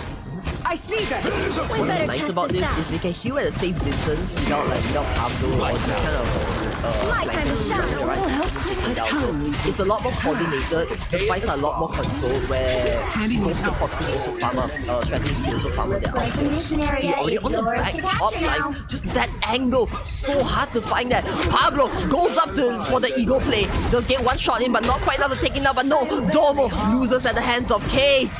That's one important duelist down on the team. And in comes V, Supernova, here to wipe the board. Red, the flames, the fire, it burns everything. Forces the outdown from Suzu, but from Yuzu. But the damage is just too much. They don't even need the out coming out from K. The Omega Hurricane is not needed. As while Chimps, they burn to a crisp. Absolutely. Pablo can't even do anything, getting sniped out by K. That's all Fee through the fire and the flames. He does nothing but carry on. Opening a portal. Oh, portal play coming up, and so running it back. Now we do see Pablo here, so this might be a close. Should be a. I think it's. Oh, what? Wait. Oh, okay. Okay, gotta turn around there. Okay, so hit the camera. Say cheese. Alright, hop into the hole. Okay, and they do. WM takes one down. Wanda Domo. Here comes the out. The bomb, and no, it just hits the corner. Everyone hides behind the pillar, blocking it off. While K takes 2 down. Pablo on a 1v1 against Fee. Looks like Fee's just there, disrupting the Spider-Man, not allowing him to grab anyone off the map. Just look at the control Fee has on him. He's completely shutting down Pablo. Pablo? The spine. Everybody needs a hand sometimes. Yeah. Or a dagger. How does What? Pablo die there? How he just gets punched out? Spidey just loses his legs? You're kidding me, man. How does Eduardo reach that? I feel like Zamado just looked up. Oh, Pablo around. Here comes the next spectacular spin to the backline. Not quite. Marcy is there to block it up and take the Spider-Man. Oh my. Slap to the face. Back to the base you go. And here comes the red carpet. Locked up from. By the eye of Agamotto. Yeah, from the Thunderbolt does come out, and in comes retaliates, and so throws on the Agamotto, not quite getting any though. Oh no, the damage is out. DPS's the strategies. Yuzu goes down with no healing left on the field. Wow, Chimps, they are going down, down, and down. Run for your life, Domo. No, he burns at the hands of LPD. They've almost got Hitting the 80% mark now. It is trouble for the wild chimpanzees. They need an answer quick. If not, it's all but wrapped. And we're gonna head into this grand final sooner than we think. Venta already has this invisible boundary here to make sure things are staying alive, but she doesn't even have to pull it off. If they have 3, no, make that 4. Initial pick straight off the bat. Invisible boundary is gonna be used up all the way, but what does it even mean? Because they set themselves into overtime. Last pick, disadvantage, wipes the board with the wild chimps. They are absolutely sedated, captured, put That's back game. into the cage. It's game. LPD make it through. A volley of solutions to every single disruption that wild chimpanzees threw at them, and they make it clear they're here to stay for the finals. What can you do in that situation where Fee just outs with the Supernova, drops an entire fire wave, like just puts a firewall down and forces them to walk through? It's like pick your death your own way, you know, you just walk through the fire or just look at the point while it loads for LPD to take the game. That's what? That's just a massacre. Yeah. LPD just a here to stay, massacre. man. They want their revenge match against Yup. C9.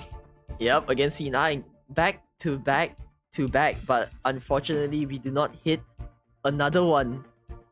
As Wild Chimps, their journey ends here. Third place on the tournament. Nothing to While sneeze at. LPD heads up into the grand finals, meeting the team that once pushed them down. It is them versus C9 Inches. We are looking at a rematch right now. It is gonna be a rematch. I mean, we started the day with C9 versus LPD. We're ending it with it too. A little bit sad that I can't be there to Absolutely. cast it, but I'm so Oh, glad no. you're gonna be there to cast it with Trix, man. I Oh can't wait to my see what lord. Trix thinks about this. I need to hear his Right? input later on. My Yeah. God, what a game! It's been nothing but commercial. Just everything played out the way it was supposed to for some of these teams, and some of these teams fought so hard to be here Mhm. all the way to this final day.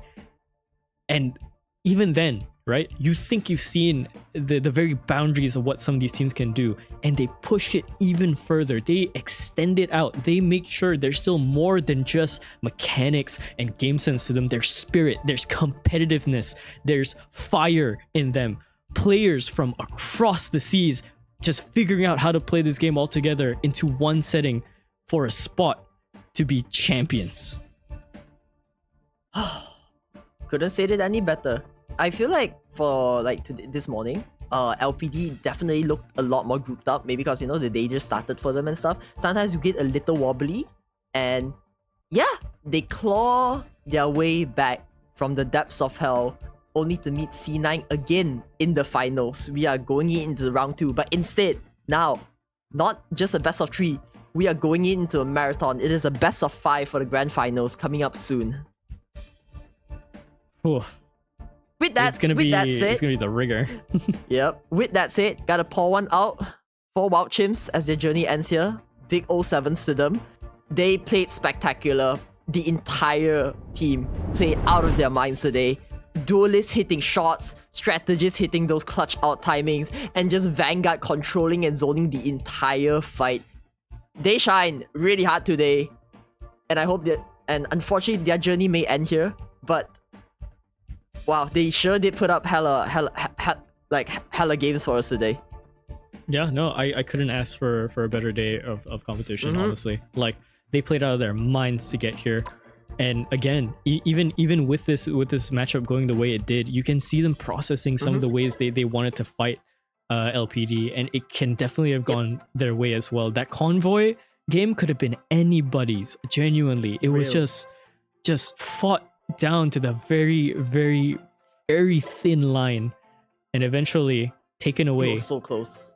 Yeah. Yeah, it's just so close. But with that being said, we're gonna head over into a break. One last break before the grand finals go underway. I unfortunately won't be there anymore, but I'll definitely be watching. Amane, 07 you're gonna lot. be there. Yeah, 07, man. Oh, what a great I day. am sweating. I am not ready, but still, You'll be I'm glad fine. you cast. Yep, I'm glad you casted one last game for LPD, and Mhm. yeah, hope to cast. Well, maybe if an opportunity arrives again, we'd love to cast with you. But hell yeah, Sure, good job, absolutely. Otsukaris for real. And For sure, with that, for we'll sure. be heading into a bit break. Catch y'all back. Goodbye, everyone.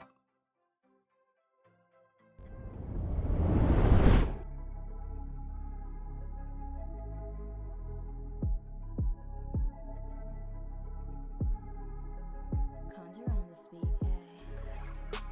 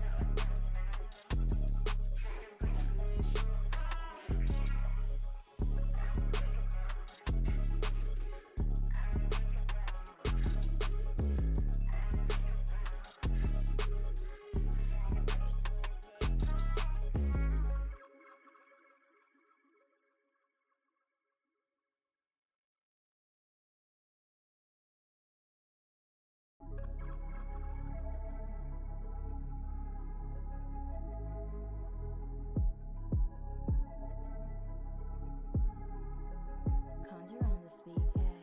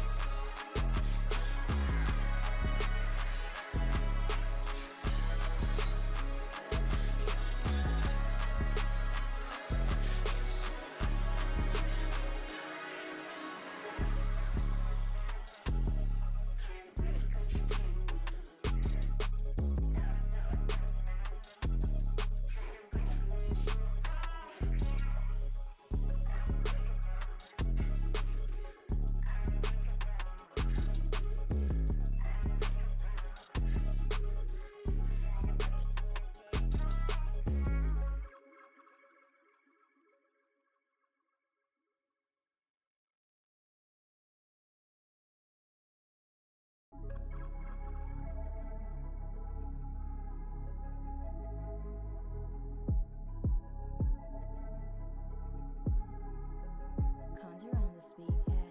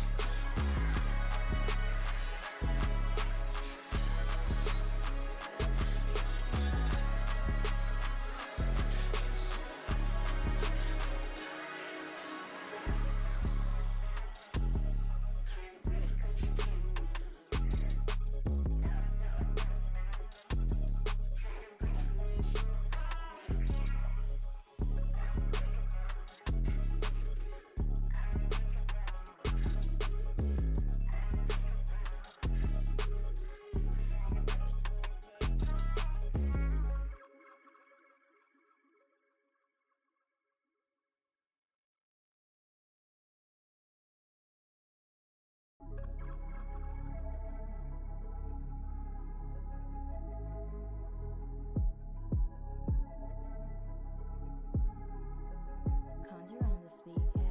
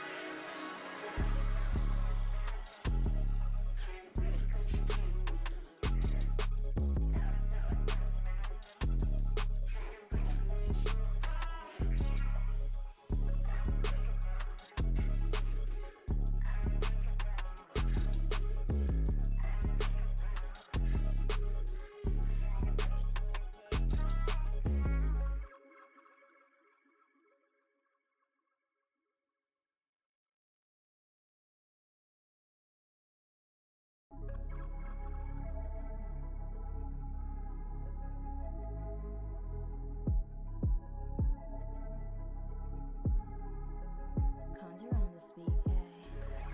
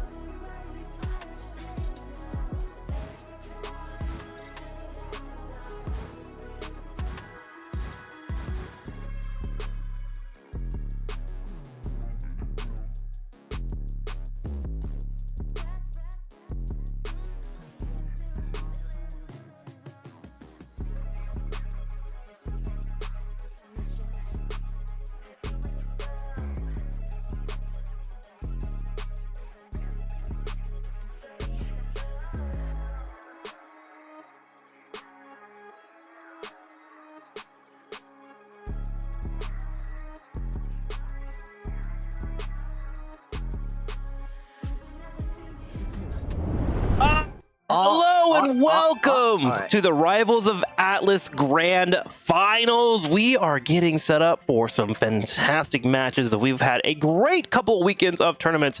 My name is Trixler, and I am joined by Amane. Amane, you've been here for a couple hours already. How has the tournament been for you so far? Oh, I've just been here for one match. I was here to sub in just for one, huh? Macy, so yeah, I've just been here for one game for the last game. But this morning I was watching the matches, and looks like we have a revenge match coming up next for the grand finals. LPD versus Yeah. C9. They met each other in the mornings. We actually And- have dressed up and gotten ready for this grand finals, and we got to shout out Alright. Lot Caliber. Actually, when I hopped in, the first thing he said to me was like, "Do you have a blazer? Go put it on." And I was like, That's "Man, true. really?" But you know what? I'm in for the spirit. It's the grand finals. People are giving us good matches. We should give our best dress. So we are now here, and we are gaming out of our mind, and we are ready for the tournament. And as mentioned by Amane, C9 Inches and Last Pick Dis are in a bit of a grudge match. They faced off earlier. Apparently, it went to overtime multiple times. I missed out on that match, so now I get to experience in live moments here as we're about to hop in. Now, there has been a slight change as we lost one of our players on C9 Inches. Apparently, there was some internet issues, and Demamo is coming in to fill in. So there's going to be some weird figuring out what exactly is going on with the team, what he wants to play, how he wants to play. It's kind of scary going into grand finals with a new player, isn't it, Amame? Domo from last game, representing the spirit of Wild Chimps. He joined C9 Inches. It's a 2v1 now. on their side. Yeah. And it certainly is. He And, you knows know, what he's there's been through. probably like a little like, you know, you want some vengeance there because Last Big Dick just took out the chimps earlier, right? So LPD Right. putting Damo in his place a little bit. And, you know, he might have a little bit of revenge. He might have a little bit of fire under his seat. So we'll see how it goes. Now, the good news is there is a potential of up to 10 matches that can occur today. The first match is a best of 5. If C9 Inches wins, they win the tournament. They're set up. They're good to go. Easy for them. They have a clear path to victory. On the other side, Last Big Dis, because they did lose earlier to C9 Inches, they are technically coming from the loser's bracket, which means they have to win one best of 5, and then we will do another run it back and have another best of 5 for them to win. And they would have to win both sets in order for them to pull off this tournament. So there is a lot of potential Marvel rivals in your future. So get cozy, grab a drink. Let's get ready, man. I'm excited. We might see a best of 10 potentially. Which, you know, as someone who enjoys the spirit of competition and enjoys the back and forth between good players, give me all the maths, man. I'm in there. I'm down. I think looking at it as the match going in, we're definitely prepped up to witness an entire marathon run coming out from both Sure. teams. So I feel like both teams at this point, we've been through the scrims, we've been through the brackets. Everyone should have at this point a good read on each other, especially with Domo now joining C9 Inches. He's leaking the sauce to them.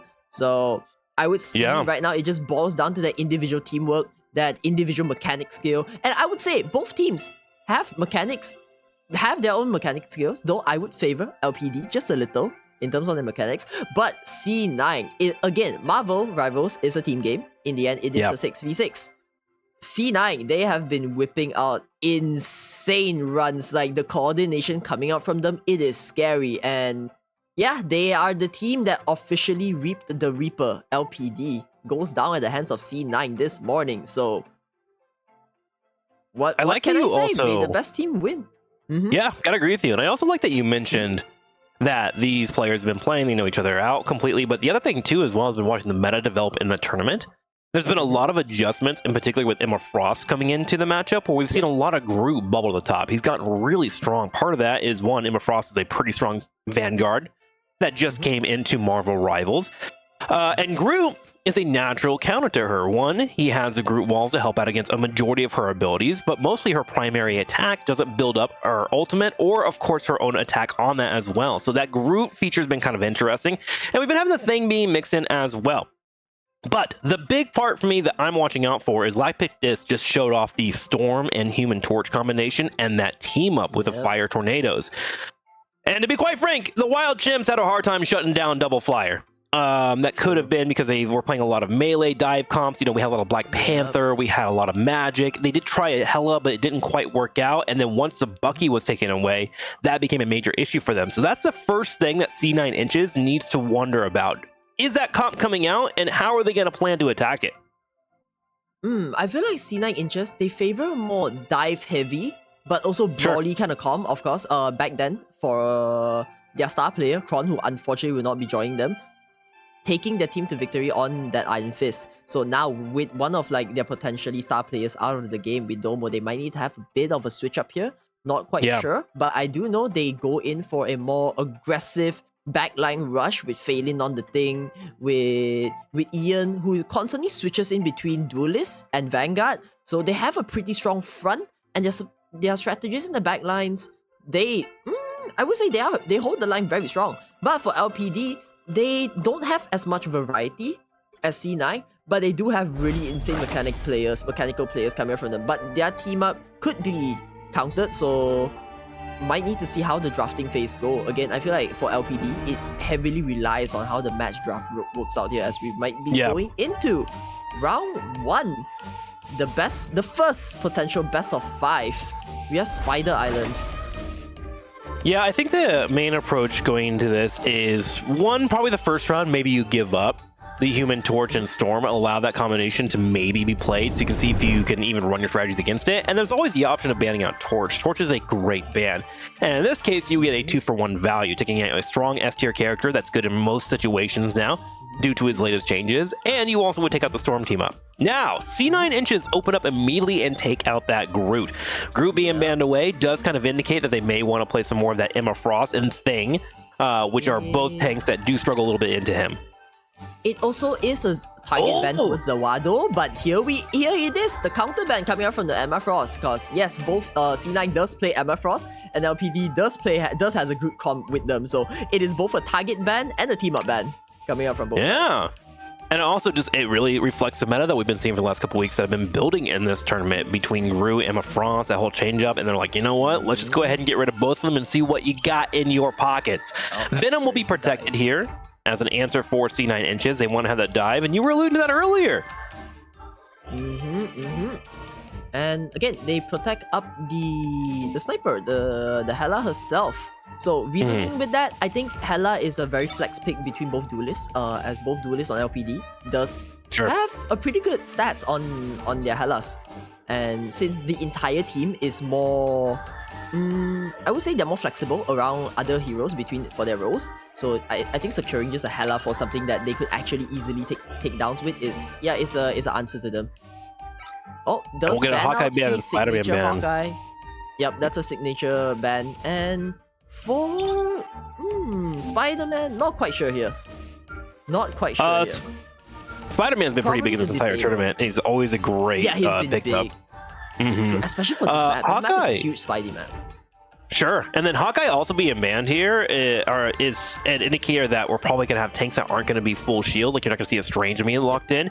Hawkeye's probably one of the best damages at range at taking down tanks. Of course, there is Wolverine, and there's a little % damage on Scarlet Witch, but Hawkeye, if he's able to land those headshots, he can really destroy a front line, and we've seen that multiple times this tournament, so it's gonna make it easier for them.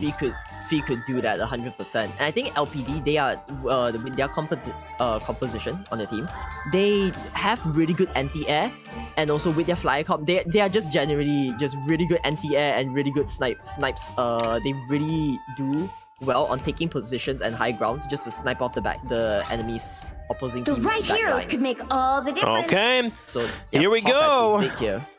We got the double Okay. flyer once again being pulled out from Yeah. last big disc. Now we'll see what they're going to switch into. Damo is starting with that magic.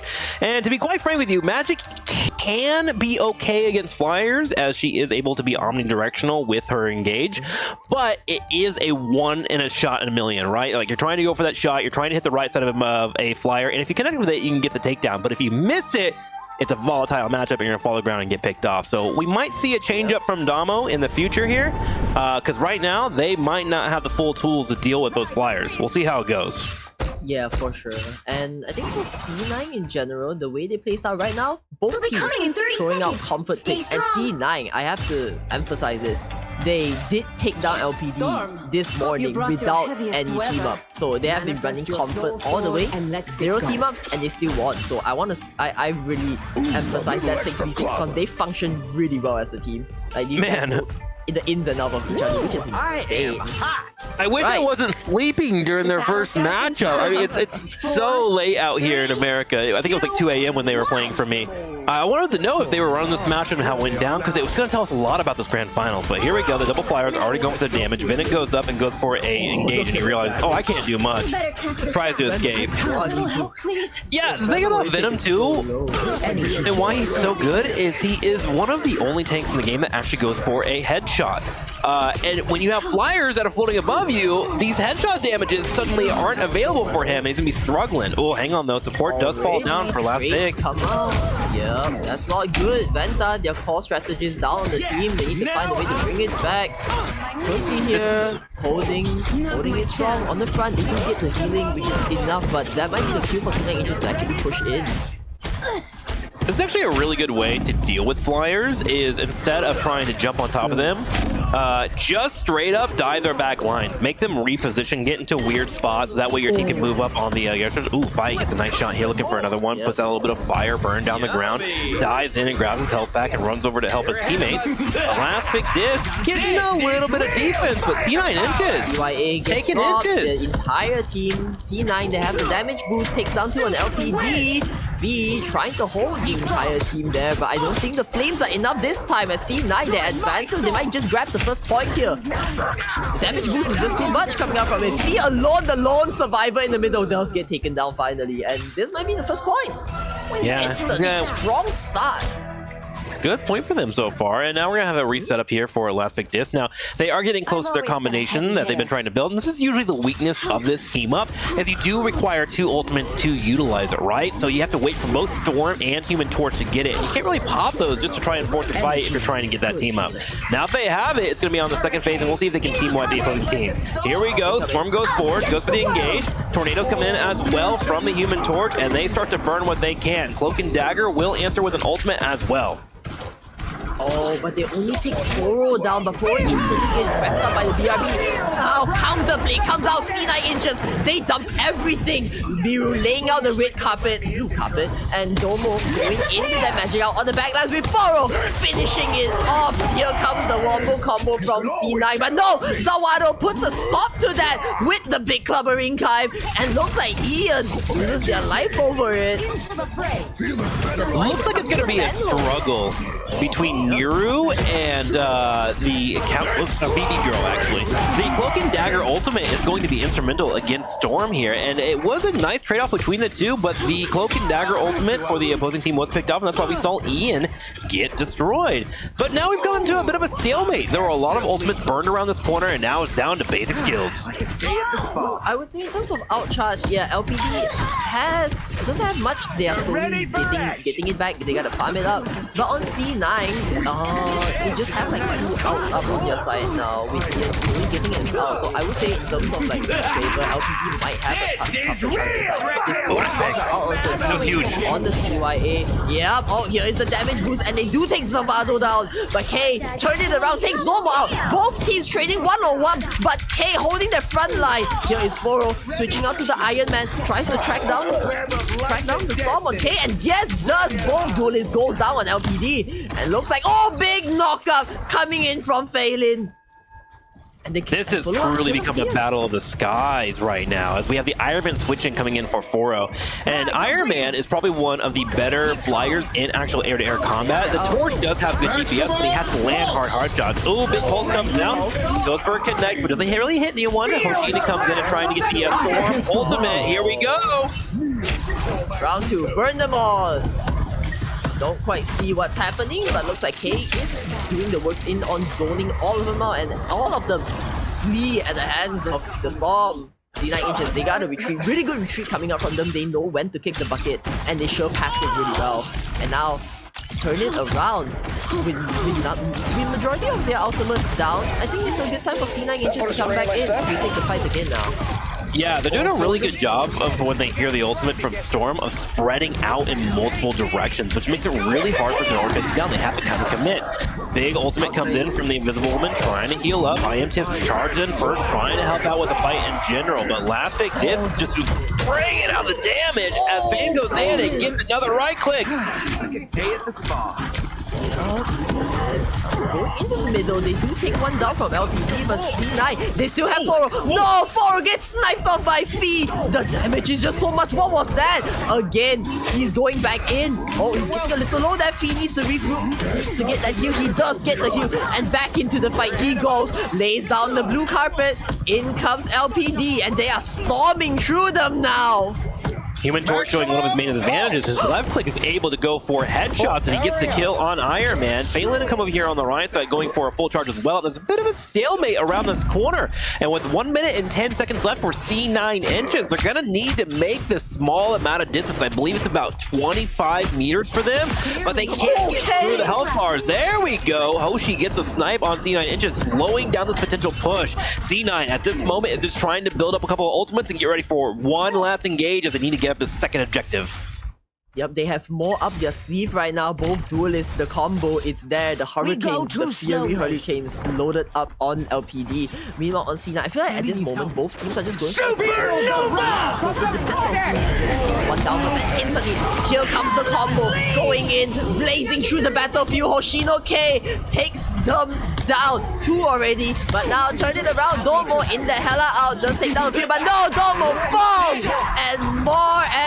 Fee takes another 2.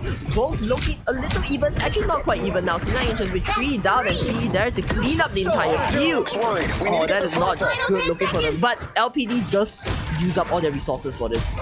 Yeah, the team up damage is really nice, but the main thing is 5 is able to really run in and force a fight no matter what. But here we go, straight for the last second. We're going straight into overtime. Into the back line we go. Clobber time connects here as they try to clear it out, and now it's all about fighting for that point. The overtime continues to tick, but members of C9 continues to fall. 2 people down. It's a 4v6. Scratch that, a 3v6 as we lose the Iron Man. A 4th one falls, and last pick this is really cleaning up this fight. They get the overtime. It is ticking. Dude, can they make it back? They cannot. The first point goes in the hands of LPD. 0, 2, 1. Okay, so we got our answer. When it comes to the Storm and Human Torch team up, will they be able to pull it off against C9 inches? And C9 inches showed a couple of plans that worked out. I think the real strength here of Hoshi and Fai is they're doing a really good job of making sure to get those ultimates up within about 90 seconds, right? They're doing consistent damage, they have their supports backing them up, and if you can do it about every 90 seconds to 2 minutes, you're gonna be on pace to be able to clear out these objectives. So great job them from last pick Dis. C9 inches, man, they're gonna have a miracle defense. What I like from this is now LPD, they suffered enough from the hands of C9 during the first game of the day. They read Yeah. that really well. They know how Foro plays Iron Man, and they are constantly on the lookout for him. So Foro did get away a lot of times during 30 seconds the before you game attack. this morning Get with ready. Iron Man. He got away so much where he outed right in front of the face as an Iron Man just diving into 5 to just out. And we don't see that happening anymore. That's just how on guard and how much LPD has read into their entire composition. So I really like that coming out from LPD. They are really switching this up now. The pressure instead is on C9 inches, I would say. Yeah, I would say 4-0 being able to get those point-blank ultimates yesterday were definitely an anomaly, and if he's able to pull those off today in the grand finals, my man is goated. And to be quite frank with you, he's probably one of the best Iron Mans I've ever seen. Iron Man is, in my opinion, one of the weaker flyers. He does, of course, have like his own strengths, but his ability to be flexible is something that you have to be really on point for to really maximize Iron Man's capabilities, and 4-0 is great at that. Just look at how LPD is playing right now. Just stay on the high ground, securing everything, going in to take those aggressive picks. Oh, it's a little too aggressive there. Domo punishes him for it. Just embrace On the the back lines, looks like that's one duelist down. C9 inches. I feel like just a good way for the teams like regroup. And there it is. The 4-0 special runs in, finds the flyers, and tries to nuke them down with the Iron Man. Yeah. Yep. This is exactly what Iron Man do. You can see also Yeah. too is he's constantly changing his altitude to make sure that he's being slightly above the Human Torch. The Human Torch, as we saw earlier, can two-shot Iron Man if he hits 2 headshots from above, but it's hard to do when you are below the opponent. So 4-0 has made a great adjustment, and now these flyers are suddenly melting.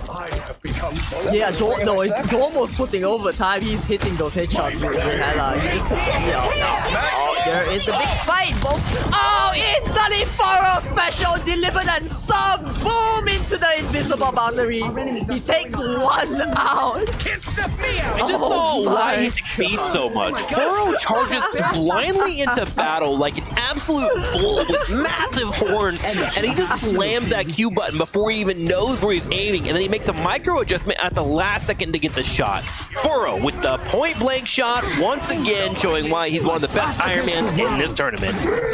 But LPD, they have more outs on their side now. Here comes the Magneto, the meatball. Dunksin does not get any, but now they have pushed the strategists away, and all of them is in the middle of Hoshino K. Can they survive through this? No, down goes the Iron Man, and more to come. Could they find more? Now with the team up too, they need to find more. 1 more goes down, 3 down on the hands of LPD. You're halfway there. Keep They going. do. Just enough damage. They get it done. Yep.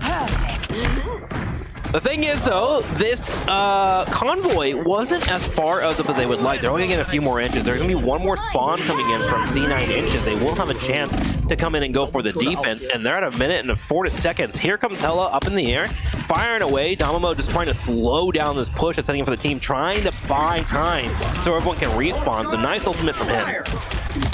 Venom still has the ultimate. He's holding on the front line here. Trying to hold onto that point here now. Oh no! Gets instantly picked off by Fee. The Iron Man goes down. Right, like looking at this, they read them so well. They just know where to put the pause of them now. With both K and Fee just... Yeah, they read them so well.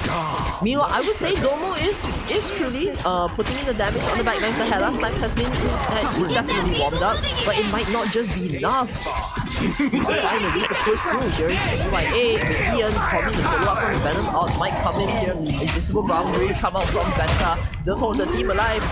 The Cloak and Dagger needs that out just a bit more. No, down goes the out, and there's no longer any healing on the side of LPD. And suddenly, we're in a position here where I was thinking that last pick disc was going to be in a good spot here to pull off this map, but they are at 40 seconds and they have yet to be able to score the first objective. C9 inches continues to control this front line. Magneto getting pretty low on HP, but thanks to some healing at the last second, he's going to be able to step up and continue moving forward. And meanwhile, the front line for C9 inches is just pushing them back into spawn. 20 seconds and counting. They have to touch it for overtime. We do have Bai in the background trying to stay alive. Gets a couple of good shots on the Iron Man, and it's getting intense in here. It's too hot. Oh, he sees Hella. Domo gets picked up by Fee from back. No, he gets out in just a nick of time. Oh, they gotta do it. Maximum pulse comes here, targets. Oh, down goes one strategist, but it does not matter. K, here the Omega Hurricane with the team up, burns through the battlefield. Set it ablaze, cause he's coming through. Can they take down? Yes, they take down 3, take down 4. Looks like 4. Domo swaps out to the strange on the last minute. Same with Marcin. They are putting in the portal, but no. Okay, silences 4. That is not good. Last second defense here. Damo goes forward, gonna try and build as much time as he can. Gets on the front line, tries to put out a couple of shields. Here comes the thing as well. Pushing into the back corner. The portal has gotten everyone here from C9 inches. They're trying to take out Storm. She's low on HP, but the healings are being shot from the side. Storm finally will get picked off, and C9 inches is slowly trickling in and getting a number advantage. They are 65 at the moment. Real firepower! Oh, the overtime. It is ticking. Marcin, he has the Agamotto, but he's cramped up there with the Iron Man. Venta does go down. There's no just one. The cloak and dagger is holding. Agamotto comes out. Big Agamotto hits on the tree. They turn it around. Here comes the carpet from the cloak and dagger. But no, puts a stop by the Iron Man. Takes it out. In return, Domo retaliates with the another Agamotto. It's just a full-on brawl now. No healing, just fists against each other. Zarwalder trying to stay alive. Popping out his right clicks, keeping the shields up. Here comes the healing, though. The healer has made it in time. Oh my gosh. No way. The thing held just long enough, and the Human Torch brings the damage. Venom low on HP, and he's going to have to back up. And with a sliver of overtime time, Plastic Disc is able to get 2.5 more minutes on the clock. This is game number 1, ladies and gentlemen. They push the point. They get it. Oh my god. 2 minutes added to the timer now.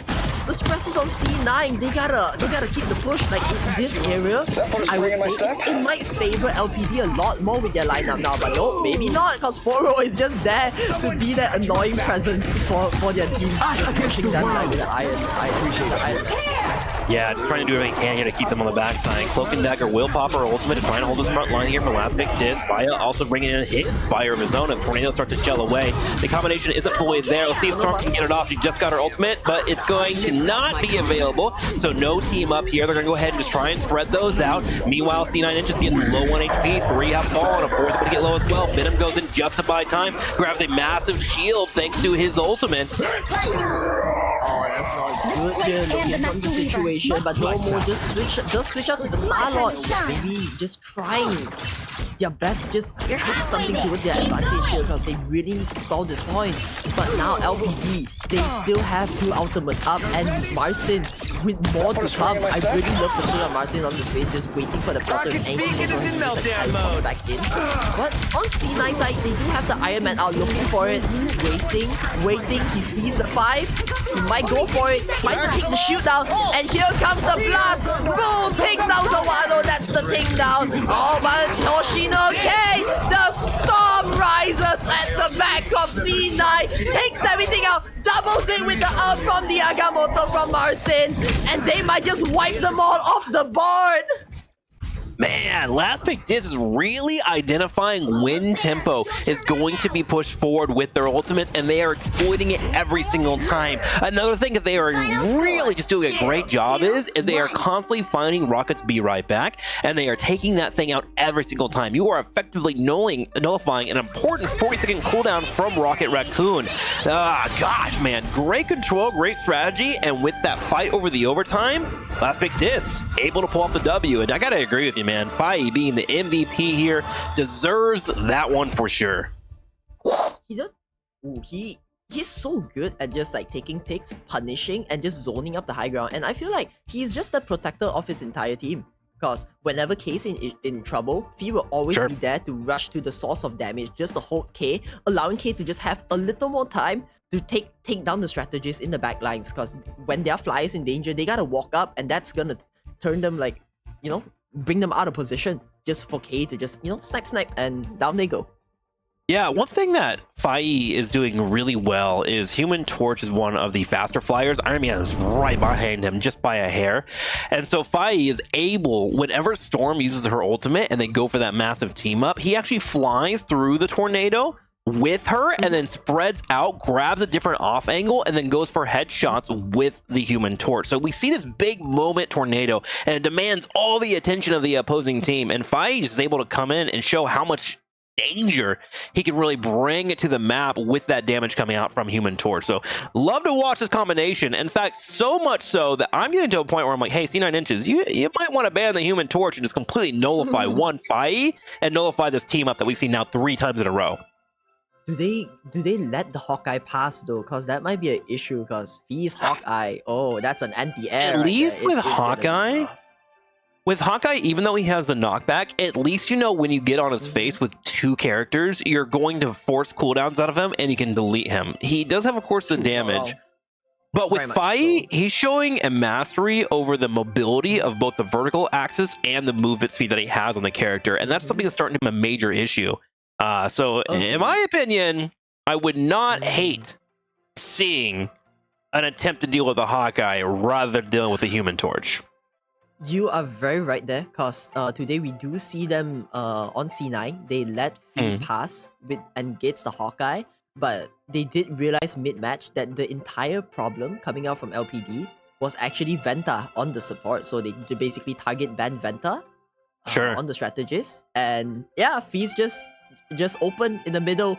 He can aim, but it's not like he can survive. Nukes him down and takes the game. So that happened. Not quite sure. C9 Inches might need to focus their priorities on someone else this time instead of just like banning, because they did pull off something against Feast Hawkeye and they did make it work. Instead, they stormed it through. So, honestly, it was pretty back and forth, right? Like, I know we're talking about last pick this because they were able to pull off that win, and part of that is because we saw the overtime phase go into their favor. And that really came down to Venta, as you just mentioned, and Waldo on the thing, really just buying enough time for them to get that moment.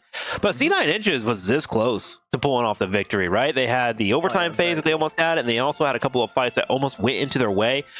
In fact, they had the first pick of the fight before we saw the tornado combo wipe out 3-4 people. If they had actually taken that advantage, spread out a little bit better before Storm ulted, they would have won there. So I imagine they're talking right now about, hey guys, if we let Storm go through again, let's make sure we're listening, we're on point for when that ultimate gets called out, let's spread out in different directions, because they obviously had the strategy and they were pulling it off. It was one major mistake there that really cost them the round overall. Looks like we're checking out our players right now. Sounds like they're like going to be a little restroom break, but then we're going to get ready for our next map, which is going to be Krakoa. That will be the ideal pick for C9, because C9, they did storm them through LPD, and I would say Krakoa might not be the strongest map for LPD, so really great map pick choice here coming out from C9. And I feel like Krakoa is very much their map. They are very much in the zone with their dive comms, how dive they work on it. The Iron Man being able to both kite and both damage on the front lines, like the middle ground. So what happened today was because Krakoa has such a tiny gap with the wall surrounding on the middle area. All Foro needs to do, fly in and out on point, and everyone just goes down, and that keeps happening at Krakoa. One thing I'm wondering about is if we're going to get a couple of adjustment with all these flyers being in the air. I know Foro is a really formidable Iron Man and has done a great job, but it seems like the airspace has really dominated these matches.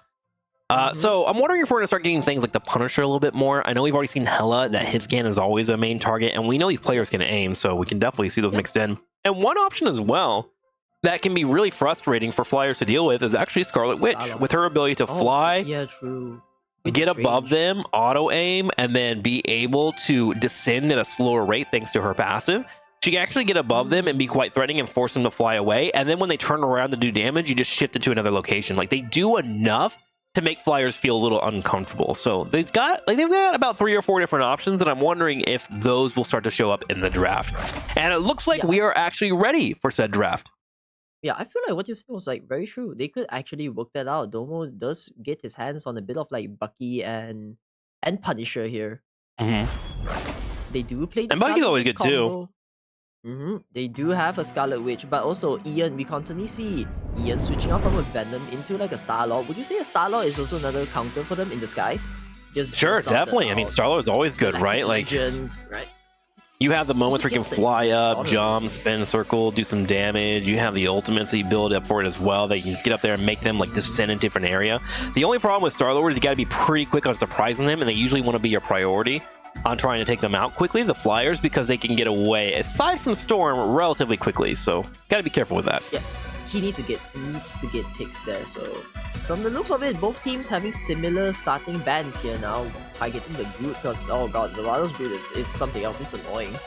And I feel like and then a Frost will be the answer really too. Opens, yeah, Zawado has really creative wall places, and he just enables the map for them to play Punisher, because he places walls on the heads of the player. So whenever Punisher shoots or someone snipes someone, the walls does actually do damage, and it does a lot.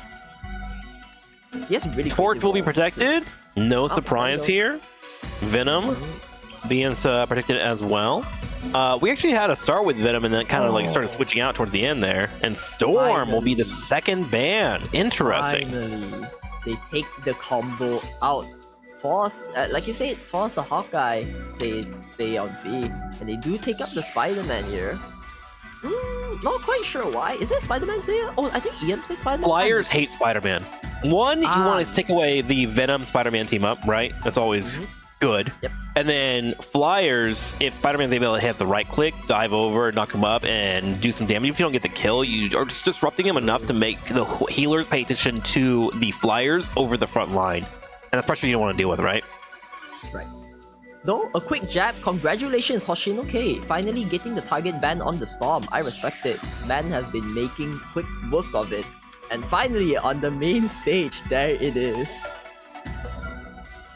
Okay, let's see what exactly our lineup's going to be. Will they continue to play Human Torch here with Storm being taken away? I'm assuming so, because Fire seems to really enjoy running that character, and of course you did protect it. And then we'll see what the backup damage is going to be. Yeah. I would probably just attempt to go for an anti-flyer to start, just to make sure you don't have to deal with the Iron Man. Hella always good. One strong there as well. What about Let's Widow see. Hawkeye? Widow Hawkeye? As a team up? Yeah. Pick your hero. I mean, if you don't villain, want to I'm win, not judging. I mean, Is Widow? I Yeah. thought Widow got buffed. I mean, Widow to get buffed, and of course there is always going to be a discussion that if you're cracked at aim and you're hitting 100% of your shots, Black Widow is good. The question though is, oh. are you going to hit 100% of your shots in a game where you're playing against another player with a brain, right? Yeah, true that. And my answer is no.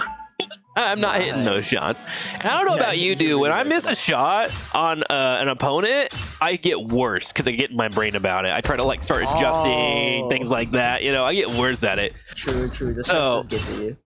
So the answer is, could Hawkeye and Scarlet Witch work, or not Scarlet Witch, Black Widow work? Absolutely. Will we ever see it in a competitive environment where you have to play perfectly? Probably not, because you have to always account in competitive gameplays for mistakes. And you want to make sure you have heroes that can overcome those mistakes. And I don't know if Black Widow is at a spot where she can right now. Yeah, true. But I'm willing to be proven wrong. True. But we do see the battle conflict starts in comes out 5, from both teams 4, again, now running 3, something similar. 2, So C9, 1. they are taking it to the stage, All you need to but do is now with capture Domo the on the mission area. magic, Got they are taking something similar to what we've seen from this morning's game. Nostalgia, we are running it back. Relay deployed. All right, so we'll keep an eye on 4-0 here. The interesting thing about this map too is look at that tree coverage. It actually makes it really hard for Flyers to be too effective. They can poke in and out, but their space of movement is limited pretty well. Ooh, Hoshi takes damage here. Already goes down. Like Gets the messed mission up. area is yours. Oh, Fee! Yeah, Here comes the nuke. Here comes the nuke. He's feeling it. Gets the Well, heals. It was a 1-for-1 trade. Thing also falls. Venom will be the next one to be picked off. C9 Inches losing their front line here. And V starting to move forward and go straight for that Rocket Raccoon. Gets a headshot on top of him as well, which is relatively hard to do, bringing him down. Same time, you see Iron Man just go for the fight, and he instantly left. The moment he saw him above him, he was like, I'm going to negate these headshots, and left. Yeah. One thing I like about Fee's playstyle, he always goes for those aggressive pushes just to hawk the heal tag, not allowing them. Yeah, like, oh my days. K, ew, what was that? Okay, I'm calling it. They need to start banning this torch. This is an issue. One thing is like right here, I know you need to stay alive as a strategist, but if things are chasing you, whether it be a diver, it be a flyer, and they're looking right at you, you need to get some damage on them. And Fee right now is just floating above everybody, and nobody is shooting at him. Finally, he takes a little bit of damage, but you gotta get some damage on him. It seems like they're putting a lot of the pressure on 4-0 to deal with this, with the occasional help coming in from some Here teammates. comes it. The 4-0 special ships it back home. 4-0 trying to turn around here. Venta, really good play here, constantly securing Fee as well. Venta is looking overtime, just constantly right-clicking Fee with the shield on Invisible Woman, just holding him against the world. And Fee's just there, just running in. He allows enables Fee to just do plays like that. Oh no, just get taken out by Domo with the Dark Child. Looks like he wants to take out more, but no! Could be here on, rolls out the Eternal Bonds, and looks like the fight is pretty even in the mid. Waits for the magic to finish out on the out, and here is K. Aims for the backlines. Raccoon running for their life, gets taken down, and there's more to come on the backlines. Both strategists down. No more healing on the for C9 inches, and looks like LPD, they stand strong on the point. Oh my lord! K! Bringing in the damage, finds that last shot.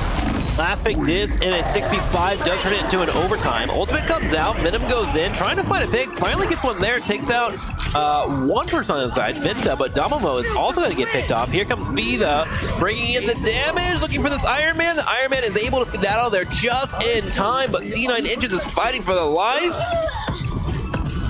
Don't step on lava. Yeah, that's one more frontline. He's got the out and another, yeah. Both. Oh, Fee just throwing it back again. The portal thing comes up, but all they can do is to walk into the Fury ounce of the Human Torch. They burn! He's beating right now. Look at this. Look at this, man. No one is touching him. He's up in the sky, just doing fire on everyone around, burning left and right. Hawkeye comes out, goes for a miracle shot. Isn't going to really get anything. And that was just an absolute rough time. You know what? Honestly, like, if I'm C9 Inches, I'm looking at this and I'm saying, all right, guys, we need to deal with this torch. Let's just focus him out of the air as much as we can, even if it comes to the cost of losing this game. We need to stop letting Fee feel himself right now. Because Fee is feeling himself. Like, he is like touching his chest and going, ooh, it's hot. And my gameplay is hot. He's just... Everything is hot. I'm Human Torch. Hot, hot, hot, hot. And they need to chill him out.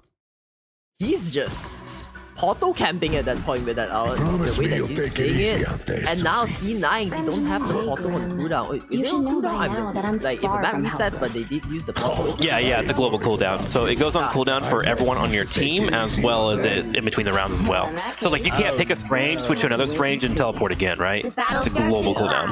Yep. 4, Oh, there we go. The switch Another out. thing too, 2, this Rocket Raccoon is getting absolutely dumpstered, right? Like, they're losing out on the BRB right now. They're not putting damage on top of the Human Torch either. An option that's going to sound really out there is Adam Warlock. Adam Warlock is hit scan. It actually has really solid damage and gives you res. But you did call it though. Domo now running the team up on the Punisher with the Raccoon as Goro says he knows that he needs more damage. Pulls out the Good. Oh, the Gamma comes out. They could also play the Maw here at this time. Just, yeah. I would literally just tell Damo, bro, like, get some damage in the front line if they ever show up, but if you see the Torch, stop focusing on anybody and look at Bai. We need to stop him. Hook and Dagger comes in with an ult for BB Drill. He steps up, trying to get with the damage. Human Torch is about to lose their B right back once again. Phelan and Ian Tip are going to fall for C9 Inches, and Lightning Tip moves up with a full advantage. And that's the other part of it too, is while they're stressing out about B, Hoshi has been a fantastic Hella just coming in and cleaning up things that are low as well. There's just a lot of issues right now for C9 Inches to deal with. They are so locked in, like Hay is just hitting headshots after headshots. They can't be getting away with that. Oh, it does finally get K down, Goro.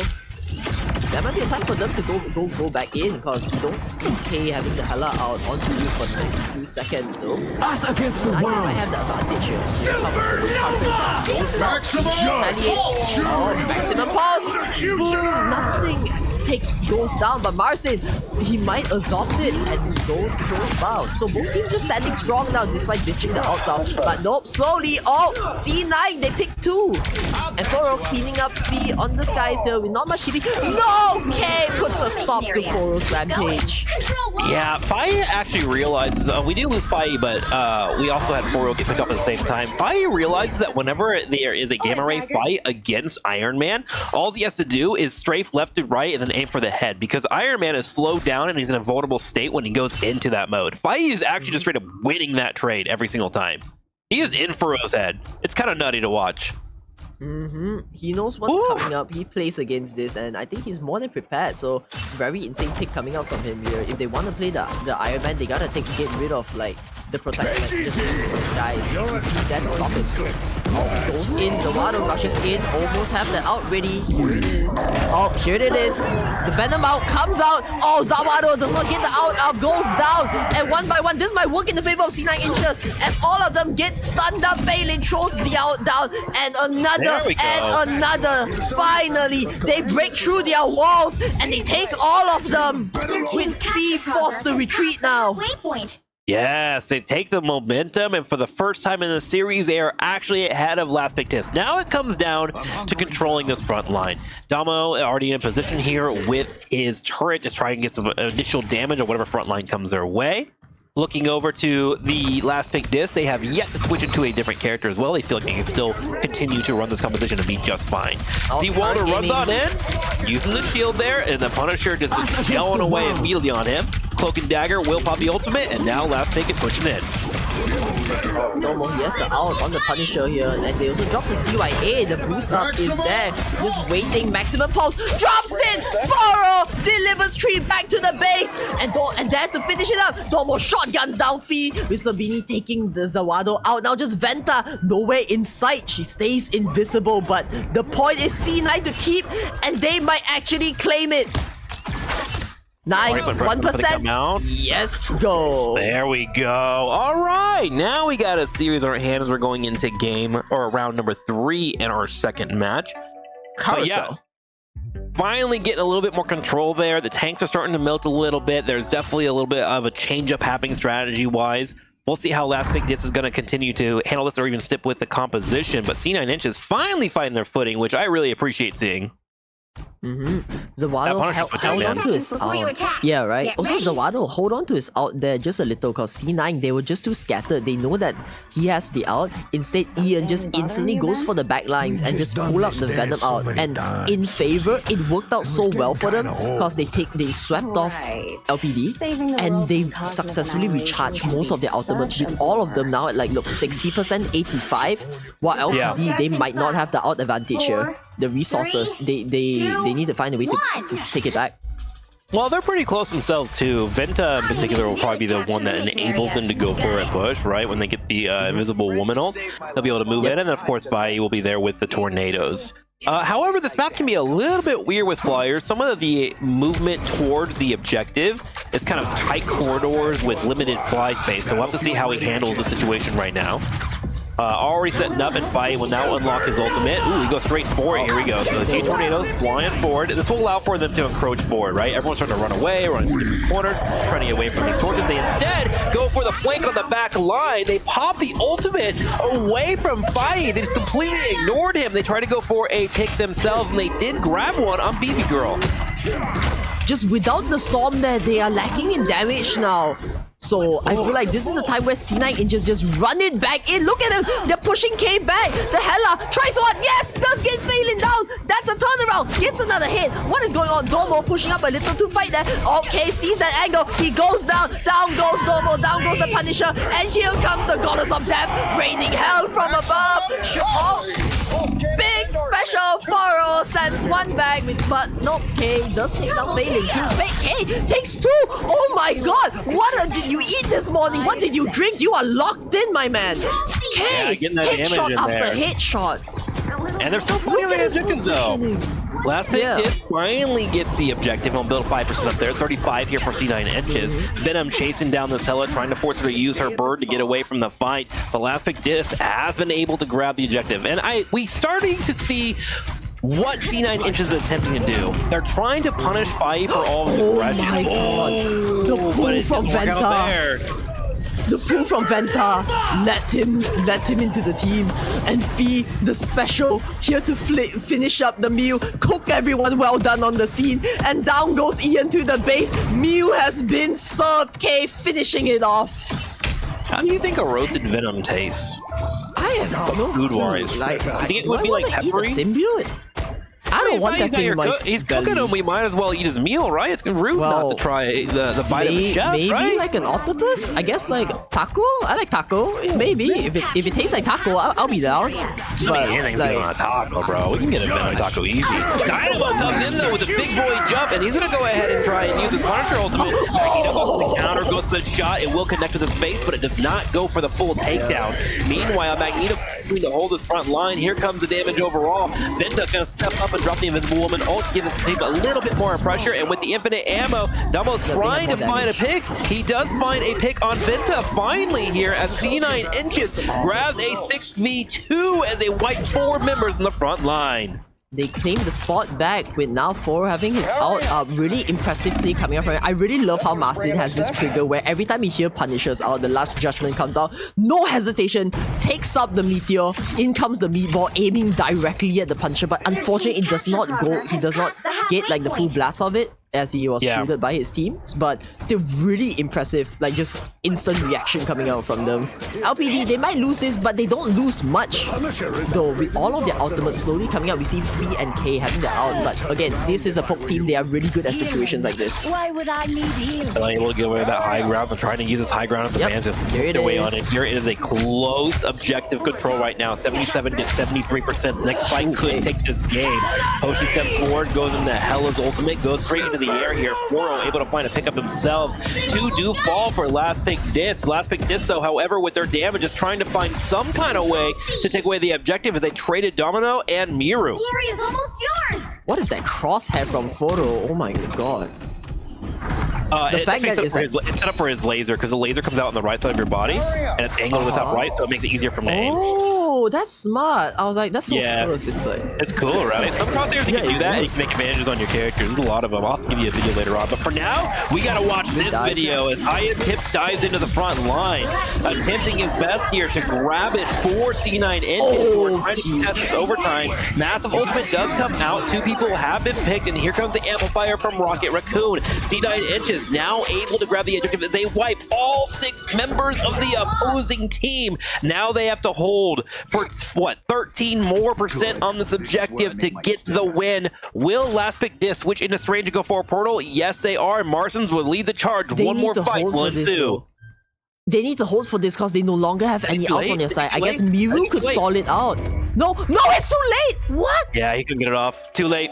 Oh, I think he may have like started it and was like, hey, wait, am I gonna be able to hit it? I think he saved it. So it's not a full cooldown, but actually he can't save it because this is game number 3. Unlucky for him.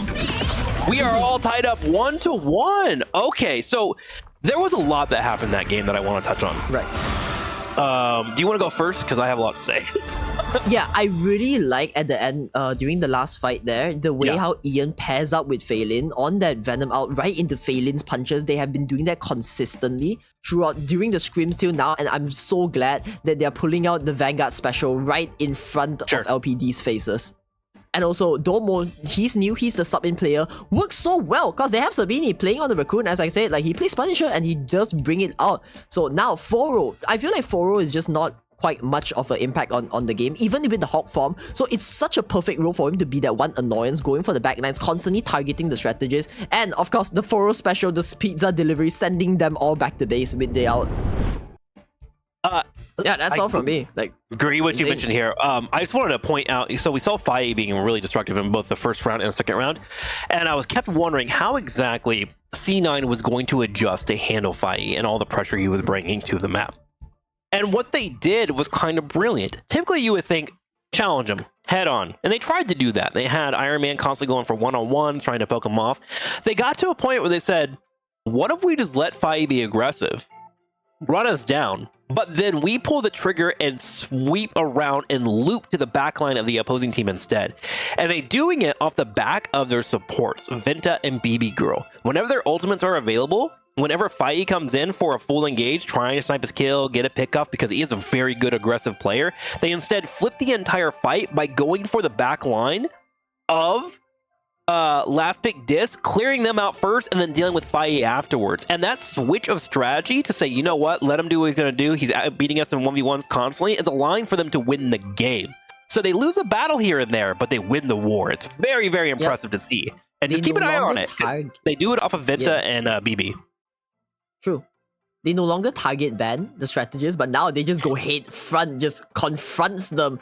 And with that, allows their entire Vanguard comp in the front lines to just charge right in. The Ian, like the duo, the Vanguard duo on that, especially on Venom, it just allows it. This game just puts them at such a disadvantage with how much their strategies, their backlines is getting targeted down. Because without healing, they are playing flyers and they are notoriously squishy. So yeah, just wipe off the map. That's it. What's going to be interesting is watching. Press and send. Yeah, what's going to be interesting is watching Last Pick Dis here, how they adjust to set strategy that we're now seeing from Z9 Inches. This is the beauty of a best of 5, right? You get a feel of what your opponent's doing, you make an adjustment, they make an adjustment, then someone can make a mistake, and then everything changes, the whole dynamic is moving. It's a evolution between both teams, and that's usually when both are really skilled where you see that evolution, and we just get to be the amazing witnesses to watch it. So with this strategy change coming in from C9 Inches where they're adjusting and going for the backline instead and annoying fighting and deal with them afterwards, we're going to see what exactly the supports are going to do here. It's on BB Girl and Venta to make an aggressive adjustment here to see how they're going to deal with that moving forward. So pretty cool. Pretty cool to see. Yeah, they do constantly get punished for it, but like right now on both teams, they do share similar comfort picks on their strategies lineup. Which is why I feel like you can't really ban it out because you're self-sabotaging. And in games like this, it is where the strategists, they don't shine, but they are always there to back the team up. They play the most crucial role to drag the fight out. And they cannot go down. And they are always constantly in danger with so many flyers around. Yo, the number one victim of this game goes to the strategists. They are just constantly under pressure. I mean, yeah, that's kind of the role, right? That's what you sign up for when you're playing at this high of a level. You know, you have such an impactful ult that it's so important that you become almost the focus, right? But I'm pretty sure these players are ready to deal with that type of pressure. I'm sure they've felt this before as well. And the best part too is they're not in a random solo queue ranked match, right? They can literally be like, hey, I'm getting dived, I need help. You could get your DPSs, you get your vanguards to really move in. Like the Thing is perfect for that. He's so flexible that he can E back to the back line if he needs to, give you that damage reduction, turn a fight around. It all comes down to timing and landing your abilities, which that's the fun of the game, right? Like mastering the moments when you need to be perfect. What I really like from this is like C9 Inches, they always have a better favor in their lineup for domination maps. But now we are going back into a convoy game, LPD. So this is where they allow the entire team lineup to play aggression, and aggression is their middle name. So going back into a convoy game where it matters more because both teams, whenever they get taken down, they gotta rush back into the payload, and it is constantly switching. So any time, any bit of like lack of like discipline coming up just from any player might cost them the entire game here. And I know LPD loves to abuse that fact. Well, let's see if they're going to be able to abuse it here, Mane. As we head into game number 3 in this best of 5 series, we are all tied up 1-1. C9 Inches taking on Last Pick Dis. So far, the ban phase has been following the route of getting around the frontliners, Groot and Emma Frost. But as this game has developed, that strategy might change. In fact, Last Pick Dis, thinking a little bit on it, they decide to go ahead and ban out Emma Frost once again. We'll see if C9 Inches decides to get rid of the Groot. He does. Oh, similar? Yep, similar. Very similar picks. Bans coming out from both teams. So they are unwilling to let any one of these... I think this might be their like core issue that might affect their entire team lineup, because Groot is just annoying. And it's really hard to adapt to a Groot because he's constantly ever adapting. Yeah, it looks like we have a pretty aggressive mainstay on Venom being the protected tank here, making sure they still have that available to them. They want to be able to get to the back lines. Hawkeye will be protected instead. There we go. There we go. I mean, after last round where they banned the Storm out, I feel like what LPD lacked was just the damage to take C9 Inches down, especially when they team up with like Domo. On the Punisher, like that's a lot for them. So right now, I think what they need is the damage, and I think Hawkeye might be the damage that they need. Definitely will help out the front lines a little bit better too. So we'll see if they can pull that off here. Let's head into our third ban here. But yeah, like we've been seeing some pretty aggressive play in that change up I mentioned earlier where they switch the momentum on their opponents. They ban out the Human Torch here, so we are definitely not getting any more Human Torch. But I think that like kind of plays into last pick's just strategies here. It actually may have been worth it to leave that torch up in this situation because they predicted Hawkeye, but that's kind of a deep draft analysis, right? It kind of sometimes you have to figure out what fire you want to deal with, you know? Yeah, it's kind of hard to just ban Hela here at this point, and I feel like what I really like from LPD, coming from both teams here, because they do try to highlight Fee's Hawkeye, and I feel like that could be a bait. It could potentially be a bait, but C9 Inches still said no, and they still was really firm on the ban towards the Human Torch, because you could secure Hawkeye, but I could always still pull out the duo, you know, the Blazing Hurricane duo. So I see. Like, I love how firm they are with the decision, right? If they bait that out and they don't ban the Human Torch, we might encounter another issue. We might go back for Deja Vu. Okay, so I'm trying to follow your line of thinking here. You think they protected the Hawkeye, or could have protected the Hawkeye, so the opposing team wouldn't ban out the Human Torch, so they would have a chance to squash into that. Okay, interesting. That would be some deep level meta games, and ultimately we'll never know as casters unless the players tell us, but that is kind of stuff that like people at a competitive level should be thinking about and considering at a draft. A draft is actually a part of the game. I think a lot of people think of it as a chore or a thing kind of in the way of the real gameplay. The draft sets the expectations for how the map is going to unfold. So you can do things like that where you go into a bait, or you're setting yourself a situation to succeed with your last ban or draft. It's definitely a lot more skill than people would think. So definitely say they're playing the 3D chess. I would say if Human Torch is much more harder to deal with in matches, like in convoy matches like this, because he has everywhere to run. You just don't expect him to be there because he just plays like a flank. But meanwhile on Domination, where all your corners are backed out, you have that secure fort like settled down. It's much more easier to predict where would the Human Torch come in from. I mean, I would agree with you in general that DPSs have a lot of control on convoy maps because of where the convoy is going to be, where they need to have Vanguard stand or be in a situation. DPSs can readjust and try to shoot from afar and things like that. So yeah, like I could see a flyer excelling better on a convoy map, right? Compared to an objective where it's like, this is where the fight's going to happen, so here's the strong points. Convoy is always moving, which means the environment's always changing on you. What am I? Going in, the match starts. Oh, Domo! He's doing the Punisher thing. Just high up, away, left click, and yeah, shoot away. What can I say? Someone's gonna go down eventually. Yeah. Oh, come on, man. Punisher things. He runs out. Alright, time to join the fight. Okay. I mean, it looks like a good stall, right? So you might as well just shell down a choke where they're gonna come from. It's not really a hit scam, so you kind of have to like preemptively fire. You might as well unload all of it in the area. Foro holds this left side, but immediately goes for the top lane and goes up there, grabs the high ground advantage, and takes him out quick. Oh, here comes Domo frontline. Marcin's block it through. Does he take? Yes, does take down Domo there. The damage is not enough as the shield was present there to hold the Punisher back. Oh, Foro taking the tight angle on top. He has the out. Aims for the middle. Blast away. Pizza delivery. In comes Foro with the blast. But no, he said no. Takes Ian down.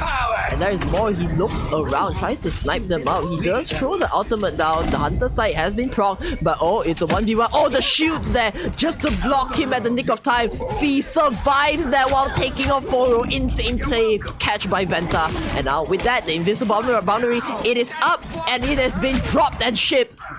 Oh, this does not look like a good place for Snack Inches to be in with no support outs, no strategists on the field. Looks like the first point might just go in the hands in favor of LPD.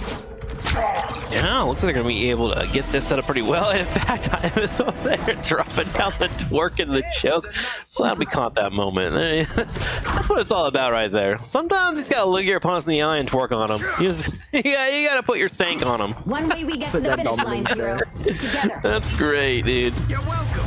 Alright, out economy. I feel like C9 have a pretty healthy out economy. They just gotta use it now before LPD has so they can take the advantage. But no, Fee! The Reaper himself takes Foro out. The rest is there, but still, here it is. Instead, it is from LPD who dishes out the out. With Marcin there to follow up. Boom! In goes. He does not take anyone down. C9, they are slowly dropping their HP down as the out from Miru goes out. Foro getting pretty low there. Alright, Ian, it is your turn. time, but no! K dodges it, goes up. Here is the out from the Hela. No, they do get the pick out. Well, looks like there's a standstill going out as everyone just runs in fear with their legs tucked behind their backs. Like, yeah, they're just running. Yeah, it was a weird situation for K, because K went up to go for the aggressive play, but he lost two of his teammates right at the same moment, and everyone else was trying to push away. So ultimately, that ult wound up not really being able to push for them, which feels pretty bad. But Fai's continuing with his Hawkeye, taking shots from afar, wearing the purple Power Ranger outfit. Oh, Punisher showing away. Oh, gets punished. There we go. Don't stand so long. Right with it, fell down. Yep. Oh my god. Boom! Oh, insane dodge coming out from K there. Really well played tank, like just dodging that out completely. Judge, jury. Oh, normal. Round 2. He wants blood. Tries to take one down. They all run for their life, hide behind the corners because the Punisher is here to punish, but no, it's just too tanky. Oh my god, that is a very tanky thing. He went into an area where one, he built up shields, and two, he was in a weird spot where there was a table there. That table actually is indestructible, so he was able to block the shots with the Punisher. Smart play by him. Oh, just shoots coming out from Venta, so crucial. Instantly, here is the anti-air, takes one. Oh, so close. K finishes us off. Oh my, I really love this duo. Just like, you know, nuking them down with the other one finishing them off. It's either, you know, you can just like dish out damage and just have someone finishing out. They just, the tag team duo, the duelists of LPD, walking hand in hand. Yeah, securing really kills trying to bring down the pressure. I like their calling out the targets together. Hang on though, Clobber time comes out. Phelan steps up, trying to hold down the front line here, getting the shields. Magneto goes straight in the skies, tries to stop the healer, and will do it. Removes Cloak and Dagger's ultimate completely. And now we have K once again up in the air. We'll be able to take out the Punisher. Starts to work on Rocket Raccoon. Rocket Raccoon behind the line. Why does this character see through walls? I don't understand it. Hawkeye no chance turns around and get off the shot. Sorry, a little bit of bias coming from there. I can't believe he got the kill on Rocket Raccoon. That's some BS. But last pick did able to move in. Yeah, that might be a spectator view thing. I think K just predicted the Raccoon to be there and just like randomly hit it. No, Hela can literally see through walls in her ult. Oh, Hela could? Oh my god, that's crazy. Yeah, that's literally a thing she can do. She pops her Q, she gets 1,000,000 HP, she does DPS, and she sees through walls. Truly the goddess of death, foreseeing those who fall. Oh, it is about to fall. Alright. Yeah, she's able to see through walls, so strong. Able to get Rocket there before it got picked off. They have the out here. Domo running the back lines, hoping to find the location for him to drop down the last judgment here, but he snipes away, Hunter's sight on the Hawkeye, shoot, and down goes Phelan. That's just too much damage. Oh, another one down. Oh, yep. K, just there to finish it up. Oh, Sabine forcing the out here. Domo a little late on the back lines because the Venta already dropped the invisible boundary back. Domo just couldn't do anything, came in a little late. Oh, 4-0. Oh my god! Did he just turn around and flick shot that? Did he just do that? Oh my gosh. Same time, Phelan trying to get up here on the front line. C9 Inches is starting to crumble. So last pick has this weird composition last game where they kind of let Fai go off and kept changing off angles constantly from the sky. But now they have changed it to a front to back type of team fight, and C9 Inches is just seem to be shocked right now from this playstyle occurring. Here we go, round 2. Oh no, the victim of the match, Sabini, runs for their life, gets taken down. I feel bad at this point, that's just personal. Yeah, Savvy. But no, on the backlines, Domo pull out the Panther and instantly eliminates everyone on the backlines of LPD. Now Hela, nothing to do than to stare into the abyss, gets clawed down by the Panther. Hexa kill, the last one, he wants it, give it to him. Come on, charge onto the rock, here comes the spear, right onto it. Nope, does respect it, he gets 5. This was a change that I was hoping to see from C9 Inches. The fight has gone from being wild and all over the place to now front to back, and that's where divers get really, really strong. Whenever you're having a front to back competition on the opposing team, just go for a massive dive on particularly the people that are grouped up. And so far it's been the DPSs. Domo comes in once again, there he goes for a dash, gets the reset, trying to escape here, but Fai pops the ultimate. Oh no! What a good swap coming out from Venta, switching to the Loki here, just having the runes down, instantly healing out everyone back when Domo strikes. Just an insane counter coming out. It's just a comp diff at this point. And one by one, C9 Inches, they fall at the hands of LPD as V shoots away. Oh, Venta too, putting in the hard work. Might as well finish it. The more the hunter side, and Venta still holding on to the Loki out here, not allowing any misplay. What is that? Venta takes the thing, rushes in. Oh my god! Stops the cat at his place. No one. Oh, the Job and Kanda does not protect the team as all of them goes down. But wait, no, retaliating. They have their outs popped out. They have the damage amp. They have the heals from Miru. One by one, they take everything out from LPD. What an insane switch! What an insane comeback from this. 7 seconds match left on the map. They need to find something. They need to wait. Oh no, and that might be just the stop. What a perfect timing coming out from them just to take everything back with the time plays. What a close fight, and also a close objective almost there for the crew. But C9 Ninja is able to get the defense and just hold it there. And that is one of the small issues with running a Loki composition. Although you do ult and you're able to get 2 massive ultimates coming in terms of damage and CC, they were missing out on the heals, and poor Rocket Raccoon got picked off relatively early, and the rest of the team just followed afterwards because Venta was stuck as the thing. Wow. I actually kind of wonder if he meant to go for the thing there as his ultimate. 'Cause it almost looked like, you know how, like, I don't know if you've ever played Loki, but sometimes if you pop your ult on a character that you didn't mean to pop it, you go, what does this character do? And you slam all your buttons. It kind of looked like that. Yeah, it's either like a misplay, like a misclick, or just like an ego play that went horribly wrong. But no Venta, I would say it's the first one. There's a little bit of logic, right? Like, you have a couple of divers coming into you, so you want to have the double CC, you want to have the right clicks, you want to move forward. So, like, I could see the thing being the choice. I'm just saying the pick and then all the buttons being hit within 5 seconds. Yeah, like right. A misclick, that's all. Yeah, very much so. Well, regardless, they did make a lot of space up there, right? They got 2, almost 3, and we'll see what exactly. Oh my god, that penny mine. area. Got it? Wait, is that a penny mine? What was that on the top? I don't. Wait, no, that's not penny mine. Never mind. That's just. There's spider webs that like hold things up the top. Yeah, if you break the stage. Yeah. Oh, instantly. Here we go. Holding the top, the high grounds. P and K both are the disgusting duo strikes again from the top of the rooftops. Oh, one shot. Domo. They know the Panther is the solution, but they're getting a little desperate here. And with that, you can just be easily read, especially when cover is made. And with that, K will just like easily run out. Again, Venta here. Just look, like just free heals on the top. Like no one's looking at it.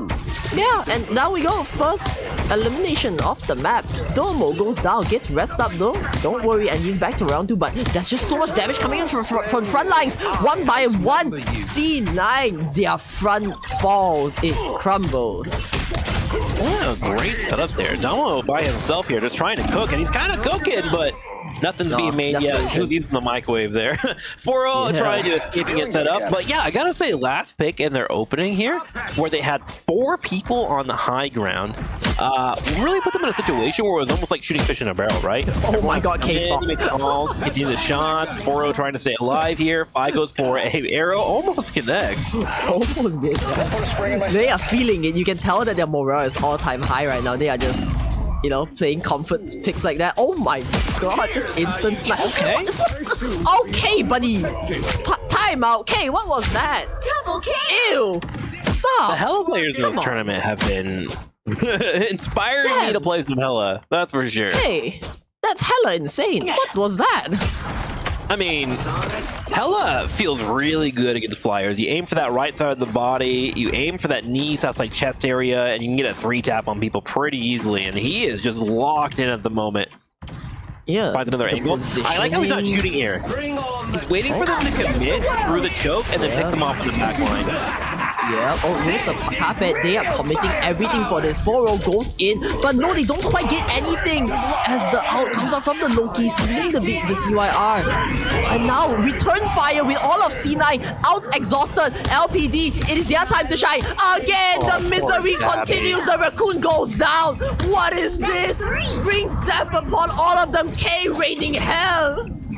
Savvy, one thing that could really help out with their gameplay is getting onto the walls. Rocket Raccoon goes double the speed if you're running on a wall, so you can go up into the side and have a better chance dodging. But right now, yeah, K's really got it out for him. Savvy getting picked off almost every single time. Unlucky for him, dude. End is nigh. Right? What was that? There's just so much coming out. K, he is Only 60 locked seconds like left. the Roll high ground, apprentice please. has surpassed the master himself. Oh, here comes the bot to play. They see the Loki, they see the high ground, they're waiting for it. I feel like this might be expected coming out from the team. Oh, no, never mind. Oh, that's not good. Oh, okay, good dive. Yes. Yeah, good dive. A lot of people are falling on the ground here, though. Yeah, oh, that's just 3 shots for Fee. Oh no, Miru getting really low there, gets rest up instantly. Goes down at the hands of Fee, but they are back to the fight. Ian getting very low here. Failing to in the middle ground because they swapped to Strange. Now they don't have many outs to commit onto that fight. While on LPD, they can just out damage them. Look at them, tick, tick, tick. They are all going down. Domo loses the fight, goes down back to base without the portal there to bring him back now. Oh, Marcin has that outplay, getting up. The Meteor doesn't quite hit anyone there. Oh, but no, Zawado is there to put a stop. And here is the snipers in their territory, sniping away. It is the LPD's hunting ground. Last Pick Disc is just playing a phenomenal game here. Their strategy on defense, 2-2. transition from get takedowns to take what is given to you by the offense. They would always be in a high ground position in multiple angles, and the moment that they weren't winning a trade or getting the damage exchange in their favor, they would back up and reassess and take the high ground again afterwards. That was a masterclass in defense. My gosh, that was so intelligent. Truly a convoy map. I really love how the duelists of LPD, they just coordinate. All right, let's take down this guy, and they just rain everything on them, right? Yeah. Just out damage the heals from them. Coordination is key, and they really put it. I feel like it's also relatively easy to execute because you just gotta call someone out, you know, and just have full trust on your team. And I'm very sure they have that. Fee MVP again. The Lord Hawkeye strikes 30k damage on the field, with K following it up. Most eliminations, 25 final hits, and 23k damage on the Hela. Wow. Yeah, the two seem to be pretty interchangeable, right? On who's going to pop off of the game, like who do we put attention on. The DPS is definitely our problem, but I think a lot of it really boils down to the frontliners are just doing a great job of being in a position where they're not taking too much damage. They're holding the objectives for them. They're giving them a lot of space. You see a lot of freedom available with both Phi and Kai. They're able to go where they need to. They need to be in the high ground. Do they need to buy 3 seconds so they can back up and reassess the situation and then go back in? They don't look like they're trying to force an issue ever. They're always just waiting for the moment and playing time to their side, which is a really hard skill to lock onto. But you're only really allowed to do it when your teammates are just as solid as you are. So seriously, Last Pick Disc is locking in right now. Again, with those aggression plays coming out from them, I feel like it was them who even helped out zoning, because we see from LPD, majority of their vanguards, they play in a more secure, defensive way. So Marcin is always there to protect all of them. And what I really like coming out from them is you always need an offensive angle, and the duelists are there to take it for them. Yeah.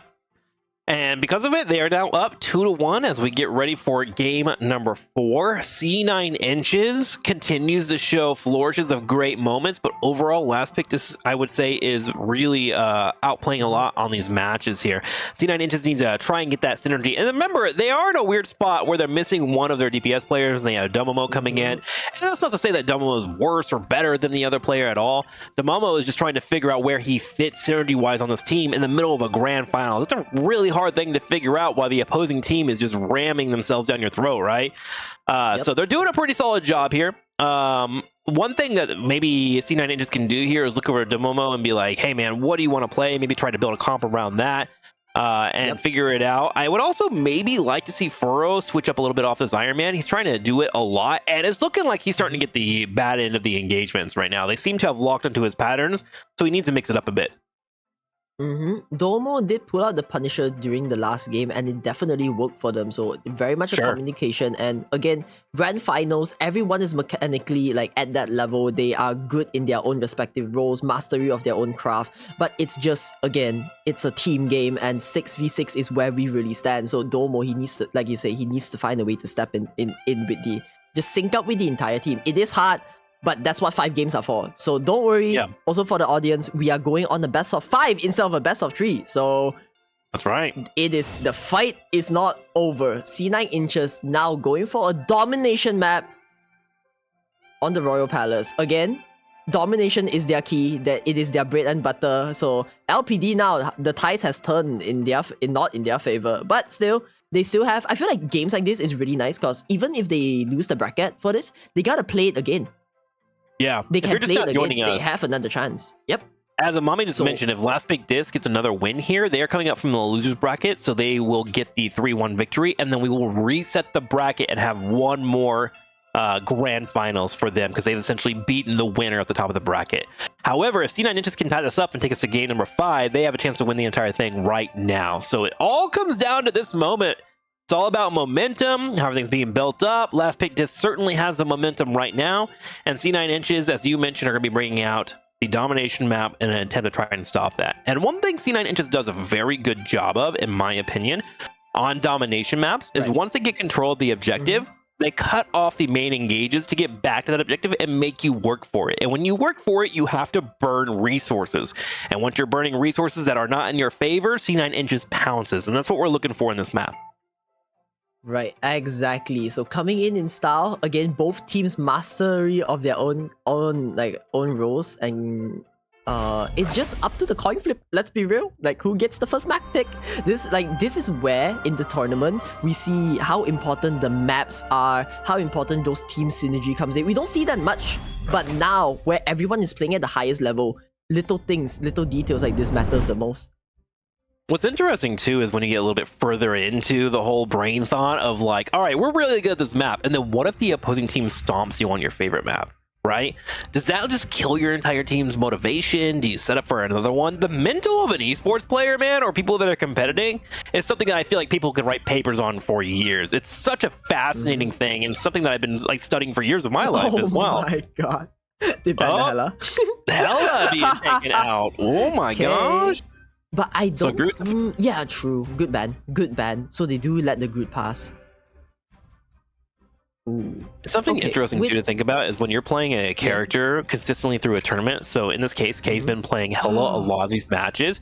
Right. Suddenly, the cadence of how you're playing might get changed up by switching to another character, and might just be enough to throw you off. Little things like that, man. Yep. Bans are an important tool. They really are. Yeah, what I'm looking at here, they might need to be forced to target ban K. Do they ban the Storm? It's possible. Oh, They might be trying to disrupt this DPS players. Yeah. There we go.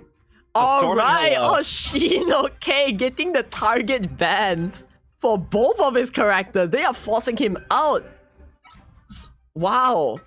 They do go for similar picks and similar bans from LPD. But we do see Marcin and Fee hovered over the Wanda team lineup here. So, I feel like K is just feeling too much of himself. He needs to be humbled here for C9. And I'm glad C9 is really putting a stop to that. I mean, from what I've seen, he's allowed to feel himself right now. My dude's popping off, dude. Yeah, right. He's feeling it way too much. Nipples are out. Let's do it. My gosh, he's doing great. But we do see K. I'm very sure he still have something up his sleeve. Maybe a Bucky. He plays Bucky. But Bucky is very, a lot more mechanic reliant. He's a lot harder to execute. But we also do have a Punisher who pairs up really well with their team combination, because both teams, from my knowledge, they run a Raccoon. Well, the good thing about Bucky, too, that we're probably not talking a lot about, is his E ability, which is a projectile that knocks flyers to the ground.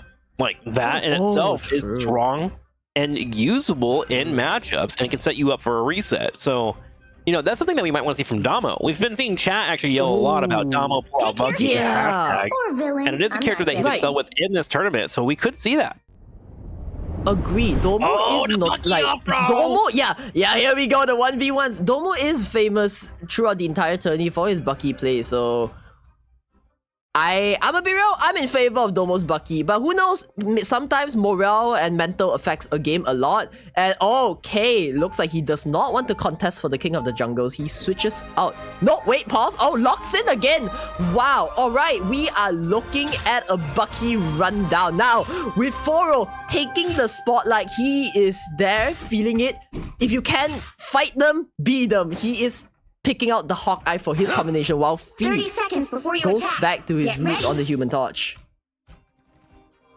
Okay, let's see how this unfolds. A battle of the Buckies. We will be hearing the word and phrase again this match, but I am here for it. And now we're getting that natural evolution, man. Between the first, second, and third game, how our comps change, you slot something else in, you bring in a little bit more spice, you add a little bit more flavor, the dish is being cooked. We've got a series on our hands here as we head into game number 4. If Last Big Disc pulls off the win, they will reset the bracket. C9 inches, looking to tie it up. Matters to you. Into the match instantly, Fee scouts them out. He sees what they're dealing with now. That's one Iron Man track down, back to Foro's old ways. That might be something similar and something they might have an answer for. But no, Ian is there on the front lines to hold them back. But no, Fee already on the back lines. No, so Domo, the hooks onto the feet, onto the Human Torch. There it is, in play, in style. That was actually such a good dive. He dived into 4 people, not because he wanted to get the takedown, but he wanted to get their attention because one of his teammates ran into another member on the opposing side. They wanted to try and focus on the Vanguard. Another block hang from on, Zawado. He blocks Great the hook. ball. Alright, man, trying to win the game. Oh my, that quick? Oh my god! The follow-up onto Domo. Here is the Bucky out, tries to hook someone. Does get Vanta! Oh my lord! And he sees it. Here is it. The Kraken gets unleashed, but no! Come on, one tap. Oh, Foro takes the kill steal. Capture the mission area! Domo shows up with his Bucky, and you can see why everyone is cheering for him to pick up the characters. C9 inches now in a position where they're starting to build up on the objective. Fai trying to do his best here to shell away, just build up a little bit of his ultimate here without trading out on his teammates. Even gets a nice little headshot from the backside there. But Last Big Disc now in a position where they got to make their way on up. And you see Iron Man doing everything he can here to keep Fai back. Fai getting the heals and attempts to dodge out on these headshots. Yep, it feels like for Flyer Man, he's like but I feel like Iron Man has better elements game, but it's also up to K to just put the stop. Oh, big out trade coming in. Oh, the Venom on the back lines takes 2 of their strategies down in LPD. The out coming out from Zawado, it is not enough. Without healing, the entire team crumbles. Insane out coming out from Ian Tips there. Yeah, great help from him. And Domo, I'm just keeping an eye on him, man. He is landing hook after a hook, pulling 1 or 2 members of it, forcing these fights a little prematurely from Last Pick Diz, and that's where they're getting the advantage. So that hook needs to be dodged out on, and one thing you start looking into is potentially some shields. Don't forget about Dr. Strange. He's still good against Bucky. Fee trying to out the battlefield a little here. He's going very low by the beams of the Iron Man. Just going for the dive, but not quite getting any. Domo lands a hook, but no, gets taken out. Diff down. Here is K to return the fire. Oh, does I feel like what is left? No, Faro. Here. Oh, what a block! Coming out from the thing. Zawado turned it around. He has it. Charges to the back line. He tries to find that angle. And here is the clubbering time. Onto 3. Punches out. Sends Phelan back to the base. And they hold the point strong. Last Pick Diz finally answering back against C9 inches. C9 inches, however, was able to get 82% on the objectives. They're sitting pretty, not too bad, and Domo does have an ultimate, and Phelan's about to be able to get his clawing time. It's going to be a great combination between those two, and there's only 1 shield in the form of Magneto, so we're gonna have to see how this pays off. The good news for them, however, is that Venta is sitting on an Invisible Woman ult, and that will be imperative for holding this point. Yeah, oh, they recoup the lid. Again, the Venom dives into the game. Domo tries to hook someone, but no! Goes for the dive. Kraken instantly pops. Oh, they baited that from Venta. Okay, now Domo, I don't think the out is gonna matter here with the healing boundaries from the Invisible Woman. So they hold everyone tight. But Foro, they had to clean it up. All of them strangled in the middle. And down goes K at the hands of Foro. They lose 1 of their duelists. And Phelan takes out 1 strategist. 1 by 1. Looks like LPD, they are falling. But no! Fee puts a stop to their aggression. Here it is. Domo! You need to find that pick. No! Fee goes down mid-out. And looks like the point just instantly goes back in the hands of C9 with LPD using all of their resources here. Yeah, the lack of shield is really starting to become a pain here for Last Pick Disc. They make the adjustment. Marson switches into Dr. Strange. With Emma Frost being banned out, you don't have the shield from her, and the only other option is Dr. Strange. These Iron Man ults have been a major issue. You need something that can stay on the way of it consistently. They finally made the change, but I fear it might be too late. Here comes Kaido looking for his own reset. He puts an Iron Man in the sky. Next to me with his poor rocket. He's trying to escape. He gets over the wall. He will survive. At the same time, Balin trying to continue with his right click. Here comes Venom diving in the back line, going straight for those supports. Wants to try and take them out. Hawkeye getting low on HP. Can he get the damage here with Cloak and Dagger? Ulting the healing might be a bit too much of it.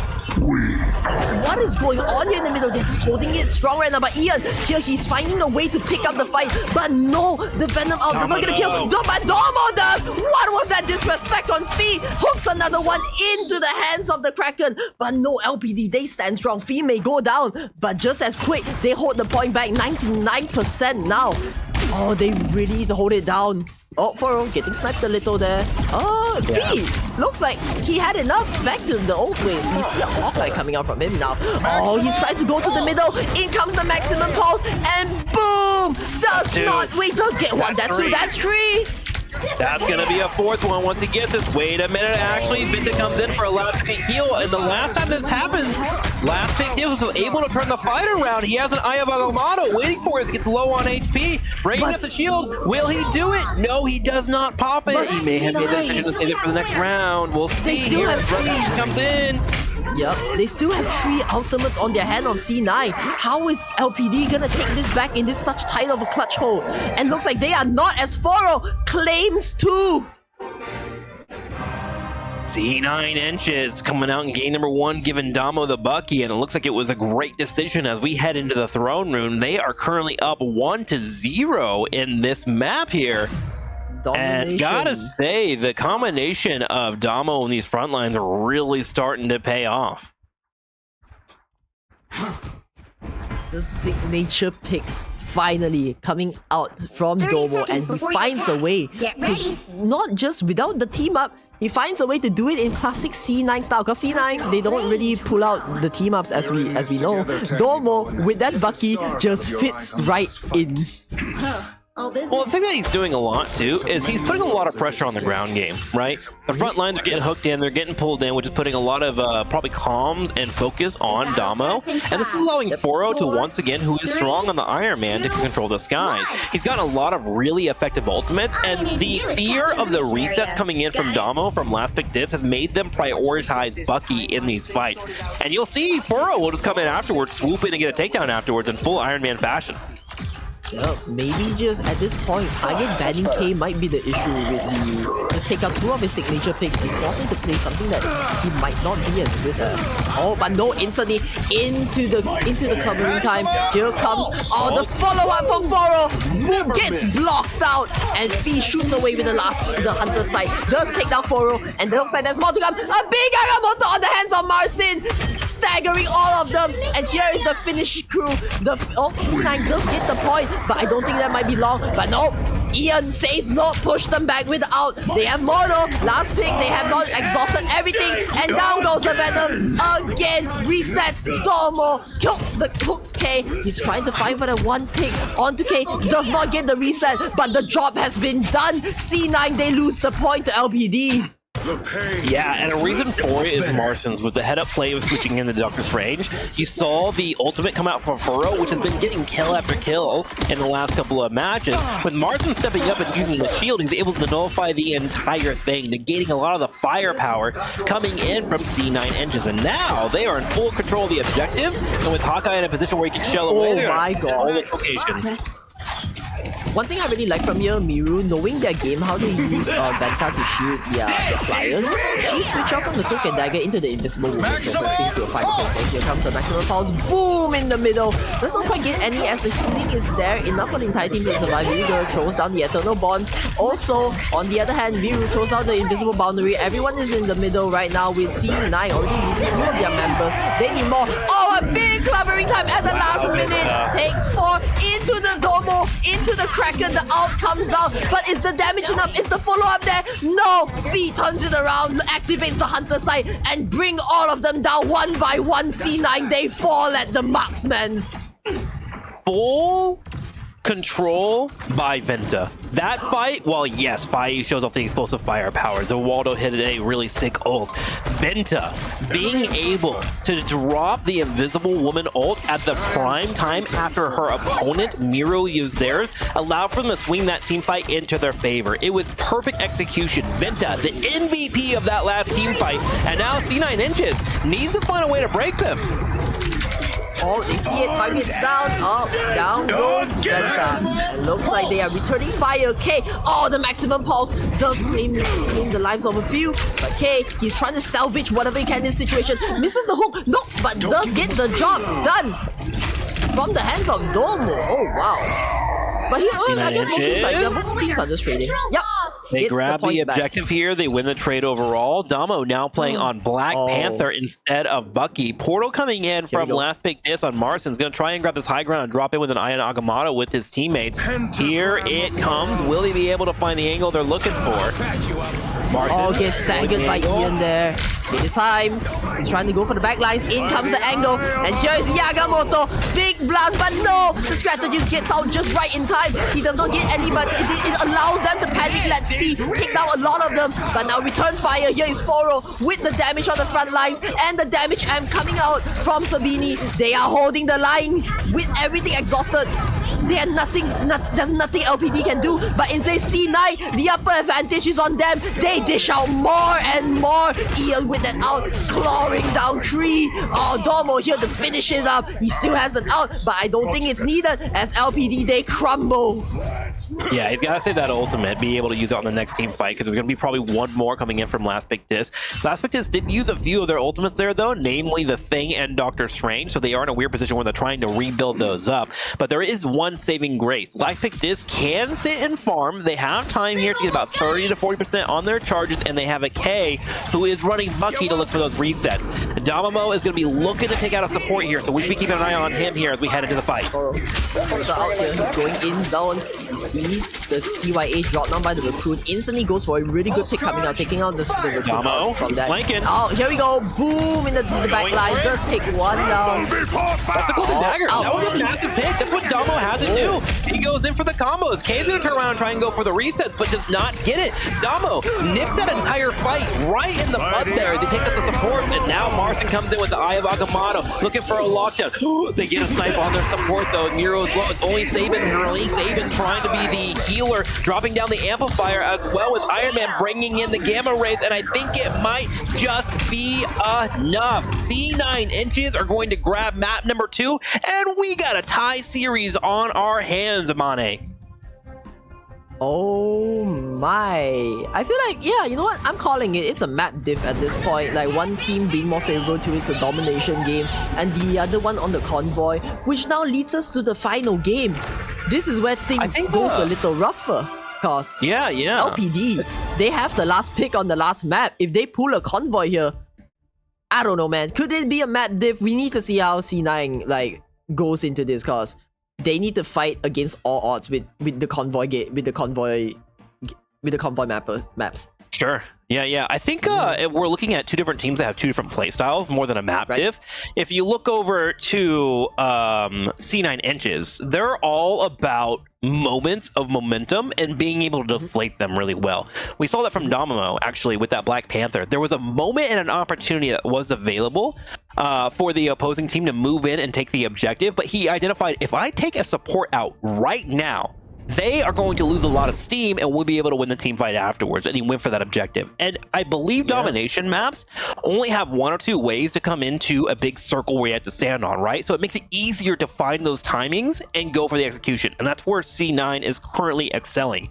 Whereas the other team, they're a lot better at ult economy, in my opinion, and using things to clear out the opposing team. And that works a lot more in your favor on Convoy, where the team fights are constantly moving and the points of interest are changing. And it's fascinating to see these two styles really facing off against each other. So we'll have to see how Last Pick Dis does this as we head into actually the Royal Palace. And guess what, Amane? That's a domination map. Oh. Yeah. Wait. Yeah. Oh. Let's make sure that's the map that's picked up. That's the one that's currently being hovering. Yep. It could change. You know, we're only casters. We only see what's in front of our eyeballs, and we cast it play by play all day. This could be a different map. We'll see. Oh, and it is. It is a convoy. It changes Go to onto Exo a path. convoy. Okay. All right, So, back to the Asgard. clash we of go. playstyles comes in game number 5. Last pick this, as you have historically mentioned, are doing well on convoys, where C9 inches are doing well on domination due to their ability Two to for break the momentum. convoys. Yep, 2 for convoys, 2 for domination. How can C9 hold this fort down? Because C9 has always excelled on domination maps, but now, hands behind their back, they're they're pushed back into a corner on a convoy map. I really hope they really push through this. But still, even so, if they do not, it does not. I mean, it does matter, but not that much, as we still have a game 2 lined up for us. Mm-hmm. Okay, so we are going into game number 5. We're making sure our players are ready. We want to make sure everyone's logged in. Internet's good. They're not needing to go to the restroom. Their taste buds are full of water. Always hydrate. It's important for you no matter what you're doing in life. Make sure that liquid is in your body. Be a hydro homie. I need you guys that are watching, even if you're lurking, to head over to the Twitch chat right now. Type your favorite emote and then type the team that you are cheering for. If you're for C9 inches, type C9. If you're for last pick dis, you can write LPD, or you can write last pick dis as well. Let's figure out who people are cheering for as we get ready for game number 5, potentially the last game of the day, or a reset bracket. Either way, it's super exciting. Shoo!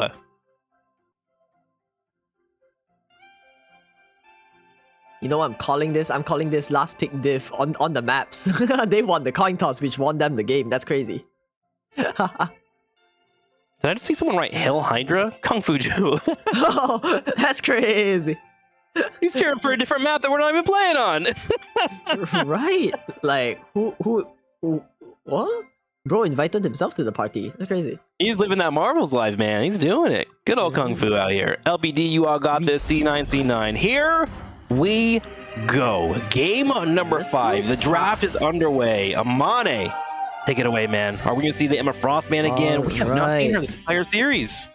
I feel like it'll be the same, but this time, I'm not quite sure about the Groot. I think they might go for Groot because Groot is still really strong on convoy maps. They do let the Groot out on the last game and it didn't do much of an impact. Wait, did they allow Groot on the last map? I think they banned it. I have no clue. Speaking of like lack of impact, no, what they did instead was they focused Kai, right? They took out Kai's main DPS that they've been playing, and it really worked out for C9 inches. We saw him play the Bucky instead, and his Bucky was pretty solid, but maybe not as game-changing as his Hela has been in Storm. And we have there Domo just keeping his ranks up high as potentially one of the best Buckies in the tourney right now. And we do see they might think that their strategy is working, and that forces them to secure the Storm with the Hela ban coming up from C9 inches. So they give K his hero. But here's the problem. Here comes the Iron Fist coming out. They need to ban the second one. They might take out the Iron Fist, or maybe they need to take something out here. We'll see. They Spider-Man do take is out the the choice. Spider-Man. Okay, so that does indicate they kind of still want to go for flyers, and they also want to make sure that Venom is not getting that team up. And they ban out the Human Torch. Okay, so the team up is gone for now. Yep. I think for this game, because Korn is the main Iron Fist player on their team, I feel like they realize that Korn is not playing, and instead it's Domo, so less of a threat from the Iron Fist, but more of a threat from the Bucky. So they really need to get K up there for something that he can actually be in his most comfort, like bring his comfort into the battle with. Okay, let's see. Looking at the draft, with Torch being gone, there's a good chance that we're going to see the Hawkeye continuing here, but Venom's going to be helpful for the dive. Damo still has his Black Panther. There's still Bucky on the board, which was strong for Damo. So we know Damo's going to be in a good spot regardless. It's just a matter of how he works with the team, right? Yep. C9 has been really strong. They have been clearing games without team up, so meta is not an issue with them. They have the power of friendship, and they are putting it really strong right now. Ah, the Captain America, or the Captain Planet. The power of friendship, bringing everyone together. That's also someone that we haven't seen a lot in this matchup too, was Captain America. Captain America is a great option. We do see a lot of teams play that, but I'm not quite sure would it come up on both of these teams because they don't quite have a cap player, but surprisingly we have a lot of cap players in the tourney and a lot of them are lords. Yeah. interests me about Cap is The right there's always a heroes different can make playstyle all the for difference. how Cap functions as a hero. That he can work Sure. the utility he brings to the team just fits in every situation. So it just depends how you use it. Yeah, if we don't have players that have practiced him, probably would avoid playing him. Captain America is actually Yep. not one of these tanks that you can just kind of just whip out. You have a lot of small things you have to worry about, like whenever you're jumping and you're launching yourselves, you change your left click because you can dive into a ground, but then you also have like animation cancels into your runs where you can get a little bit more extra DPS, and then you have like certain throws that are good against a visible woman, but you have to know where she's going to be and where to put the shield. Like there's a lot of small things you have to know for Captain America, so if they don't practice it, Yep. we probably won't see it. Yep, and looks All like right, that. Looks like, hey, Amane. going. I am hyped and ready to go, but I need to blow my nose Right. because I've been slightly sick, so Okay. please take it away from me. Oh I'm gonna be my. really quick. Alright, I got you. Welcome back, everyone. Now we are fight potentially on the last. No, we are not potentially. We are in the last game of the first match right now of a best of 5. 2-2 tie on the score. Winner takes all for the next one. And now going back, LPD, they got their com up, they got their team up, they got their comfort picks out. Hoshino K back on the storm Battle feed starts in 5, on that 4, Hawkeye. 3, And on the other side, C9 inches again going back 4 on that Iron Man, and now Dormo bringing out the Bucky with all of them. Everyone's just going for comfort pick versus comfort pick on this convoy match, and instantly the aggression comes in, but no! Dormo hooks onto Fee. What was that? Foro here trying to do as much as he can on the backlash. Fee getting really low there, gets taken down by the hands of the Venom, and here it is, the first elimination of the game. An advantage of having a third-person camera allows for Damo to really exploit whenever Hawkeye was coming through and get that engaged on. Nicely played by him. And now it's all about big this dive. corner. This corner can be really rough to get around, especially when there is some flyers available to them, so they're going to need to take that out. But Storm gets picked up on last pick this and trying to move forward. They're just having a hard time getting around this corner. Yep, K here is getting picked off by Dormo. Dormo is really putting in the work, but now we do see Foro having the out there. We might pull a Foro. In comes the delivery, does get taken down, and he gets punished for it without taking anyone down. He gets rest up, but K, here is the DPS tag team. The duelists both takes a lot. Like one of the Navian is already gone. They force out the out here from Sabini, and Phelan have the out ready. They need to push them out. Alright, here comes the clubbering time, stunning one up, but looks like they just can't take any picks off for LPD. They are looking very strong now, and they are pushing them back. Oh, Ian does regroup with the team, but there's not much quite they can do here when all of their resources have been exerted. Again, they give the Groot onto Zabuano. And look at this! Look at these walls! They come through that, they get smacked in the head! Right headshot instantly from the Groot there! That's what really they good amount need. of control. You don't want to be stuck in there. Damo comes around from the side though and tries to grab the point at the last second. And we're gonna have Nero's about to go for the ultimate. They're gonna go for a stand here and try to waste some time. Groot goes for an ultimate, but here's Damo going for an engage. With the heals coming out though, I don't know if he can find the takedown, and he cannot. And here comes Kai on that storm. Knows wins old, clears out 4 people, and C9 inches will have 4 fall and be forced to defend on the second point as Lactic Disc continues to move forward. They have 4.5 minutes and are moving towards the second objective. Hey, the cleanup crew is present. They do sweep that off. C9 inches, they get the team wipe, but it's a very good time for them to regroup as all of LPD, their resources has been exerted. But C9, they have a chance now, a fighting chance in fact, because most of the majority of the outs are slowly coming up. Oh, Zawado here. Look at those wall placements. What are those? Ew!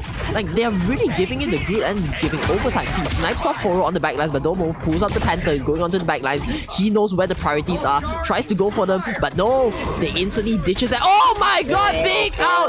Foro! Boom! Man. Into tree! I feel like we're starting to see Foro and Damo start to really synergize their aggression. Yeah. We had the Amplify come out from Saban, who's doing a great job on Rocket Raccoon for the last couple matches, by the way. We've been seeing him just continuing to stay alive a little bit better. But Damo goes in, creates a weird tension of chaos with the Black Panther. Most people turn around, and then you just see Foro swing in and go for a massive ultimate. The cleanup between these two is really starting to come together. Huge knockup, targeting down on Fee, but no, instead Venta gets taken down. They don't really have anything to survive on the backlines now, but instead, what? They're just out DPSing them. Last LPD, they are taking C9 down. They are all going so low, and now with Foro getting scouted out, they take the dude. Oh my god, Fee! Ew, headshot. eliminating Miru there. Ugh, now 1K there. Oh, he's holding out the 1v1 on the skies, and with that, Hoshinoke has his out there.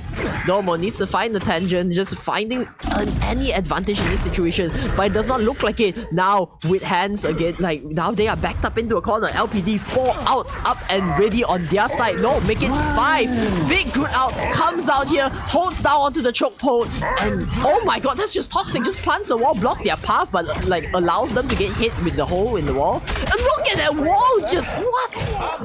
Oh my, I don't That's know what what to say. C9 is doing really well here. They're trying to get through these chokes, but Gru continues to do what he does well, and that's build doors in the middle of nowhere. Combo comes out from Venom as he attempts to slow down this aggression coming in. Tips is trying to get himself in a spot.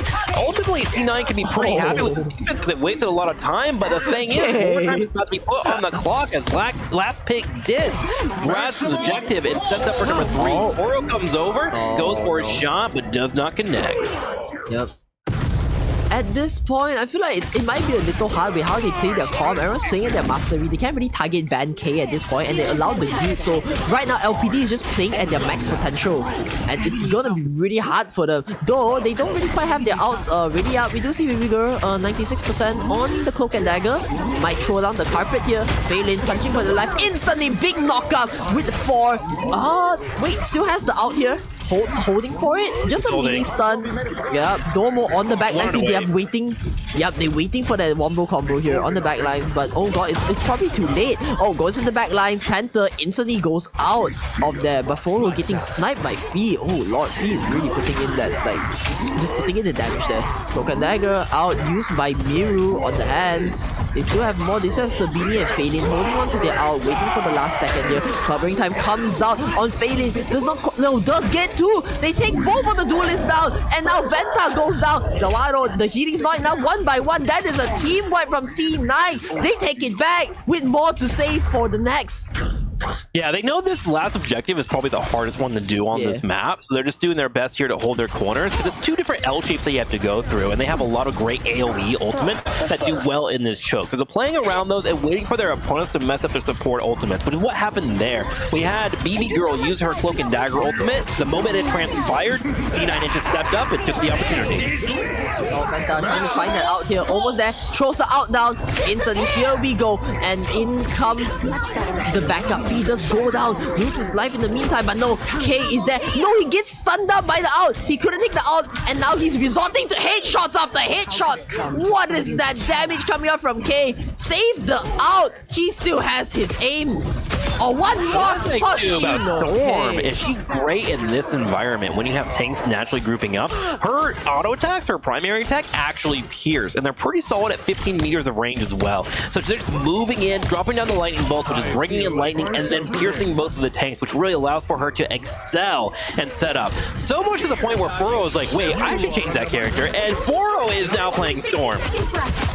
Yep, he wants to bring the fight to them, fighting fire with fire, but it might be a little too late here as Fee has the out. Just spam away. All of them goes down at the hands of the Hawkeye. One more. Oh, he almost gets that shot if he gets that. Oh, god. He's clipped. Yeah, right. No more here. Not quite much he can do alone except to accept defeat from the hands of that. Oh, big out. Not quite big, just taking down 2, but the healing, it is there. Phelan does not hold. 1 by 1. Here comes the suicide charge into the middle. All of them, they're trying to stall it, but no. The current score is Okay, so 2-3. 3-0 coming out here, setting themselves in a situation where they can reset this bracket if they can hold on to this lead. All they have to do is hold C9 down to under 3 on the score, or we're going to overtime. Last pick Dis making a statement here in game number 5. C9 Inches now on the back foot, got a mountain to climb up here to pull off this tournament win. They finally they allowed the group to pass, and now that might be the issue for them. Zawado is going crazy on those group walls. Those are insane walls I've ever seen in this entire tourney. Yeah, it also really just makes it hard for a diver to get to the back line, and if a group wall pulls a wall up and creates a barrier in between the Black Panther and the other 5 units that are on the field, Last pick is able to turn around and deal with that Black Panther. So Black Panther actually was not getting as much value as they would like. There was one or two team fights that went well for them. But Damo decides to switch into Bucky here and is hoping that he can help out with burning these walls down, which is going to be pretty imperative on offense. Ooh, would that be hard for Domo to strike down the walls? Isn't that a little hard for like a Bucky? Bucky doesn't do well with his primary attack, but what you can do is left click, and then go into a shift or even a E, and it does decent damage enough to bring down the walls. So you do have options, and remember when you're using abilities on Bucky, you are also building up shields. So it's not really the worst case scenario for you to use it. The only problem with using your shift, it is a large cooldown compared to your other abilities, so you have to really weigh that option. Yep, they still have a choice to use the Punisher here, but I guess they're still going for comfort as Domo playing his hands on the signature pick here. And you see, as the fight goes on, they try to get the pick there. Oh, for a good positioning, and instantly the pressure is on to K, being very low there, but does get healed up instead. So it looks like both teams are just like slowly trading it out. Iron Man being a little low, that needs to find a way to rest up. Fading, taking so much headshots after headshots. Fee tracks the thing down. Yeah, that's one of the unfortunate things about your charge ability on the thing. He does go in a straight line, so he lines up a perfect AQ shot there. 4-0 grabbing the angle here, though. Look, he's getting pretty close to building up his ultimate. He's about 80%, trying to get the back line to back away so he can turn around and look at the tanks afterwards, and the tanks are starting to get pretty low as the thing is dealing with them. Yeah. Oh, perfect timing. Here we go. Boom, into the cloak and dagger, taking down, stopping the charge. And it might be on LPD. They might have the disadvantage now. C9, they run it in. 3 of them were stunned now. But Venta, once again, for the 18th time today, I swear, this guy has been so clutch on his ultimate, are able to keep his team alive. But now Damo, realizing there are no supports, can start going for his own picks as well. Goes straight for the front line, and 4 of them will be wiped out. C9 inches, easily taking the first objective. Yep, instantly right there, putting it to show, and here we are at the first point. They do get it. Really good play coming out from Venta, saving up, but it's just not enough as Domo doubles down on the aggression, just running it in and wipes the board off. He does use this out in the process, but still, they have more to offer now. Ian, Miru having their out, and here it is. Alright, forcing out the out here. K does throw the out now in return. Yep, throwing out the out from Miru. But yep, they hold the line, and instead, Domo on the back line's already taking feed out. Now another duelist fall, and 1-by-1 LPD. Looks like I'm standing corrected there, actually. Miro with the right click, actually what she did was went for the eye click, went into the air, and then used her ultimate instead. And Damo, even though he got picked off, was able to respawn thanks to Sabi, and then be right back, and it was now a good spot. Bro, currently sneaky, everyone be quiet. He's hunting Wabbit. Maximum pulse! No! Oh no! Oh, the choke of a century! I can't believe that! That's so unlucky, bro. Anyways, back to the fight. We see Marcin here. Yeah, we didn't see that. Big Venom out comes behind. Marcin retaliates, but no. Domo puts a stop to the old man. Oh, he uses the meatball, and instead, Domo doesn't quite get a heal there. I'm not quite sure. He's probably just trying to like distract Marcin there, but with that comes the damage, and K, Fee putting in overwork now, just sniping C9 1-by-1. Good push though. I mean, situation here. I mean, honestly. Oh my god, Venta! Ew, that pullback! This is like, you don't understand, that ultimate for Foro was such a massive momentum switcher. That ultimate being wasted really hurt C9 inches. Foro's gonna really wish he had that one back. I don't want to hamper on it too much, but what we're seeing right now is because literally he went for a Hail Mary shot and whiffed it. And now we're in a situation where they have 3 minutes and they have to rebuild up their ultimates and get back control of the map. That's really unfortunate. Hold up, Fee's running it back with the Iron Man. Now he's fighting fire with fire. He's feeling it. He's feeling that confidence there. We'll see how this goes. The 2 Ironmans down the field, and here comes Kai. Oh my god. Okay, Foro made up for it. It's officially okay. He sniped Storm in the middle of her ultimate. Yeah, big booms comes out from Foro, taking down the one Hurricane herself. Good Okay, shit. so this will give them the second objective here, and we are moving close to a tiebreaker. Oh my gosh, are we going to end this tournament on an overtime? I don't want to call it too early. We are still 4 minutes away, but they still have the monumental task of getting around these two corners, which has been very hard in the tournament for all teams that we have seen. Cloak and Dagger popping an ultimate, moving into the front line. Here's Fee on his own. Iron Man trying to answer back his opponent. He's waiting for it. There's the big booms. He's doing it for the memes, trying to find the angle, but no, looks like the damage is just enough. He's looking for it, waiting for it. He's trying to go up high, up Maximum! to the back, and he forces himself. Uses it! 2 booms on the hands of Fee. Return fire takes Zomo down to 2 Vanguards and 1 Duelist down at the hands of Fee, the Iron Man. Dude, how fitting is this? 2 Ironmans fighting it out, ego on ego, action on action. 2 metal boys fighting for their lives in front of our very minds. Gladiators dueling as we head into this final match here.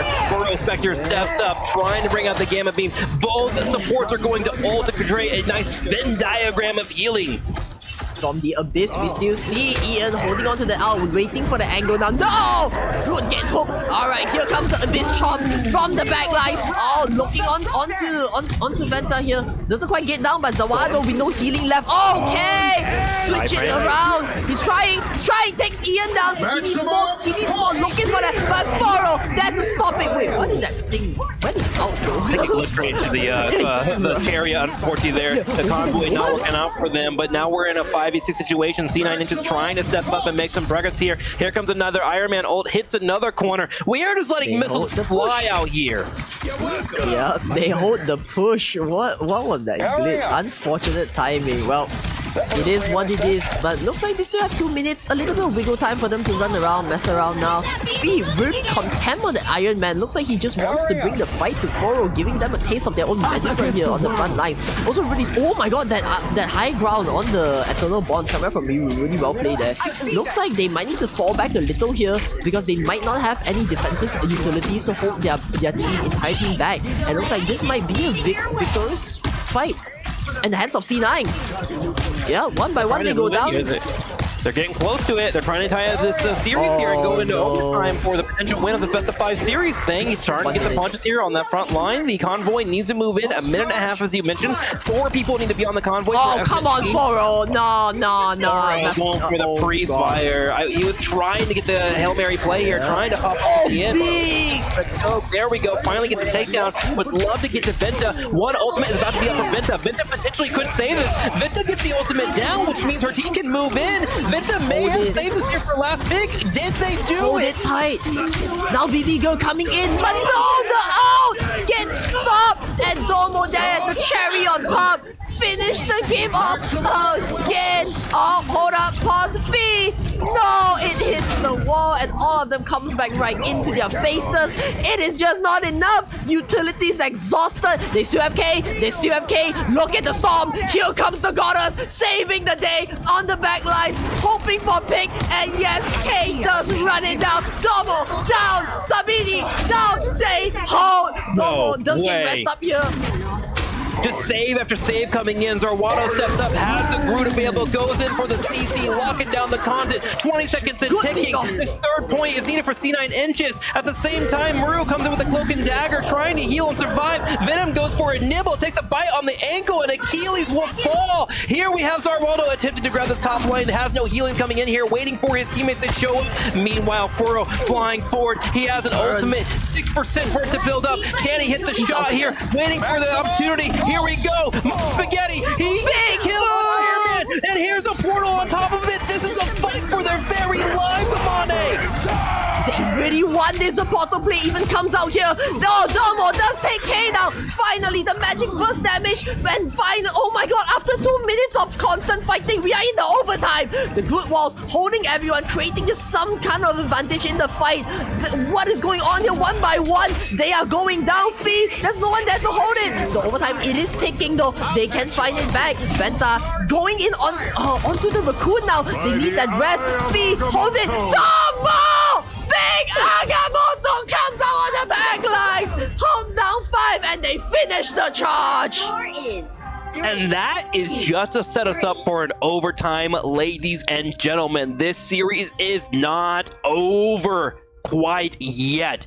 Round three, D9 baby. has a chance to win the entire tournament. Last Pick This has a chance to send it into another bracket for another best of 5. But that last fight was definitely pure cinema. This is what Marvel Rivals is all about.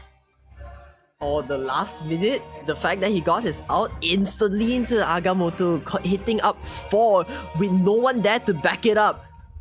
Domo might have just found his own place in C9, carrying the team to a game 3 now. No, it's working out. So, ladies and gentlemen, before we go into this next match, we have 40 seconds. Take a deep breath. And then I want you to spam this chat full of emotes. Cheer for your favorite teams. These two are putting on a show here at the Rivals of Atlas. A game worth being excited about and proud about as well. Here we go, Amane. 25 seconds of counting. Take that deep breath with me. Yep, I got you. I need a bag after that. Oh my. Now, returning. We are going overtime. What's it called? With LPD starting off on the defense here. A slight difference in timing for both of the teams. You'll see C9 Inches, because they went to the very last wire, have 1 minute. Last Pick Disc did a little bit better on offense themselves. They'll have a minute and a half. And that 30 seconds can be the difference between building an ult and not having an ult to be able to clear out the objective. Here we go. Foro leads in for the shots. Bai goes straight into Hawkeye, letting those arrows fly, trying to knock out that air if they can. Iron Man is able to sneak away, but he's bruised and battered. Gets out in time. Fee going back to his comfort pick now. He knows that he does not want to contest for the skies, as he just wants to take them down. Ryu getting really low there, instantly gets rest up, but no damage after damage coming up. K snipes 1 down, along with Zawado taking another. And here is the walls, the separation, the thing there is nowhere to charge to, aside from the faces and the damage coming out from LPD. 20 seconds. Good news is Ian Tips can be back pretty fast. Venom has a good reinforcement time. Baylor trying to hold the front line to support. They're bobbing on their heels where they can. We do have the amplifier coming out at the same time. Bai going for the damage, taking the shots on Rocket the Raccoon. The healing though is keeping him alive just enough. Venta also using their ult, and one person will get picked off. It is Sabin, gonna be one of the healers down and for the count. Although the Cloak and Dagger is gonna be able to pop her ultimate. There we go, they move forward. Balin has the big shot comes in, about 3 people, and with overtime ticking, Inches are trying to go forward. Kai pulls out their ultimate, but the Cloak and Dagger is going to nullify that perfectly, and K is forced to retreat. Ian Tips chasing down a healer, and C9 Inches, the control, their destiny is currently in their hands as they have the convoy moving forward. Big out coming up from Foro there. He hits the blast onto 3, and just enough for Domo to follow up with the out. They use everything, but they get the first point. Vehicle reached a checkpoint. Foro stepping Keep up forward. the momentum. Zawaldo trying to control every space that they can. They have to get through this overtime bar. As long as somebody from C9 Inches is standing on that convoy, it will not move. But that also means that the opposing team has 1 goal and 1 goal only. Clear out the convoy and get themselves in a situation where nobody is standing on top of it. Bai taking the shots, going for Venom on the back line. Bai trying to die. He's taking damage where he can. The heal's being pumped out. The ultimate's being built up. Magneto has an ult as well. Will he try to use it and snipe anyone? Never miss. Oh, look it again. Oh no, Faro! Silenced by the Reaper himself. V takes out the Iron Man, and here comes the spam. The Hunter sight has been activated. They don't get it back.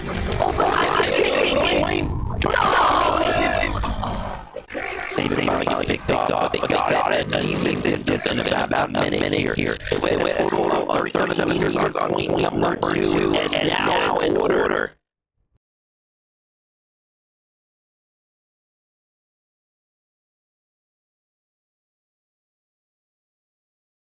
They do it. One thing to note is they have 30 extra seconds over their opponents thanks to the performance in the actual series itself. Yep, 30 extra seconds. That might be a lot more out charges coming out from them, so that might just be everything they need. And with that, they might need something more impactful. I'm looking at K here. K might switch it around. Marcin might need to hit the dunk on there. Or we could just expect and pray for like the most magical play coming out from Zawado with the Groot pull into a Marcin, just dunk them all in with K following up. Oh, just imagine. I hope for an execution like that you would We'll only be caught in dream. 30 seconds. We can hope, but what we do know for sure, and like we don't have to hope for, is that our players are incredibly talented and they are bringing their A game right now. And this is it. This is for all the marbles. We're at the end of the line. We are at the edge of the cliff here for last pick dis. Will they be able to jump with a parachute? We will see. 10 seconds and counting. Yep. The match will begin, and we'll see how it all pays off. I feel like C9 inches, they want this now. They are really on that aggression. They really want to end it off, have a good night rest, being the champions of Rivals of Atlas. Listen to this time. 5 steps up, lets those arrows fly, continues to try and control that front line. Damo already in the front, leading the charge for the team, trying to help C9 inches get this victory. 4-0, controlling space on the right side here. The arrows continue to shell away. There is no pressure whatsoever on Hawkeye, and they are easily picking up. 4-0 gets sniped, and Iron Man will respawn thanks to Rocket. In the middle of everyone there, gets a little low, but he does survive that. Now Domo, he needs to amp up on the damage, try to pick someone off, just anyone. Meanwhile, K is the one sniping, targeting down 4-0. They just don't want Tony Stark to be here. They want him out of here. Rocket, there's more down. Goes at 90%. Phelan steps up, providing the shots. 4-0 gets picked off once again. He's always going to be the target for the team. Phelan gets stuck on a wall. That's going to be some damage. And suddenly, Last Pick Dis has found a wall here that they can break through. And they're going to break the dam open. They start stepping up. Damo does have his ultimate, but he's going to go ahead and hold on to it. You don't want to use it now. What you need to do is get your opponents into overtime and then shut them down the convoy. That is the name of the game. And still, Last Pick Dis, despite winning that team fight, has a decent amount they have to go. 17 seconds, 10 seconds now for them to just tap in, but no, they are there to put a hold to 4-0. 4-0 needs to find that out chance. He has the angle, but he does not have the out. While Fee holds out on the sidelines, he knows where they are coming in, and he's just waiting on that chance. Oh, Ian dives right in, but Fee here activates the hunter side, tries to shoot away, while Domo does take peek! Oh my god, he takes a peek at Fee! That's one down. K salvaging the situation. He needs to find a way to pick, but no, they put a stop to it! They put a hold to it! DC9! They are doing it! Failing! Insane! Now with Domo to back it up, this might be it! One by one, the overtime, it is ticking at the last point, and the game has ended! Final score 4-2-3.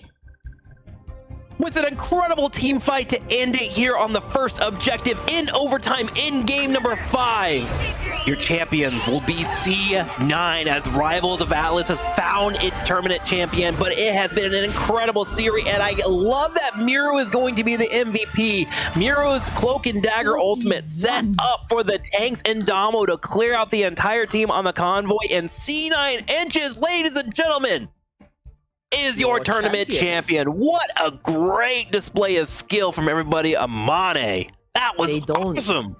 They stopped the round 2. The production team is scrambling. Oh no, we don't get more showtime.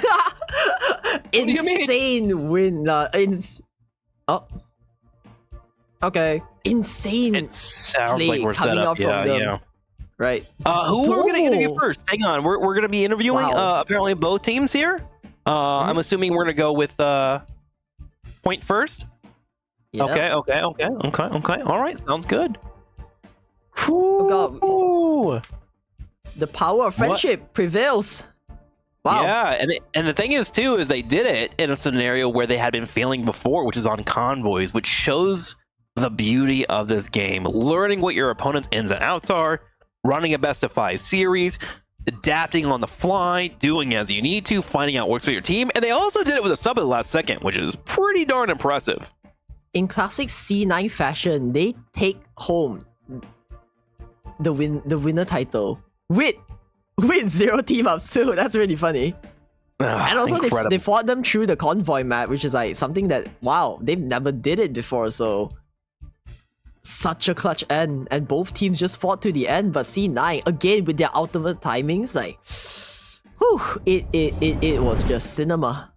Yeah, I think both teams can be really proud of the performance here. It was really cool to see all the teams come together, the different strategies. We had multiple different plays. We had Jeff teams that focused on backline Jeffs. We had flying teams. We had the Human Torch and Storm together. We had just pure DPS monsters. We had vanguards that ran it down the front line. We had supports that had every single ultimate. The amount of skill that was in this tournament was such a fun thing to watch. And, I'm just thankful that we were get to be here and actually be a part of it. Thank you all for letting us cast and be here.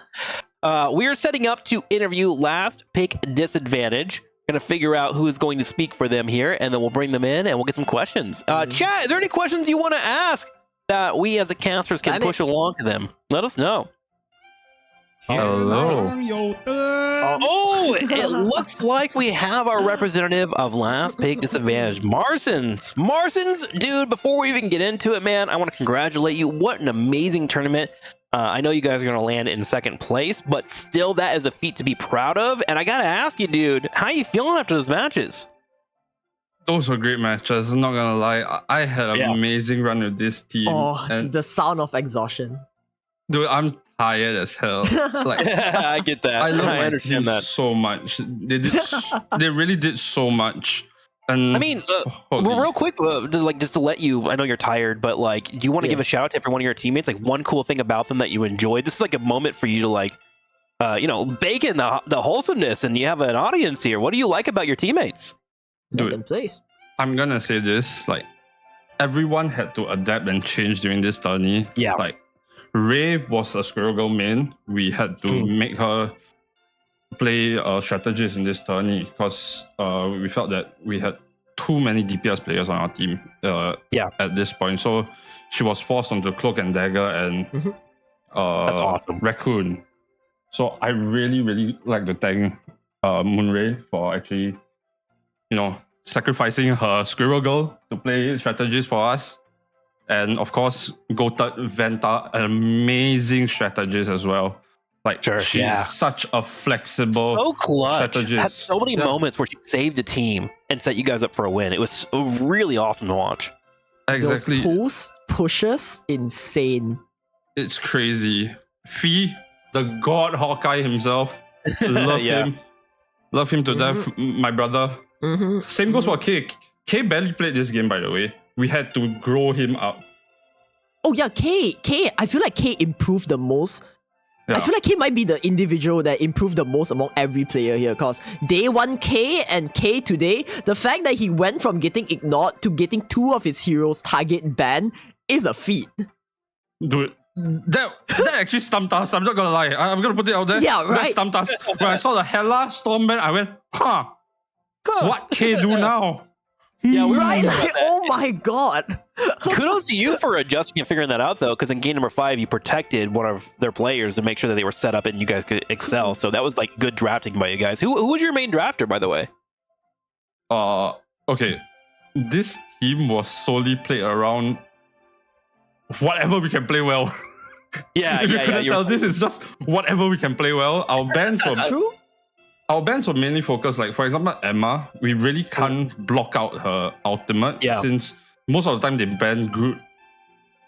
So, and I'm stuck on Mac. My shield can't protect them forever from the Emma out. So, our idea was to ban out Emma so that we have more space to play around.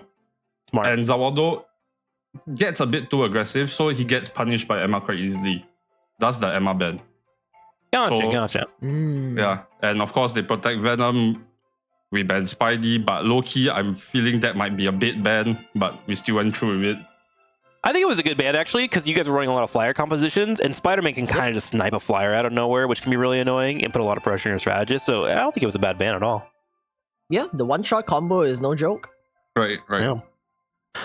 Okay, man. Well, we're going to head over to the other team. But before you leave, is there anything you want to say to anybody? Just shout out to the tournament. Whatever you want to say, man. The floor is yours. You got a minute or two. Just go crazy. You do you, Marsons, before you go eternal slumber after your tiredness. I like to thank Baku and Nixman for definitely hosting this and like getting everything set up. The amazing casters. You guys did a great job. Love all the casters here. Thank you. And every player, actually, everyone really put in effort. We see multiple teams finding coaches, reviewing VODs, and I'm like so happy to see like everyone in this community actually trying their best to learn the game. So like W everyone, bro. Like everyone did such a great job, bro. Like W everyone, to bro. everyone. Can I get that on my tombstone when I die? That's a good quote. W from everyone, Martin. bro. Thank you so much, Marsons, and appreciate you playing the tournament. It was a pleasure to watch you. Oh, you got anything else, Mane? One thing. Yeah, Marcin. Say something good about yourself. Yeah. You took the team. What about yourself? What about Marsons? You know what? Or Fear anyone in chat, where Magneto. is your team? Ah, yes, the Magneto himself. He's a Magneto himself. Fear He's a Magneto Magneto main. going on his tombstone, everyone. Thank you so much, Marsons. You are free to drop out whenever you would like. And thank you again for playing for us. That was so fun to watch. Thank you. Right, W Marsons, and give him claps. All right, we're going to head over to C9 Inches. We're going to see who's going to speak for them here, as they are going to be your tournament winners. And I'm excited to talk to them, see what their thoughts were, man. Holy moly. Dude, Marsons was cool AF, dude. I like that guy. Yeah. He can come Yeah, in for he any chill. interview. We should bring him in for every single cast on the next one. Just like at the end of it, he comes in, we get Marston's thoughts. It can be like a whole segment. Oh, Oh, Foro! there it is. You guys. Congratulations, Foro, on your my God. massive win. First off, I just want to say congratulations. You got a massive win here. It was a pleasure to watch you guys. And also, my dude, can you tell us the secret of Iron Man? Like, what are you doing? How are you point blanking? Where do you get these powers? And do we need that cursor? Can I get 5 big booms? No, that before? that cursor is so funny. It's not even that was for Bucky cursor I never changed. But the thing about Iron Man, right? It isn't about me. The reason why Iron Man even worked is because I trust my team. The reason why it even worked is Iron Man answer I've heard in my life. Iron Man should be like, it's all me. I'm the rich billionaire. I do everything. Yeah, these Foro guys, coming they out suck, bro. Go ahead, the sorry reason to why cut I you can off. the reason why I can do these things is because I trust in my healers to healer ult, and then I'm invincible. Nobody can kill me. They only take 2 seconds and like to react to me, right? So when Sabi ults with a raccoon or Miru ults, I know it's the time to go in and nobody can stop me. That's how I do it. That's how I feel like you guys have a very systematic playstyle where your ults are always aligned with each other, and it just works out perfectly for you in the end. How do you, like, can you like, tell us how do you build your team around this? Like, what was the struggle? What did you guys overcome? Like, give us some insight on how C9 Inches, because you guys played since day one. You showed all your picks out to the open. You went into the streams hardcore. And the fact that you went to the finals, win everything, without any team up, I'm gonna point that out because we've seen teams abusing team up. You know who you are. You guys did that. You say, nah, power of friendship prevails. You shoot everyone down and you just take it. It's so with a funny storm, to me like. that I was never intended to be captain when I first started this team. Because when I joined this tourney, I accidentally picked the captain option and like I was never prepared. Miru invited me there and I picked everybody. I think the main advantage we have, because I'm not an aimer, I'm not mechanically better than Suzu. Oh, Domo was like a really good player in our team. I did not expect. He really pushed. Shout out to Wild Chins, by the way. They were the team I believed that we were gonna fight. But I think for me, right, because I'm not the best mechanical player, but I understood at the point that our team, the main advantage we have with our team was that we trust each other. We had so much good team synergy. Every game was so fun to play with them. Like, I trust them and they trust each other. So whenever we ult, we know that they made a good decision and we should follow up them. And we don't hesitate. We always respond fast and quick, and we go in and we never hesitate. Amane was calling it the power of friendship. Do you feel like it's really I do accurate the whole actually time? see that. I do believe it because when things came down to it, a lot of teams edges out in mechanics, in like support decisions. Sometimes it was very difficult, but I think that was the critical point where I realized that was our cutting edge. I believe like our team just knew what the other people were thinking at all times, and they knew how to follow up and they knew what to do, and that was the main thing in our team. It's literally power of friendship. I feel like C9 Inches is just like you guys are so systematic. It's always Miru, the one who rolls the carpet to a team fight, and all of you just rush in, and you will always be there, be it the storm out, the 5 big booms on the back. Like you are there to clean it up or just put that one crater in the middle of the fight, and just all of a sudden you storm everything. Yeah. It just felt such a rinse and repeat. You guys just keep pulling that off perfectly too. And we do see, no matter what happens, like sometimes Ian switches off to like Star-Lord, you guys switch around, but in the end, what happens is always will be the same. Like the amount of impact you bring to the fight will always be there. It was everybody's individual effort that led this far in our trust, because Miru did so much too. Miru made the entire Google sheet to like discover all the things, and we had so much. You guys are number nerds. She and her boyfriend, I think, looked through every single VOD and checked every single thing. We had a lot of information. I just had to make and then like individually, right? Everybody, like Kron was our, like, honestly, Kron was such a good player. Like he practices a lot more than me. And Ian also like picked up when I gave him criticism, and he became such an important team on like Venom, on Star-Lord. Sabi also like started to push and really hard and stuff like that. And Phelan was an amazing tank. Phelan knew how to follow up and knew how to Phelan on the thing has not been disappointing since day one. Yeah, I'm just killing him there. And then I guess to follow up too, can you walk me through, like, you were going to get into the grand finals and you find out one of your key players can't play anymore, and luckily Damo came in. Like, what was going on? What was the vibes? What did you guys talk about? Like, how did you get to a point where you're able to eventually win the tournament? Oh, that was a tough decision, because at my mind, Kron was probably our ace pick on Iron Fist. It was probably like the best Iron Fist I needed. I agree. To counter it. But when I looked through the list, right, nobody stood out. I really needed somebody to because the other team, they had Fee, Marcin, Venta. Venta is actually amazing support. Yeah, you needed someone clutch. Yeah, I needed somebody, and I believe Wild Chimpanzee had the most potential. And I saw Domo, and I had to believe, even though he played like a shit ton of games. By the way, they went so far in losers. But that's why I picked Domo, because I think in our team we're so flexible that we eventually can adapt to how Domo plays, and then we can make him the win condition too. Sure. True. And it worked out, man. That was such a fun thing to watch. I hope you guys check out the cast. We were going nutty. That last fight in particular in game number 5 for the 3rd point for the objective for you guys to potentially win the tournament lasted for an eternity. What was the comms like? Were you guys yelling into the mics? What was going on? It was chaos, but I think we all knew that we could push it, and we could like follow up, and we could eventually secure it. And we all just made very good calls how to do, and sometimes people make individual decisions that I don't even need to talk about. Like as a captain, I feel like I didn't need to do that much. I just needed to, just support them, which is funny because I was a strategist main and I'm playing TPS for some reason. I love the team vibe I'm feeling. Everyone, it felt like you guys just knew what to do every fight, cause everything just felt so systematic, so natural. It just came out of there. I was not the ace player. My team was the ace player. Everybody in who, like, they couldn't ban us. Like every single pick, the enemy can't ban us. Like we just go a different support because So it was. You guys have a very versatile draft. It was a team effort by far. Everybody did everything in order to get us. Like I was just a captain. I was just one piece of the puzzle only.